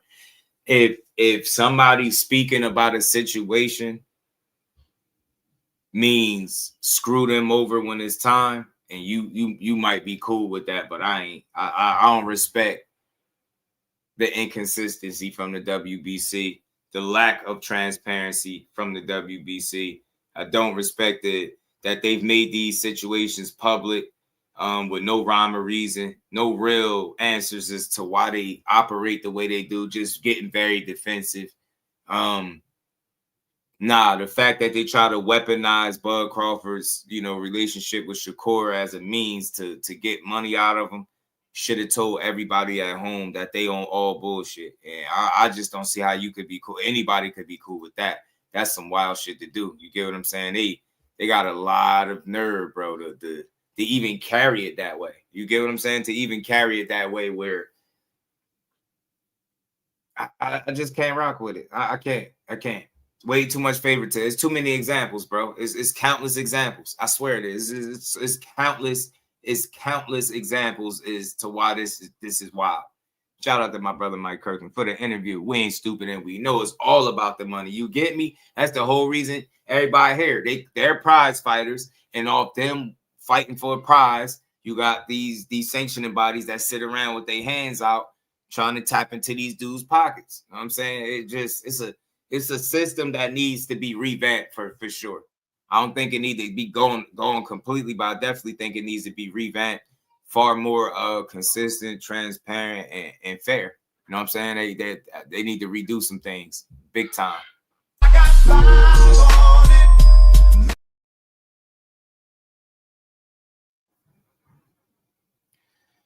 So let's keep rolling, man. Let's keep rolling. So, like I told y'all, man, I think I got this video in here, and I might pull it up and listen to some of it.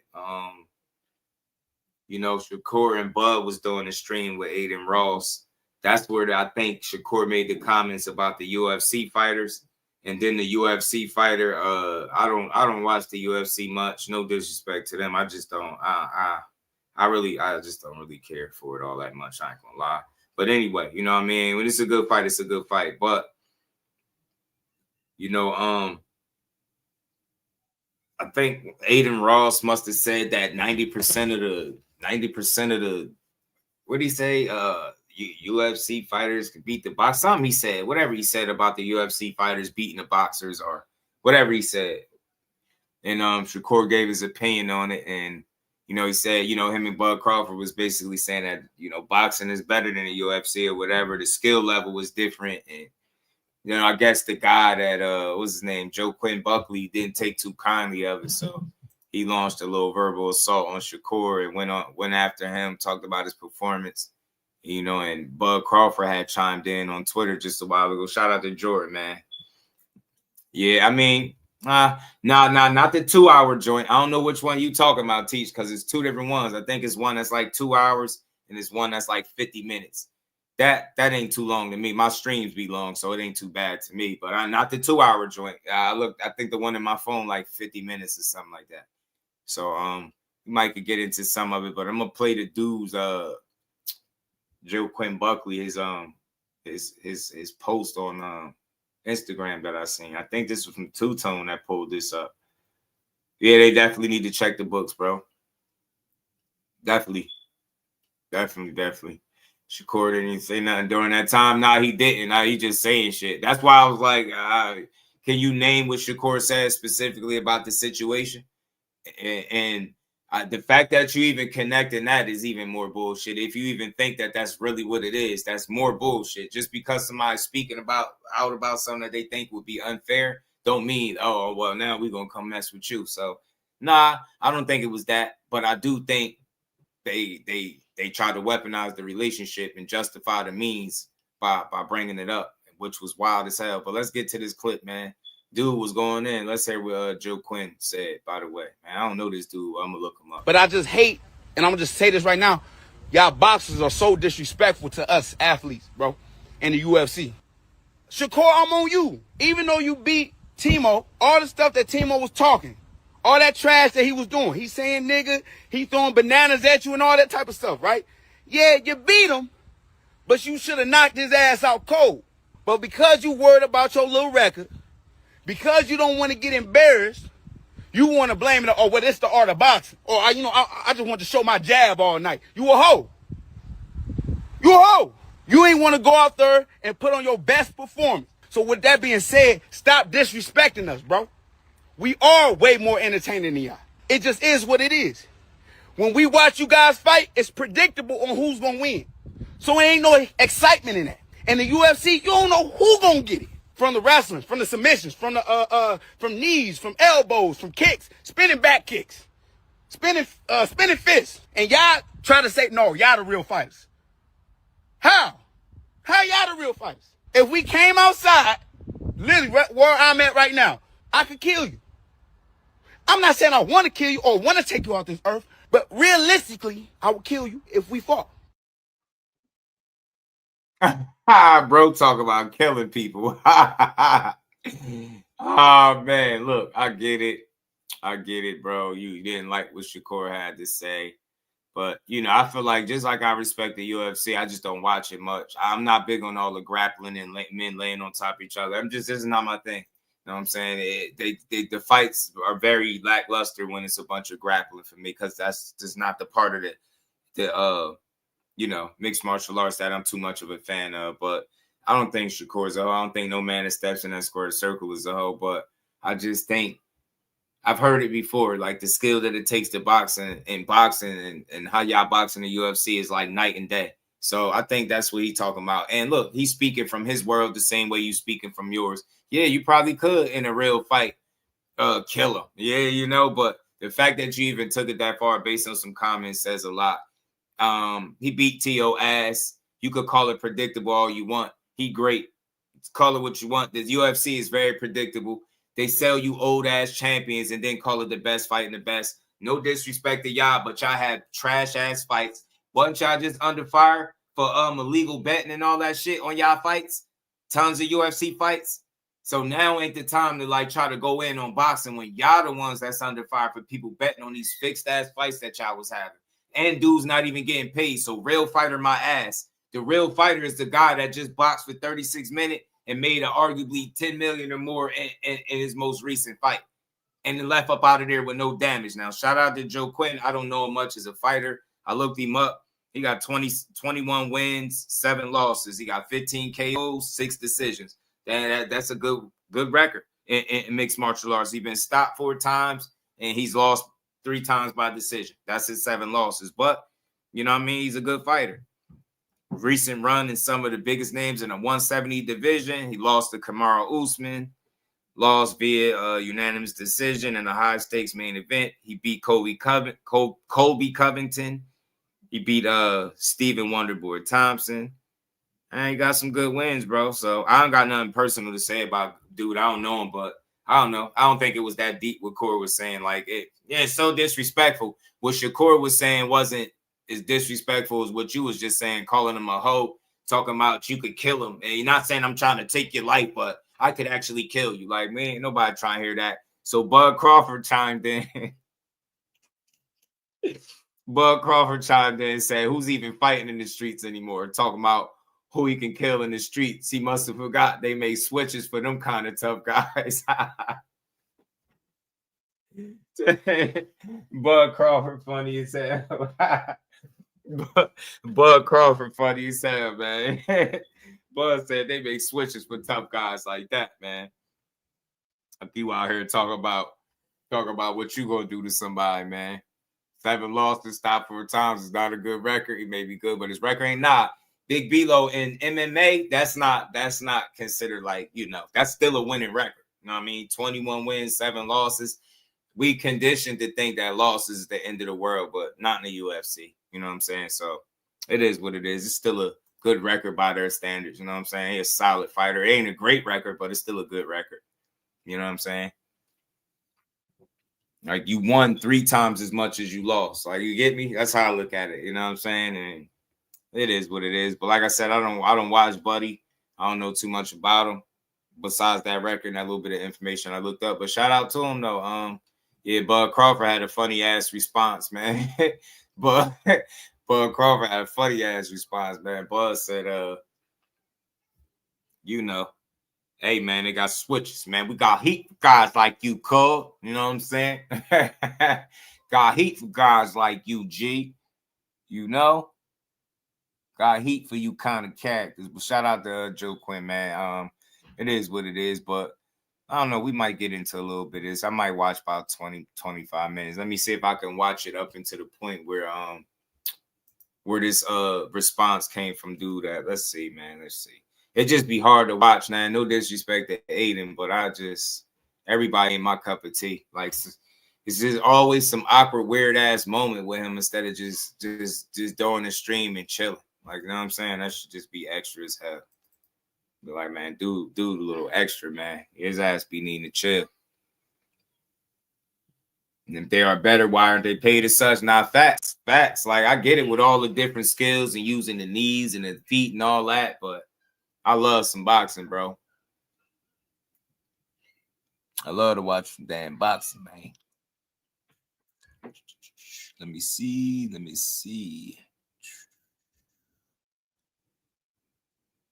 These dudes be a little weird though, man. He always weird. Yeah, he be weird, man. He be a little strange, man. He always on some weirdo stuff. But we'll see. I watch a little bit, man. Hit the like button, y'all. Still 60-something people in here. Let's keep building, man.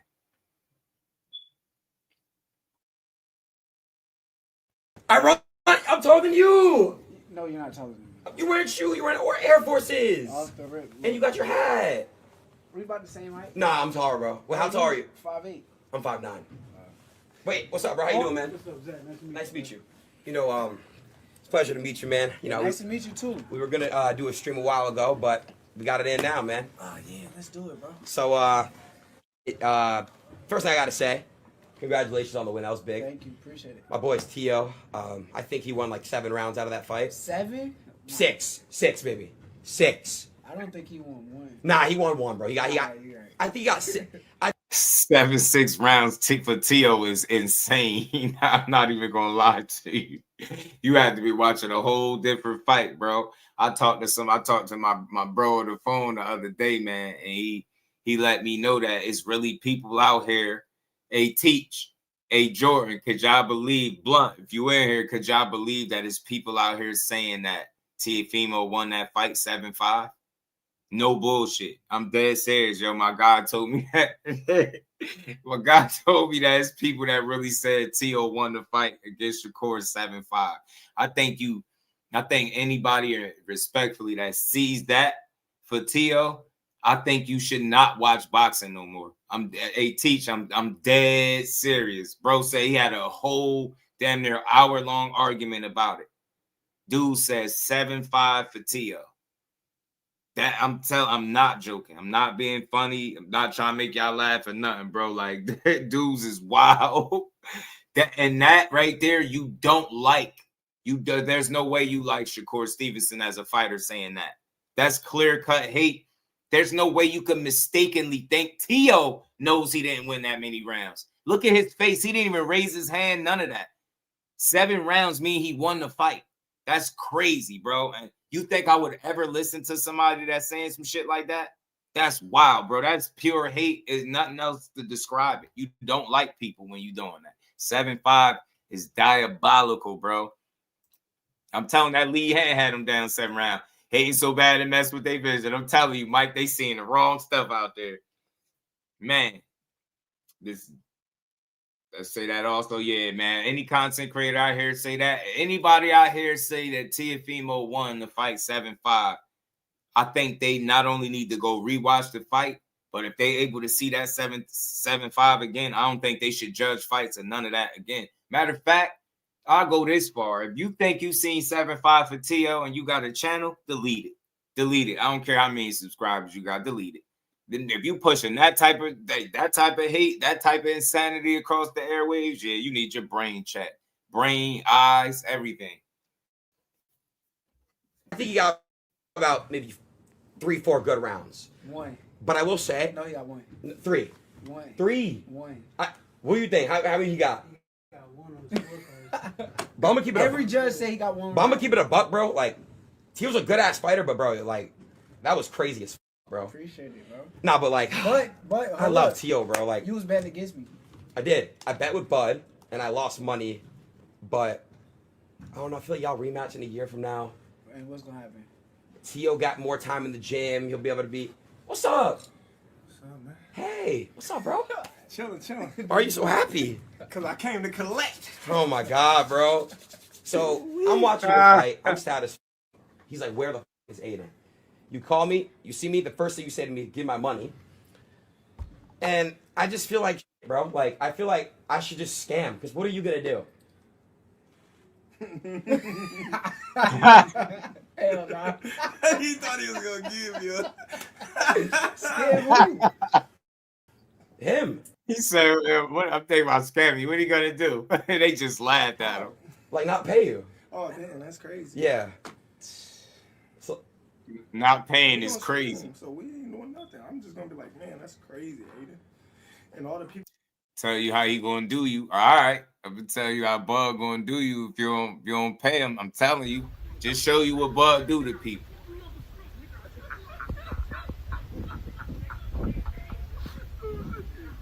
Disrespect is at an all-time high level with Bud, bro.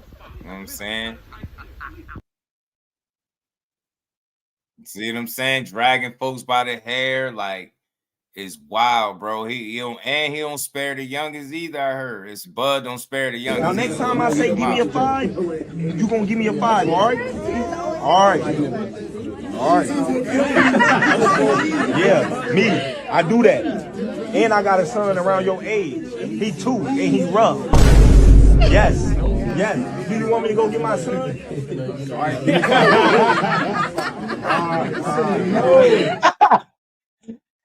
Hey, yo, Bud is diabolical. He threatened Lil Man. He said, "You want me to go get my son?" Lil Man said, "Nah, I'm telling you, then before it's all said and done, man.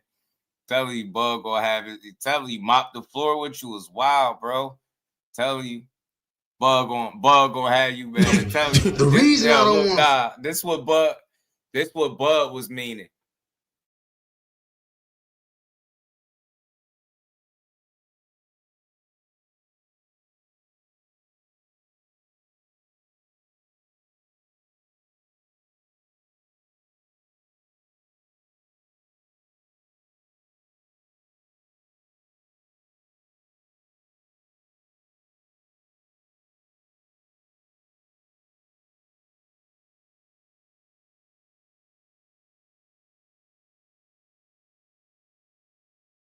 The reason I don't want to fight on no motherfucking camera or on no motherfucking ring is because if you hit me too hard, you're gonna die. If I'm squabbling up with you and I go to swinging on you and you hit harder than me, I'ma shoot you.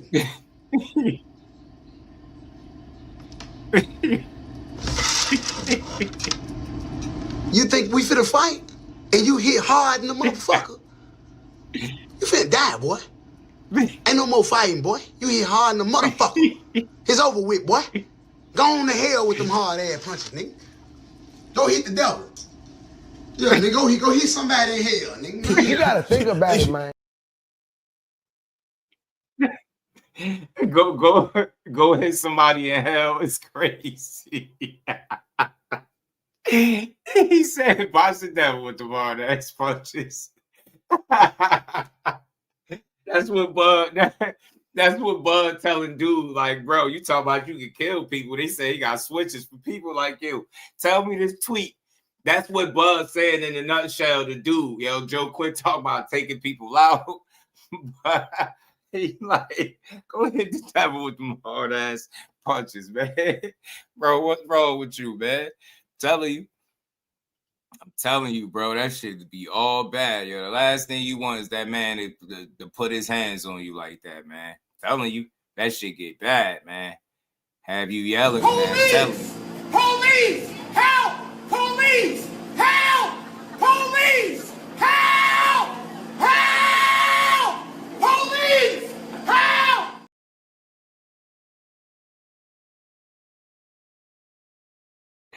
Oh man, let's get back to this though, man. They ain't about to hire me because I landed strong punches. I'm telling you, man. People are gonna be like, man, Aiden, you're not a stand-up guy. You know I'm joking, right? Look what I have in my pocket right here. Look, come on. Do you think? Come on, bro. Come on, man. I lose a bet, we lose a bet. That's how we work, you know? Hey, Aiden. Yeah. I gotta charge you interest because you didn't have it on the floor. What? You think I have cash with me while we're going to a boxing match? You were supposed to. I asked if you had Zelle or crypto. I don't got none of that. I got cash money. You didn't say interest when we signed it. We didn't sign nothing. I know. Hey, Bud about to extort him with interest. Get him, Bud. How much interest? Hey, Mike Kirkland, yo, dude is an internet walking meme, yo. Finesse 2 times is a fool, bro. That shit, them last few videos I've been seeing, them just been having me crying, yo. Dude is a comedian without trying. What the is this? He need 2,500. Could you For bet sure. against him? For sure. I can't believe you bet against me, bro. He need 2,500. I'm not gonna lie, guys. T.O. will win the rematch. In my He opinion. need 2,500. Yo. Come on, dude. Bro. We could fight 10 times. He won't win one. Cap. Come on, bro. I'm Out of betting 10. whatever. Okay, let me ask you a question. If he fought Canelo 10 times, how many times would you say he would win over Canelo? 10 times. Did you see the fight? Canelo's a great fighter. I bet money on you. I know Canelo's a great fighter. But okay, like, you know what should be next? I feel like we should do like a 2v2. Like, I fight you, T.O. rematches you. We do exhibition. We make a lot of money. Boom. I forgot. I saw that interview where you're like, you don't want to fight for money anymore. I did see that. You won't last 2 seconds in the ring. Listen, I'll be honest, guys. You can knock me out for some money. I don't care. No, trust me. I won't even train, bro. You could just knock me out. I don't give a fuck. You knock me out. Sleep? Yeah, I promise you. You ever been knocked out? No. Lone Shark Bud. Yeah. What happened to your uncle? Al He stabbed Booger. me, bro. Why you bringing it up, bro? It's like a fight. Yeah, my He uncle stabbed stabbed me. you? Yeah, bro. He stabbed me. I see what he do. You know, he stabbed me. He was on meth, and he thought I worked for the FBI. He thought I was a snitch. Stabbed me. Pulled the knife out. Went to the hospital. Cops pull up. Got him in jail. Put him in jail. What if he wasn't like on meth? You wanted me to get my get back and stab him back? What if he wasn't on meth though, bro? What was he on? What if you really was with the FBI? I'm not an FBI agent. Why do you think I'm an FBI agent, bro? Why are you making that face? I'm not Fed. I'm not FBI. I promise you, this time, that if I ever get stabbed again, I'm gonna pull that shit out and stab someone right back. You went to the hospital? Yeah, I put 6 stitches. Pulled it out. Cops that came in, they're like, "What happened?" I told them the story. That was it. Easy work. Yeah. Easy work. Yeah, Okay. it was smooth. Yeah. Respect. I Have you been respect stabbed before? Hell no. Fuck no. Okay. Okay. Yeah, I'm good. Have you ever been in like a street fight? Yeah, You been at some? couple. Like, what's your record? Terrence, do you want water? No, I'm straight, bro. You sure? Positive. Do you want water? Oh, I'm good. I'm good. Okay. You guys hungry? Kinda. You hungry? What do you want to eat? Tell me. What y'all got? Burgers, pizza. I want to eat beef. I want some pizza. You want some pizza? Hell yeah. Cheese pizza? From where? What's your favorite pizza spot? It's not that good. Domino's. All right, I Domino's. won't listen to too I'm much with of you on this. that I one. want to see what Domino's part is they way start better talking than about the UFC stuff. That's me. Do they have good pizza in Ohama? Oh, how Sorry, what is it called again? I'm not even trying to disrespect your own. That was crazy. What is it called, bro? Ohama is No, I crazy. didn't. I can see it on your face. No, I didn't, bro. Thought of that for a long time. What is it called? What is it called? I can see people like Oklahoma. He said Ohio. What is it? Ohama is crazy. How do I say it? He know how Ghetto to say fast. No, was I good. don't. Chad, how do I say it? He's trolling. How do I say it? How do I pronounce it? You just said Oma. Oma, that's it. I blame John. A1 was good, my God. I'm really not. I'm not. All right, so This I'm. called rage bait, right? Yeah. Isn't this rage? Yeah, it bait? is a little bit of rage Okay. bait. All right, let me get you guys some pizza. All right. T.O.'s on the way here, by the way. For real? Yeah, he's here. Nah, I ain't even gonna lie. With all the funny stuff going on, the word pizza coming from him might not even be what it's supposed to be, man. I hope he ain't trolling about that. No, I'm kidding. I wish. Oh shit. Yeah. I feel like you're a cool guy. You guys probably get along. I want to ask you that question. Like, when you guys actually box, do you guys have beef with the fighters outside of fighting or no? Me personally, nah, I don't really have no beef with nobody because I think everybody trying to feed their family, so it's like we all doing the same. But what about you? Why do you keep smiling at me, bro? Holy shit, what? Why do you keep smiling at I'm me? just laughing. Why you?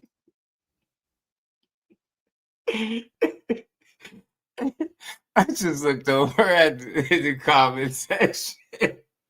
I see Cal, I'm gonna pay my last dime if either Bud or Course slap you shut out his scary racist ass. Shit, I read that in your voice too, bro. That's why it's funny.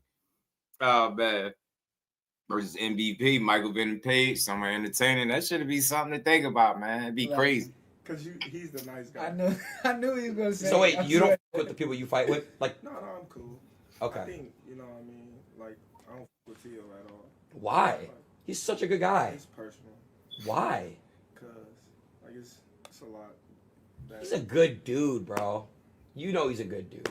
I know you guys got into it a little bit. I do think he's a good dude, but I do think he be kind of faking for like the internet. But how? He's a good rapper too. No, but he says things that's like out of this world for clout. You can't be racist and think that's cool. He's racist? How? He say a lot of racist things. Like what? Is he black? The ER. No. He doesn't. Come on, bro. He does not say the hard R. He do. He definitely said it with the R. Calling us monkeys. Okay. Well, hold on a second here. Ain't So let no me explain this to clown, you, bro. Dude, If a fucking somebody troll, rips on him man. and says a slur to him, have you guys ever called him a slur? Never. What is he? What's his ethnicity? Honduras. Okay, what is that? I don't know. What country is Honduran? What? I'm not trying to be disrespectful at all. They like South America. Like what is? So he's Hispanic? Hispanic. Okay. For sure. That's you. See, like, bro, like you're Now scary, we bro. know your character. He probably felt like shit the whole time now. All right, wait. Let me ask my chat. Hey, chat. 100 mil. Are y'all getting in the ring with Bud? Everyone's doing that. I'm not gonna lie. I'm doing it too. 100 mil. But you gotta understand. From your perspective, I get it. It's levels. You know what I mean? For me personally, I'm retired. Yeah. You know, and it's like, what am I fighting for? 100 mil. That's it. It's a lot of money. Yeah. But you've been doing it, so I get it, bro. I get it. I feel, yeah. Who else would you have to fight? Like you've already fought everyone. We could do an exhibition. Me and you. Yeah, for 100 million. Let's do it. Wait, could you call up Turkey? I don't want to go through them. Turkey wouldn't dare pay your silly ass 100 mil anything to go in there and get slaughtered by Bud. It's tough, right? But dude, I'll let you knock it off. Come on. I won't even try. I swear, I'll go easy. Hey, interest. I wouldn't go through no training camp for you. Yeah, you would. You I know. promise you I would. I promise you would. Come on, wouldn't train- let's we talk about it. I would not train one day. Who's the best? By the way, who's the best camp to train with? You, right? Yeah. The Mayweather camp is that good or too or no? I mean, Floyd is a great fighter. Yeah, yeah. Well, who's your top 5 goats? Top 5 goats. I just want to hear the UFC part. I'm not sure which part it was at, Give a so nice I'm gonna smile. skim through it a little bit because I definitely don't want to hear 50 minutes of this. I don't give a. That's gay though. Who cares? You're boxers. I'm Chill. My bad. I'm not trying to be Top gay. 5. Top 5. I'm gonna say. Why are you hiding? I'm not gay. I mean, tweet. See? It's always some unnecessary stuff. How y'all talking a regular conversation? How's that What even the coming up? are you guys laughing at? Alright, look. Top 5. Yeah, I'll give you my top 5. Bud, Okay. Floyd, Okay. Pernell, Okay. Trey who? Andre Ward. Oh, Andre Wood. 5th, I'm gonna say I like Sugar Ray Leonard. Okay. That's my top 5 who I like. Okay. I swear. Well, where do you put yourself in that? Number 1. So you think you're the greatest of all time? I think I will be. Okay. And what do you think you have to prove to people? You know, for people to think that you're the greatest. I just gotta do what I'm doing. Go beat all the guys that they think is Andre the top Wood, guys. yeah, Because right. there's a lot of people that y'all probably feel is good, but I don't feel like they on my level. Okay. So who else would you be wanting to fight next? I like Ryan. You want to fight Ryan? Ryan Garcia. Be a good fight. No, I feel like if Ryan and Gervonta were to rematch with no hydration clause or remove that whole thing, I think Ryan would have a better shot with Gervonta. What do you guys think? Yeah? I think so. Yeah. What about you? I don't speak on that dude. Gervonta? Yeah, I don't speak on him. Why? Lawsuit stuff or no? Nah, he just a weirdo. He's weird? Yeah. What do you do? I mean, like I said, I don't speak on this, so I can't really say too much. Okay. But I would love to fight Ryan Garcia. Okay. But you wouldn't fight Gervonta? I would fight whoever they put in front of me. What about Devin Haney? Whoever they put in front of me. Hold up. Keyshawn Davis gonna fight him. He's fighting. Oh, really? Yeah. He's fighting Devin? I think it's gonna happen soon. Oh, yeah. Keyshawn gonna beat him. Devin a hell of a fighter. Yeah. Do you guys think? I'd be crazy if that happened anytime soon. Well, I think I already asked you this. When Ryan fought with Devin and Ryan got caught with like the 1/1,000,000th of like that, I don't know what it was, SARMs. You know, like Ryan got versus Haney. They didn't count his win. Steroids, yeah. Does that like even matter? Like, yes. He's a cheater. Wait, but he didn't know. How did he didn't know? Because there's like 1 trillion. Wait, they're saying Pitbull. Pitbull, oh my God, I would beat him up. Pitbull's a good fighter though. I would beat him up. That'd be a good fight, bro. I would beat his ass. Like, really? So is that why they saying Shakur want to fight Pitbull? That's why I've been seeing that rumor. Cause he said he'd beat him up, bro. Beat his ass badly. Damn. He gonna stand there and let me punch on him all night. Wait, when Gervonta was fighting Roach, when he went down, do you think it was because he got his material from his hair in his eye? Who? When Gervonta was fighting Who that? Roach? Roach, oh nah, he's a great fighter. I'm not gonna lie, he's a great fighter. I like him. Hell of a fighter. Okay. Cool. Would you ever fight Canelo? Nah, he too big. I know. Like on some exhibition shit, on like Logan Paul Floyd shit. Nah, that's Canelo and I could though. You see how Bud? Look how Bud just sitting there looking at him. Bud is there on the strength of his little bro core, probably like, but he ain't really in that. Bud just chilling. He fought the farthest away from Bud, partially off the camera some of the time. Like he ain't even beat. Look how he looking at him right now. Look how Bud looking at him right now. Oh, facts, man. Jory beat the hell out of Pitbull. Not in the same. Okay. You feel me? Do you like Jake Paul? Yeah, I do. Nice. Would you ever fight him? Hell yeah. Okay. What about you, Bud? Would you ever fight Jake Paul? Like, nah. Yeah. Okay. Go play around in the ring. Okay. Wait, chat real quick. Y'all can ask questions too. All right. That's one thing I do like about both of you. You guys don't give a and you guys will answer anything. So you guys can ask whatever the fuck you want. You want to read the chat? Because like they, you could just. That should be moving too fast. I'll slow it down for you. Watch. Come here. Watch. Ready? All right. Look. They're saying Cheezer dissed you. Jordan, what Cheezer? What the fuck is Cheezer? Yeah, nah, he's just like a streamer. I've never heard of him. Yeah. All right. TTS. Oh yeah. Do TTS. Make it talk through here. That's perfect. Do text to speech right here. Bro, that shit is moving too fast. No, it's not. It's gonna slow down. When? You know about TTS? You know what that is? No, it says do. Bud, you did it last time. I know. Yeah, they speak. Yeah. Nah, they won't go crazy. Y'all do TTS. If it gets too crazy, you tell me. I can't see no questions. Wait, it's gonna start. Okay. Wait, do fighters smoke or no? Some do. Do you guys smoke? No. Drink a little bit? I used to drink like red wine and stuff. Red wine? Yeah. There's benefit to that. Yeah, healthy. Yeah. Bro, why do you keep laughing at me, bro? Because it doesn't benefit about drinking. Bro, no, it is with red wine, bro. Yeah. Oh my God, look it up. Now there is. Look it up. Dude, it's from a plant, or it's from a grape. A grape. A grape. Yeah, it's good for you. Where alcohol from? You grow it from poison. It's poison. No, isn't it like expired fruit? Because that's did you guys see Diddy was drinking it in jail? Yeah. It was like he got. How do you do it? It's like apples that are like expired, and Diddy was drinking. You seen when Diddy drink it? Nah. Have you ever been to a Diddy party? Hell no. Have you? No. That shit was probably lit. This dude is messy. This shit was probably lit.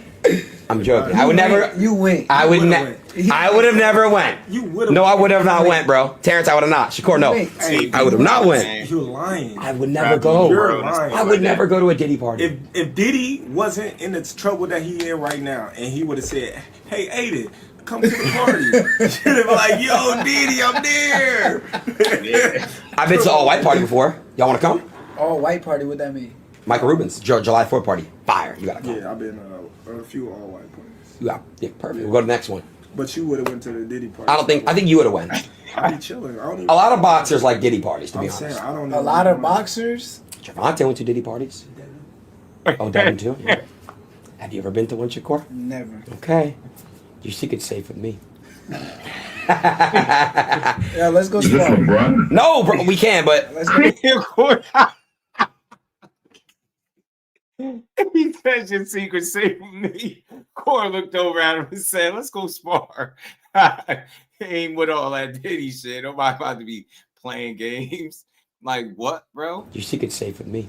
Yeah, let's go spar. No, bro, we can, but... Chris donated $1. Oh, wait. Shakur, would you fight on Brand Risk? Brand Risk is like my boxing that I started up. Would you ever fight on there? 20 M's. Okay, I'll get there one day. Man, stop it. You got 20 M's. You're crazy, bro. I don't got $20 million to spend on you. Is this LeBron? I can't do that yet. I would love to. Luis 808 donated $1. Yes. Would any of y'all box Ilya Topuria? Yo, Ilya All Topuria. right, I think this might the UFC stuff might come up right here. Is it US? He's crazy. I'm not gonna lie. What weight he fight? Sorry. Featherweight? No, he's not featherweight. What weight he fight? No, that's featherweight in the UFC though. What is the weight? Like 140, 130. No. He's lightweight. He's lightweight. He's like 145. No, wait, hold on. What is he, chat? He's not featherweight. Oh, so what is... Oh, hold on a second. So what's featherweight in... 127. Yeah, no. 126. Ilya's 155, I'm pretty sure. So what do you weigh? I fight at 140 right now. Yeah, bro, I ain't gonna lie, bro. I want to see that. Because, all right, what did you guys think when, like, McGregor fought Floyd? What'd y'all think about that? I thought McGregor did good, but I think Floyd let him look good. Okay. What about you? He carried him. Okay. But McGregor did do, you know what I mean, some good things in there. Yeah, very true. Floyd was trying to entertain y'all. Right. Make it fun. I get that. You guys with the UFC as a whole? Yo, I saw you say that. You gotta take that back. What? You say that the UFC is better than boxing. It's true, and you know it's true. It's not true. Come on, even look, even he's smiling. Yo, you come on, bro. You know, hey, yo. Human experience is better. I think that human going there and watching is better than boxing. Yeah, it is. It is. Going there and I ain't gonna lie, bro. MMA, yo, I ain't gonna lie. This nigga, ain't no way this nigga came with me right now. Hold on now, cuz. Nah, bro. I'm telling you, it's good though. He good. It's fun. It's fun. You know what it is, bro? When I was watching you and Tio's fight, I was obviously mad. I was biased, to be honest. That fight before was a good fight. Who's the dude from New York that fought?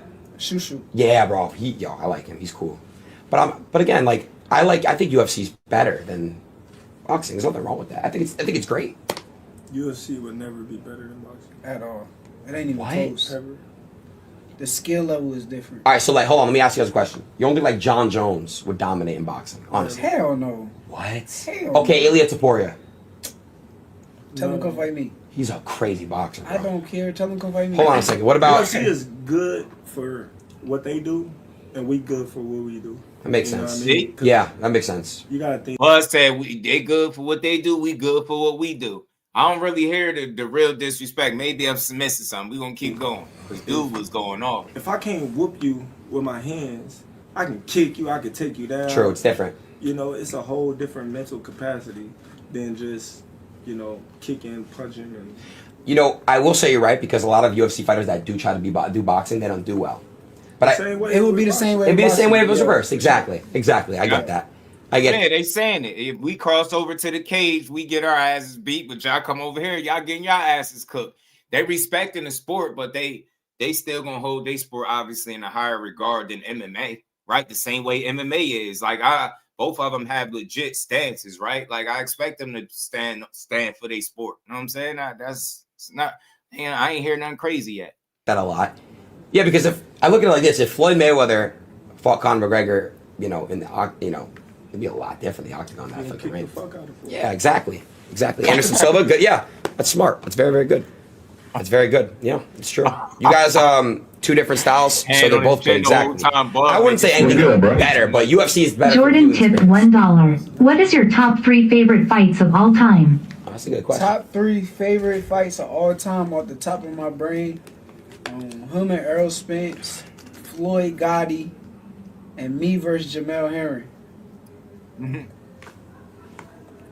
Who, me? Oh yeah, sir, if you wanted to. And I would have to say Tommy Hearns versus Marvin Hagler. I would have to say Castillo Corrales, number 1. And I had to say Marco Antonio Barrera versus Morales. What are you laughing at? Because he just said all wars. Like, he only liked the wars. I said mad skillful shit. He said wars. That's how you could tell the difference with the mentalities, though. Like the fights that Bud picked in the court. Wait, do you guys think Ali, like, is like anywhere in your top 5, top 3 all time? Muhammad Ali? Yeah. Outside the ring. Why you say that? Because he was a legend outside the ring. I see. But I mean, inside the ring, he was a legend too, so I'm not going to say. What do you guys think about Mike Tyson? Hell of a fighter. But do you think, like, you don't put him there because, like, after when he started, like, for example, he fought Jake, or I remember he fought in Japan, I think, a little bit too. Nah, I love Mike's mentality. It's just his style wasn't like the style I kind of really picked up on. I know, with his feet and all that vicious. shit. He used to be like... He beat people before they even got in the ring. So it was like, he was fighting a lot of people that were scared of him. Mike. You know, and then I think, you know, the person that showed that he's not a machine was Buster Douglas. You know? Okay. And that's the one that really was to show everybody, like, he's human. So, what do you guys... Well, I asked you this. What do you think about, like, Jake Paul fighting my brand rush thing, for example? What do you think about kind of, like, the crossover between... you know, YouTubers and streamers doing boxing and shit? Do you think it's bad for your sport? Do you think it's good for your sport? I don't have a problem with it. Okay. I think a lot of people have a problem with it, but I don't, because I feel like it brings more eyes to the sport. Like, just seeing, like, me and Jake Paul together, his fans are kind of tuned in to watch, like, Shakur. And yeah. So I don't think nothing wrong with it. And he also did a great job with, like, the girls that he kind of promotes. True. So. True. I think it's cool. Yeah, I would have loved to see... I know AJ, obviously, Jake happened. I would love to see Jake and Gervonta fight. I think Jake would have beat Gervonta. That body, there, you know, that size. What do you think?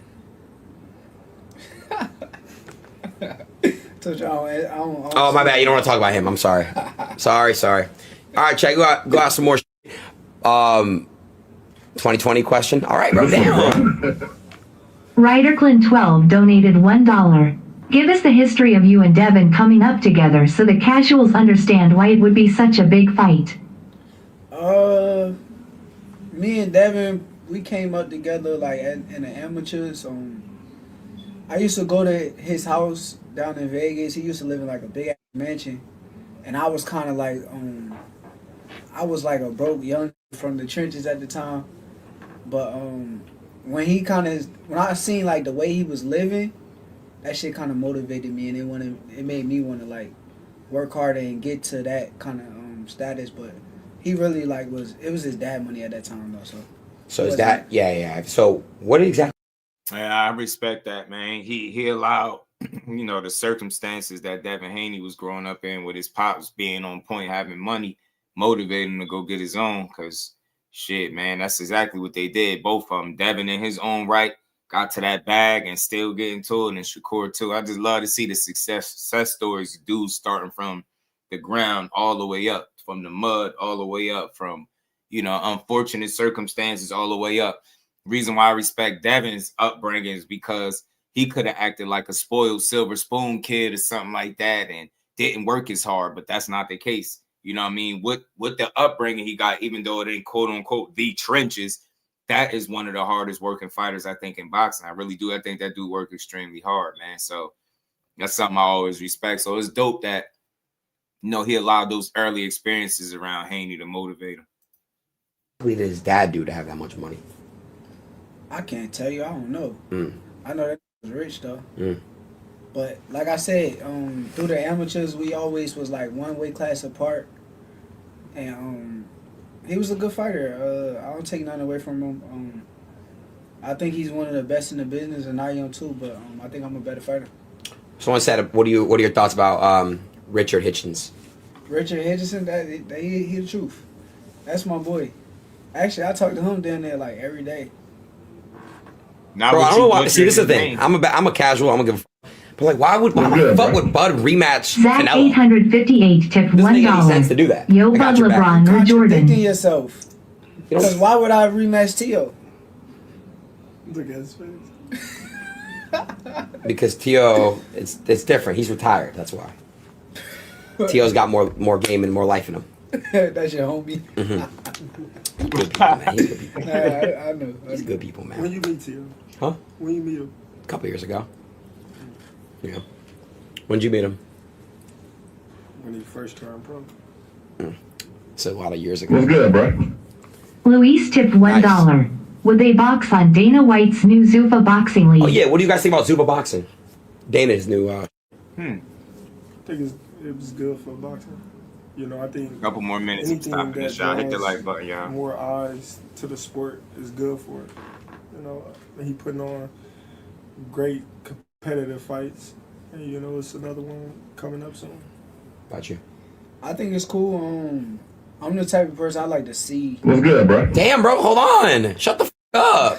Sorry. I like to see and watch and like see what they do as far as their business before I kind of like get them praise and credit. But I get them praise and credit for like signing some good fighters. Yeah. Yeah. So you guys saw Jason Love and Adam 22. Did you see that? What I put on or no? I think I seen. You ain't seen it? some of Who is Jason Love? The star who fucked Adam 22's wife. You know who it is, right? Oh, the black dude. Yes. Yeah. He whooped him. He his wife and whooped him. That was right. Yeah, that dude. Yeah. So now, that was my event. So we're having another one in March. Got some good people I'm talking to right now, but it's gonna be good. I would love for you if you guys have some free time. You want to come commentate? You want to come out? Be great. How you feel? How do I feel? No, the dude. Oh, he was humiliated, but I think he didn't care at the same time. But his wife was a star, right? But she still is. Oh yeah, so everybody hitting that. You can't get mad. Yeah. Yep, it is what it is. It is what it is. He already was hitting her. Yeah, they had. Ain't no. So how they gonna win? Well, now the NBA to me sucks. I'm talking. I did not see. I was playing pool. Bro, look at him. He tried his hardest to say. I'm really not, bro. I forgot. Well, let me show you this clip. Hold on. They want me to introduce you to Cuffham, I think. You know Cuffham? Man, Nah, that's when I exit stage left. We good. Hen dog, what it do? He ain't about to take me on the whole ride of wild shit.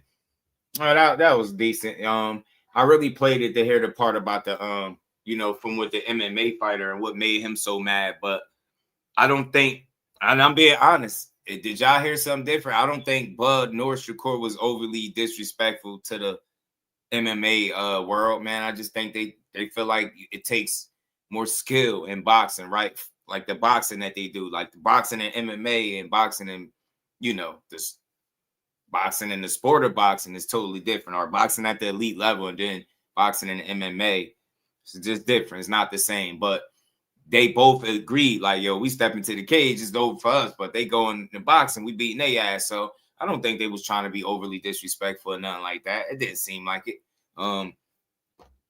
Dude felt how he felt, but at the end of the day, it ain't that serious. You know what I'm saying? Shakur Stevenson beat the hell out of Teofimo. He did it impressively in impressive fashion, and I don't think he should have done it no other way. You know what I'm saying? I don't. And we all remember this Cam and Mace clip, right? Y'all all remember this. Want to impress me? Step up and wait. Fight Teofimo in Newark so he can knock your head to Irvin. Want to impress me? Step up and wait. Fight Teofimo in Newark so he can knock your head to Irvin. Want to impress me? Step up and wait. Fight Teofimo in Newark so he can knock your head to Irvin. Want to impress me? Step up and wait. You gotta let Fight it sit. Teofimo in Newark so he can knock your head to Irving. Wanna impress me? Step up and wait. Fight Teofimo in Newark so he can knock your head to Irving. That didn't age well. And he also was talking about how in the amateurs that Shakur and Edgar and a bunch of other, I guess they was clicked up in the amateurs. And Tio was like, yeah, I was like the nerd. They wouldn't let me hang out with them. Now I'm the man. And you got to come fight me. And yeah, I remember in the amateurs, they wouldn't let me hang out.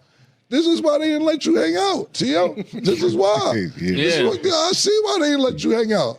He whipped your ass. Tio been on the show. There was the shit when he whipped the shit out. He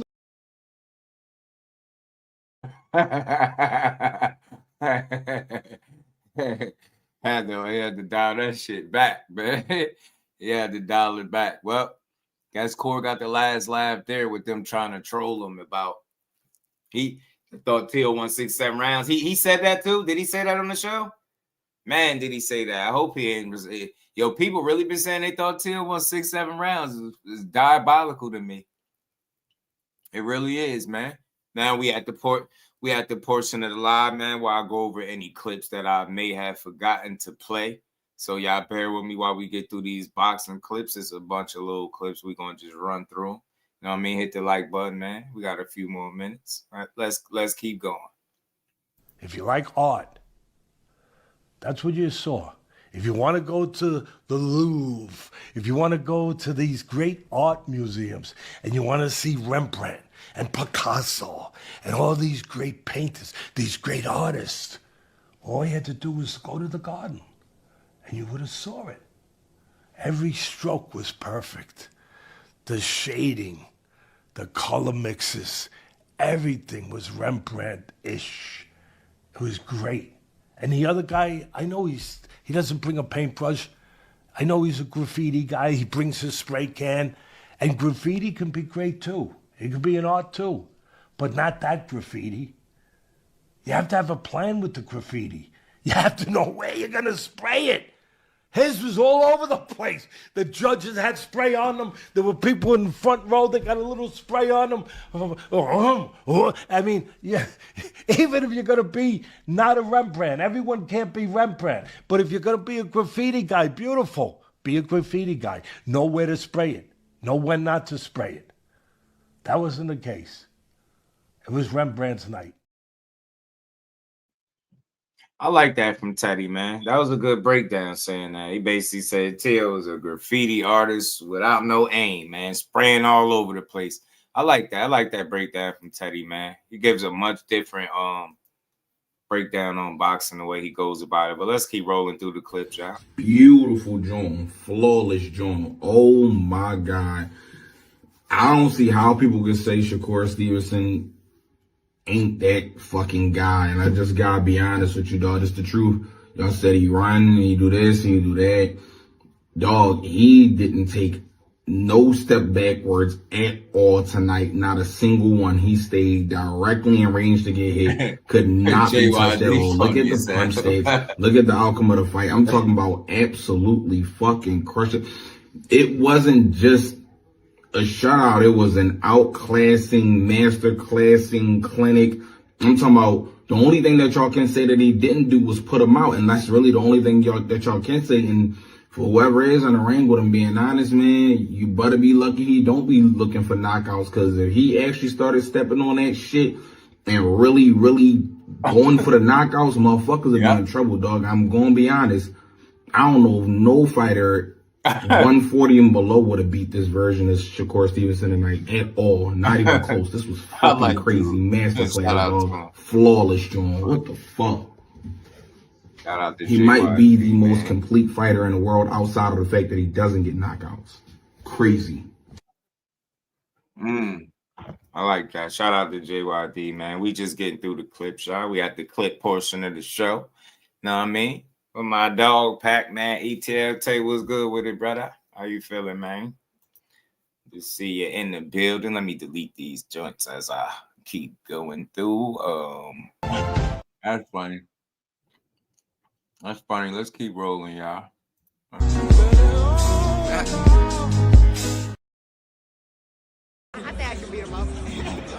that fight excite you as much as it excites Connor?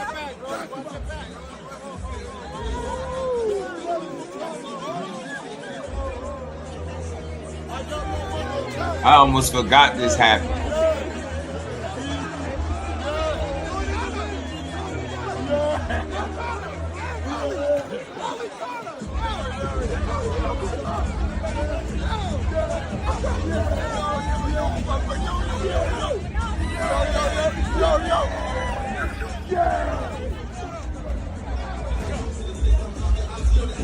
Yeah, I'm chilling. What happened there? I thought it was all jokey ringside. I didn't realize it was quite so serious. He tried to give me a kiss. You didn't see him? They really got into a little tussle match, man. And Rolly and Connor Ben. I think that'd be a cool fight if they was to line it up. All jokes aside, I do. I think that'd be a real decent fight. For real, for real. Let's keep rolling. Devin ain't the A-side, my boy. He looking for fights. Shakur got options. Y'all want Shakur to be an active champ at 3 weight classes. Who else do y'all ask to do that? Like we said, Core said, ain't a nigga in this world can outbox him. So your only chance is knocking him out. And Hey, Devin man, can't I knock see shit Dev- out. If Devin and T.O. fought, how you think it would go? You think he could 12-0 T.O.? Ass kicking. Shakur kicked his ass, but T.O. thought he was going to beat Shakur. That's why he jumped at the opportunity. First ever negotiations. Man, He been T.O. negotiating with cashed Devin out. since he was 12 years old. This motherfucker been afraid of Devin since he was fucking 11. I think Devin beats T.O. in a Devin beats closer fight. everybody. Devin can't make T.O. land 15% though. In no world. Bro. In no world. No I world. told everybody. That's all I'm going to say. Sign a contract. No rehydration. I don't even really got much of an opinion on that. I don't know who he was saying was afraid of Devin since they were 11. If he's saying Shakur, that's not even worth entertaining. Yeah, he afraid of him. Yeah, whatever. But I hope one day they do fight. I really do. I'm starting to feel like that weight is going to be an issue, and then it end up not happening. But we'll see. Who knows? Last night, Shakur Stevenson became a 4-division champion. And I can see roots to him becoming a 5-division champion. I think he's going to be extremely difficult to beat. He was able to move up to. And shout out to bro for the breakdown. It was a good breakdown.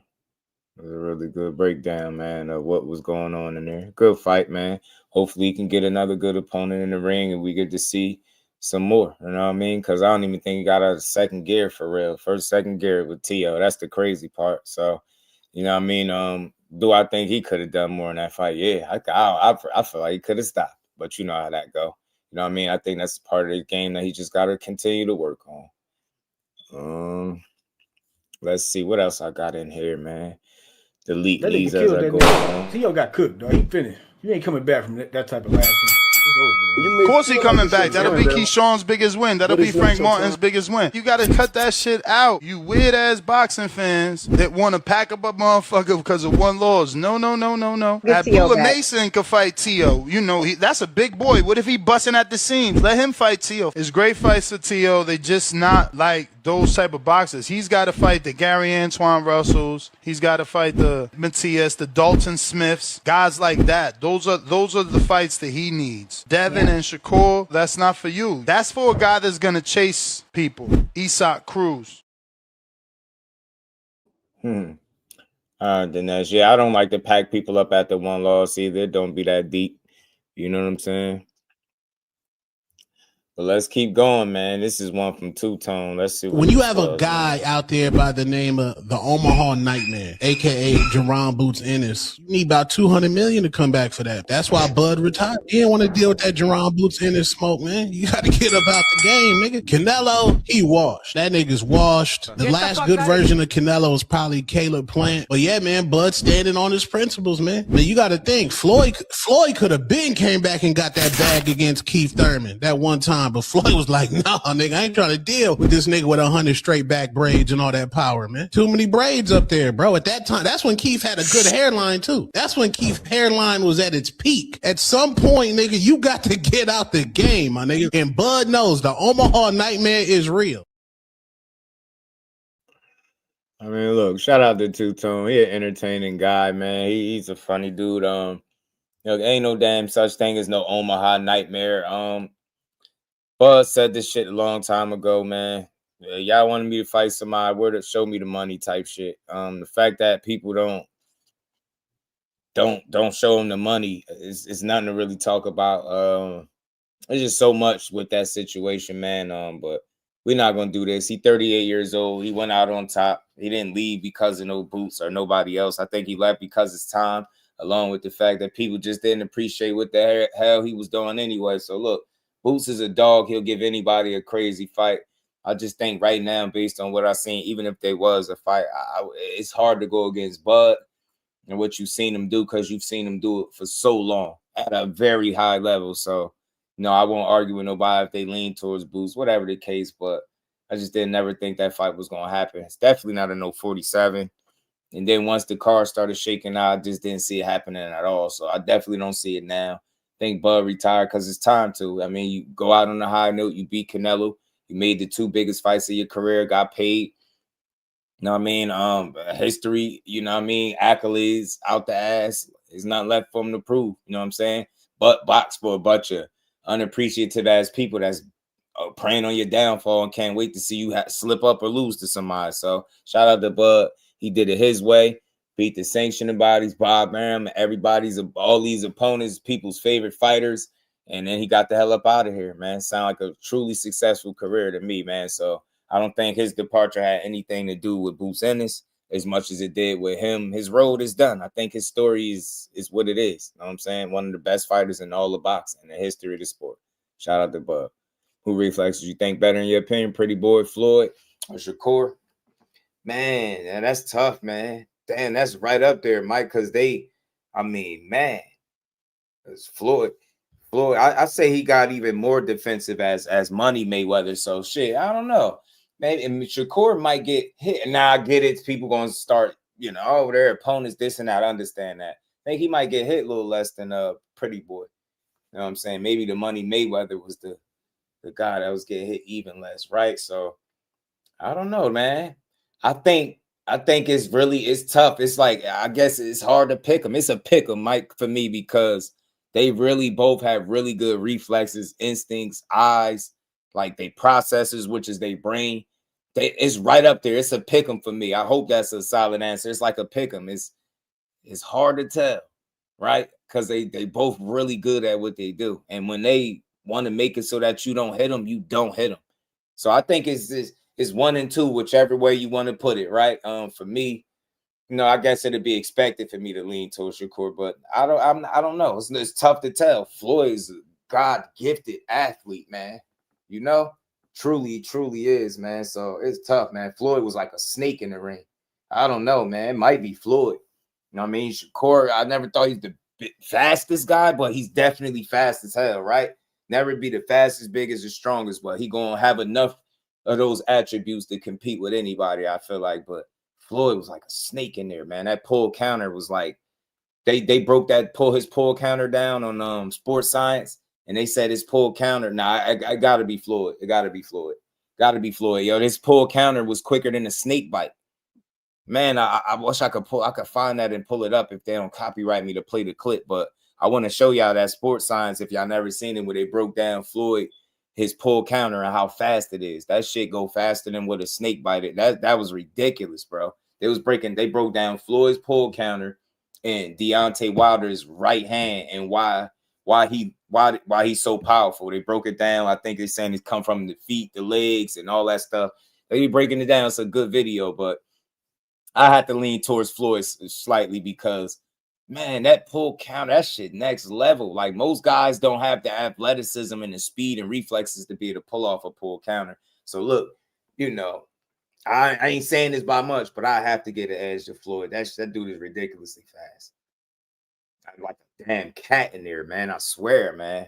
I swear that man, you know what I'm saying? Before there was just Shakur, it was Floyd, man. So it's tough, man. But I had to lean towards Floyd, man. I think I can lean towards Floyd. Fast as shit. That pull counter is ridiculous, man. It's next level. Shout out to my brother Mike.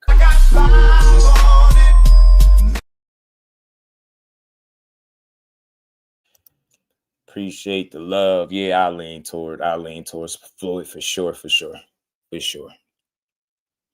Show. Let's keep rolling. What else I got in here for y'all, man? I got a clip of Adrian Peterson getting into a scrap that didn't go well for him.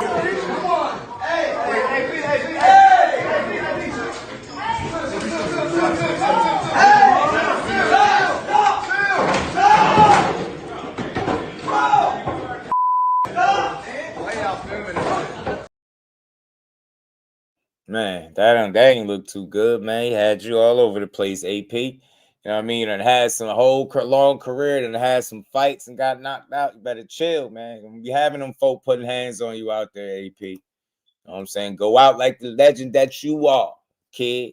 You dig? Let's keep rolling, man. I got a clip from Keyshawn when he was getting his hand wrapped in the back room, man. Y'all ready? You better be ready. Thank you for the opportunity. Nah, don't thank you for the opportunity. I want to hear that. I do not want to hear that. I want to hear that y'all trying to knock me out. This man's slow. He said, "Nah, don't thank you for the opportunity. I don't want to hear that." And why dude in the back look like he got on a filter or something, bro? Y'all ready? You better be ready. Thank you for the opportunity. Nah, don't thank you for the opportunity. I want to hear that. I do not want to hear that.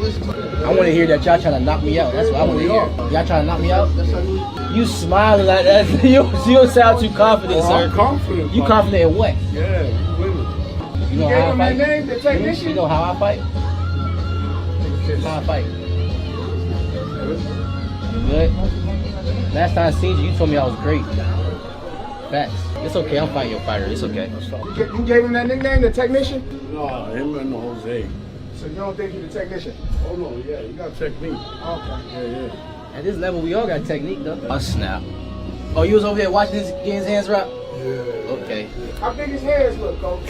Baby hands. Baby hands. Baby hands. Okay, that's all we needed to know. He had a manicure though.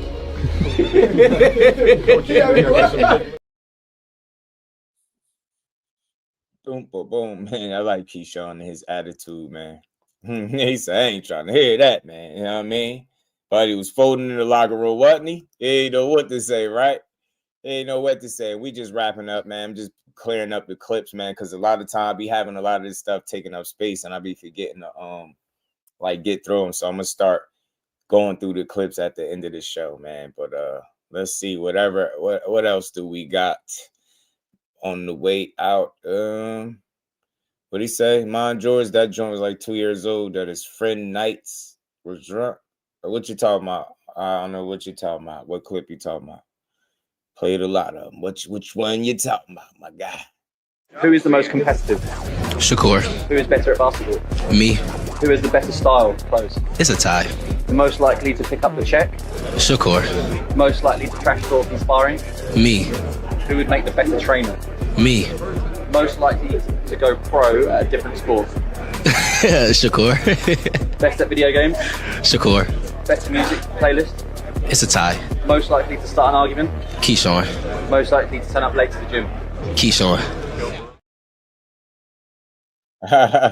He sounded like he was honest with each one of them answers. Shout out to Key, man. Shout out to Key. Let's keep rolling, man. I'm gonna play this clip because I'm just gonna respond to it. This was something that was Trinell was good, fam. This was something that was going on. People were saying Shakur signed some 5-fight deal or something. So let me play this clip and I'll react to it. Earlier on a different show, talking about Josh Kelly and where he might go next and Conor Benn, but he's brought Conor Benn into the equation in this conversation. Let's cut through the nonsense. We're not going to see Conor Benn fighting Shakur Stevenson, are we, really? Anything's possible. Look, I mean, how can you, any fight, there's so many fights we've said over the years, we're not going to see that. We're not going to see that one happen. Look, originally, Eubank Benn. Who would have said all those years ago Conor Benn would fight Chris Eubank Jr.? It happened twice.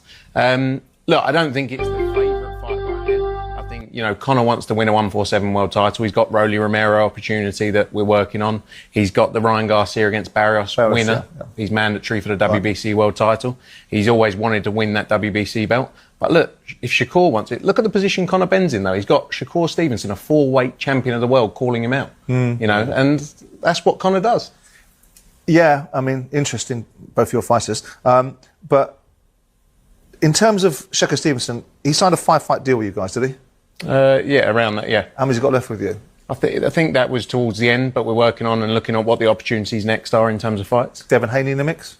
For sure. Look, Devin Haney has done amazing things as well in the sport. We worked with him since, you know, when he was 18, 19 years old. You know, that's a great fight. There's so many fights in that mix now, in that grouping, that can be made. You know, that's definitely one there. So you know, terrible, but Shakur called Conor into the ring. That's a fight. Shakur Yeah, no, I saw that. Interesting. I mean, people are having a pop at Conor, but it wasn't him that was, you know, it was ultimately Shakur Stevenson that called him into the ring. I mean, when this sort of WWE promotion, I mean, obviously... Man, let me just chill. It was both of them. They sat next to each other on Ariel Helwani's show, and they went back and forth. That's where it started at, you twit. I'm sick of y'all, man. Y'all and them fucking accents be pissing me off sometimes. Shakur Stevenson. Who's Shakur Stevenson? Like, who the fuck is that? Be pissing me off. Y'all be butchering people's names. But anyway, y'all heard that weak ass clip. You seen what it said in the caption. People, listen. I'm always gonna go to bat for boxing and shoot down false narratives. I don't know what it is and why these grown men take personal pride in pushing narratives that hold these fighters in a negative light. But it's a misinformation that Shakur signed a 5-fight deal with Matchroom. That's bullshit. You heard what he just said. He was like, he toward the end of they trying to do something else. You heard Josh Dubin say, you know, that wasn't the case and that they just promoted the fight and that was it. You get what I'm saying? So everybody that tried to make it seem like he read up and signed a new 5-fight deal or something. I've seen a couple of the people talking about it, but y'all got to stop, man. Y'all got to do a better job at comprehending, bro. Y'all just be making up your own news based off, like, I don't know what y'all be hearing. Nowhere did I hear that he signed a new 5-fight deal with Matchroom. So fake news, cap, as the young kids call it, whatever else y'all, it just wasn't honest. That wasn't accurate at all for nobody that reported that because it just didn't happen. So let's keep going, man. Last couple clips, man. We gonna get up out of here. Hit the like button, y'all. You would walk away from $100 million contract right now. For sure. It's just not worth it. It's not. It's not worth going through the training camp and the breakdown and all that stuff. It's not. It's not. Like, my body done got broke down way more in training camp than in a fight. And that right there, in my estimation, is why Bud Crawford is retiring. Now, have nothing to do with no one single fighter. Ain't no fighter gonna run Bud Crawford out of no boxing, no matter how dangerous, you know, and one mixtape Boots is, and we know he dangerous, but nobody's running Bud out. Like he said, man, I think when you mentally had enough, you had enough. I think when you say that, you know, your body, you start taking your body into account, much like Andre Ward did at the end of his career, you know, the writing be on the wall. So you had to, you know, get the hell up out of there, man. You know what I mean? Last couple, I got a clip from Raymond Moritaya, the new IBF champion, man, that just beat Andy Cruz. You see Shakur, he doesn't re-sign with Top Rank, and he signs with Eddie Hearn in Matchroom. Did you, at one point, did you feel like, man, I might not ever get that fight? Was that a fight you look forward to having? Kind of give us your thoughts on you versus Shakur. Yeah, I mean, that's definitely a fight that I've been asking for. Yeah, I'm still in hopes for it, man. I'm calling for it. That's a fight that boxing would love, and I would love that. When you saw him leave and go, did you go no, or like, you know, were you kind of like holding on, like, I just gotta get a belt and we gonna make it happen? Yeah, that was the plan, man. Like, I get a belt and that's it. Like, we can get it on. But yeah, just him leaving makes it even harder. But man, me and Andy was a Matchroom card, so there's still hope, man. Man, I still hope, man. I like that. I like Raymond Moritaya as a fighter. I think him and Shakur would be a great fight. Hopefully, you know, if nothing better comes up, man, maybe they could run it. Now, I don't know if he'll come back down to 35 after being stripped.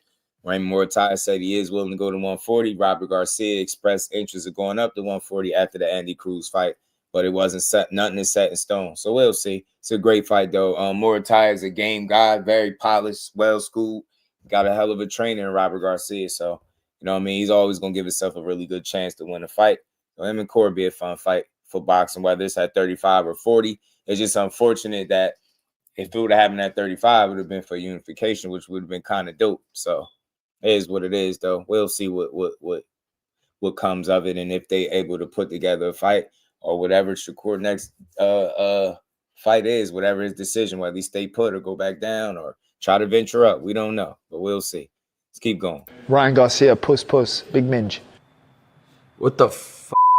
That don't faze me. I don't know what the hell that means, nor do I care. He don't scare me. Conor Ben is not scary at all. He's not intimidating. He don't feel like anything like a threat. He's going to come over here to the U.S. and get his ass spanked by either me, Shakur will shut him down, but I'll knock him out. It's much different. I will put him to sleep. He's very tenacious and tries to come at you, but I will catch him bad. So, bro, stop with that. Puss, ming, bling, bling, shing, shing. Don't care about none of that. Simply want that fight. Let's go after this.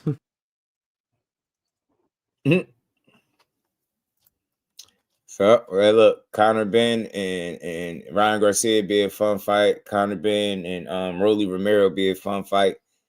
If it happens, I don't know if we get either of those joints, but we'll see. We'll see. Last clip before we get out of here. Shout out to Scooter Davis, man. He had got asked something in regards to Tank, and I like what he said about Tank in this specific clip. Something that don't get highlighted enough. You know, people talk a lot of stuff about Tank, but sometimes you just don't hear stories like this all the time, right? So it's good to hear him. Shout out to Scooter. That's how in amateurs is all about activity. Well, how about this? Well, somebody that you think, I got this, and he hits you like, okay, all right. Tank, that motherfucker hit hard. That I ain't never heard nobody, punch me, and that shit started to hurt and burn at the same time. It's like, oh, this motherfucker punching, huh? Nah, but that's when I knew I was a dog, though. Like, everybody knew, because, once people get, again, y'all see it, people get hit by Tank, they going out. They hit that knee. Like, oh, yeah, right. When Tank hit me, boom, I'm like, damn. I threw my shit back, boom, hit him back. He looked at me like, nigga. And then it was like, he gave me that nod, like, okay. Now looking at that, like, yeah, I feel like that was my initiation because, you know what I'm saying, the things that he done for me, he ain't done for nobody. He flew me out to Florida, took me out to his camp with him, me and my guys, put me on All Access. I was on TV for the first time. Again, sparring with him right here. I took him to my strength and conditioning trainer. He came down, and now we together every day. I'm riding back and forth in his, his cars and, just seeing how he moving. He give me game about the business and just talking about this, what you don't need, what you do need. It came from a conversation of letting him know how hungry I was. You know what I'm saying? Like I told him, you know what I'm saying? I don't need you to do nothing for me. Just crack the door. I'm gonna kick that bitch down. I love that, man. He said that, like, even though he's in a position to do for him, he ain't try to take advantage of him. He said, look, just crack the door a little bit for me. I'm gonna kick it down. Shout out to Scooter, man. They got a dope dynamic to their relationship, and I'm pretty sure you will never hear people ask them to fight neither. Get what I'm saying? Same weight class and everything. You would never hear people tell Tank, oh, fight Scooter. We went with that friends and that brother shit. And I wonder what would be his thoughts if somebody asked him, would he fight Tank? He'd probably say no. So that's just something to throw out there for the people that be selectively outraged that Keyshawn and Shakur won't fight. Lance, shout out to you. But that's it. That was the last clip of the day, man. Shout out to Scooter. I like that. Well said about Tank, man. Showing love and gratitude to him putting him in position, man. That's my time for today. Another dope show in the books. Appreciate everybody that supported and came through. Hit the like button, sub to the channel, share the lives, hype the live on the way out. Enjoy the rest of this Wednesday, and we'll be back tomorrow to build on this boxing. Peace to the Representing Brick City, Shakur! Finding those levels, too. Look at that four-punch combination. It's a masterclass right now from Shakur Stevenson. That's what you're seeing. A masterclass. And Shakur meets him with a straight left hand. Oh, and there's a knockdown score with the left hand.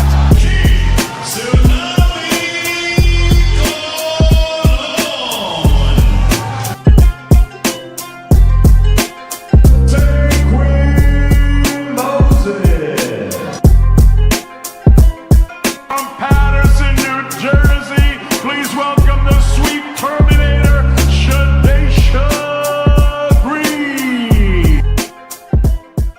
Make sure y'all subscribe to Just Boxing. The best boxing talk. It's probably the most unbiased channel on YouTube. Right now, we need to give him his just due. Shout out to my brother Just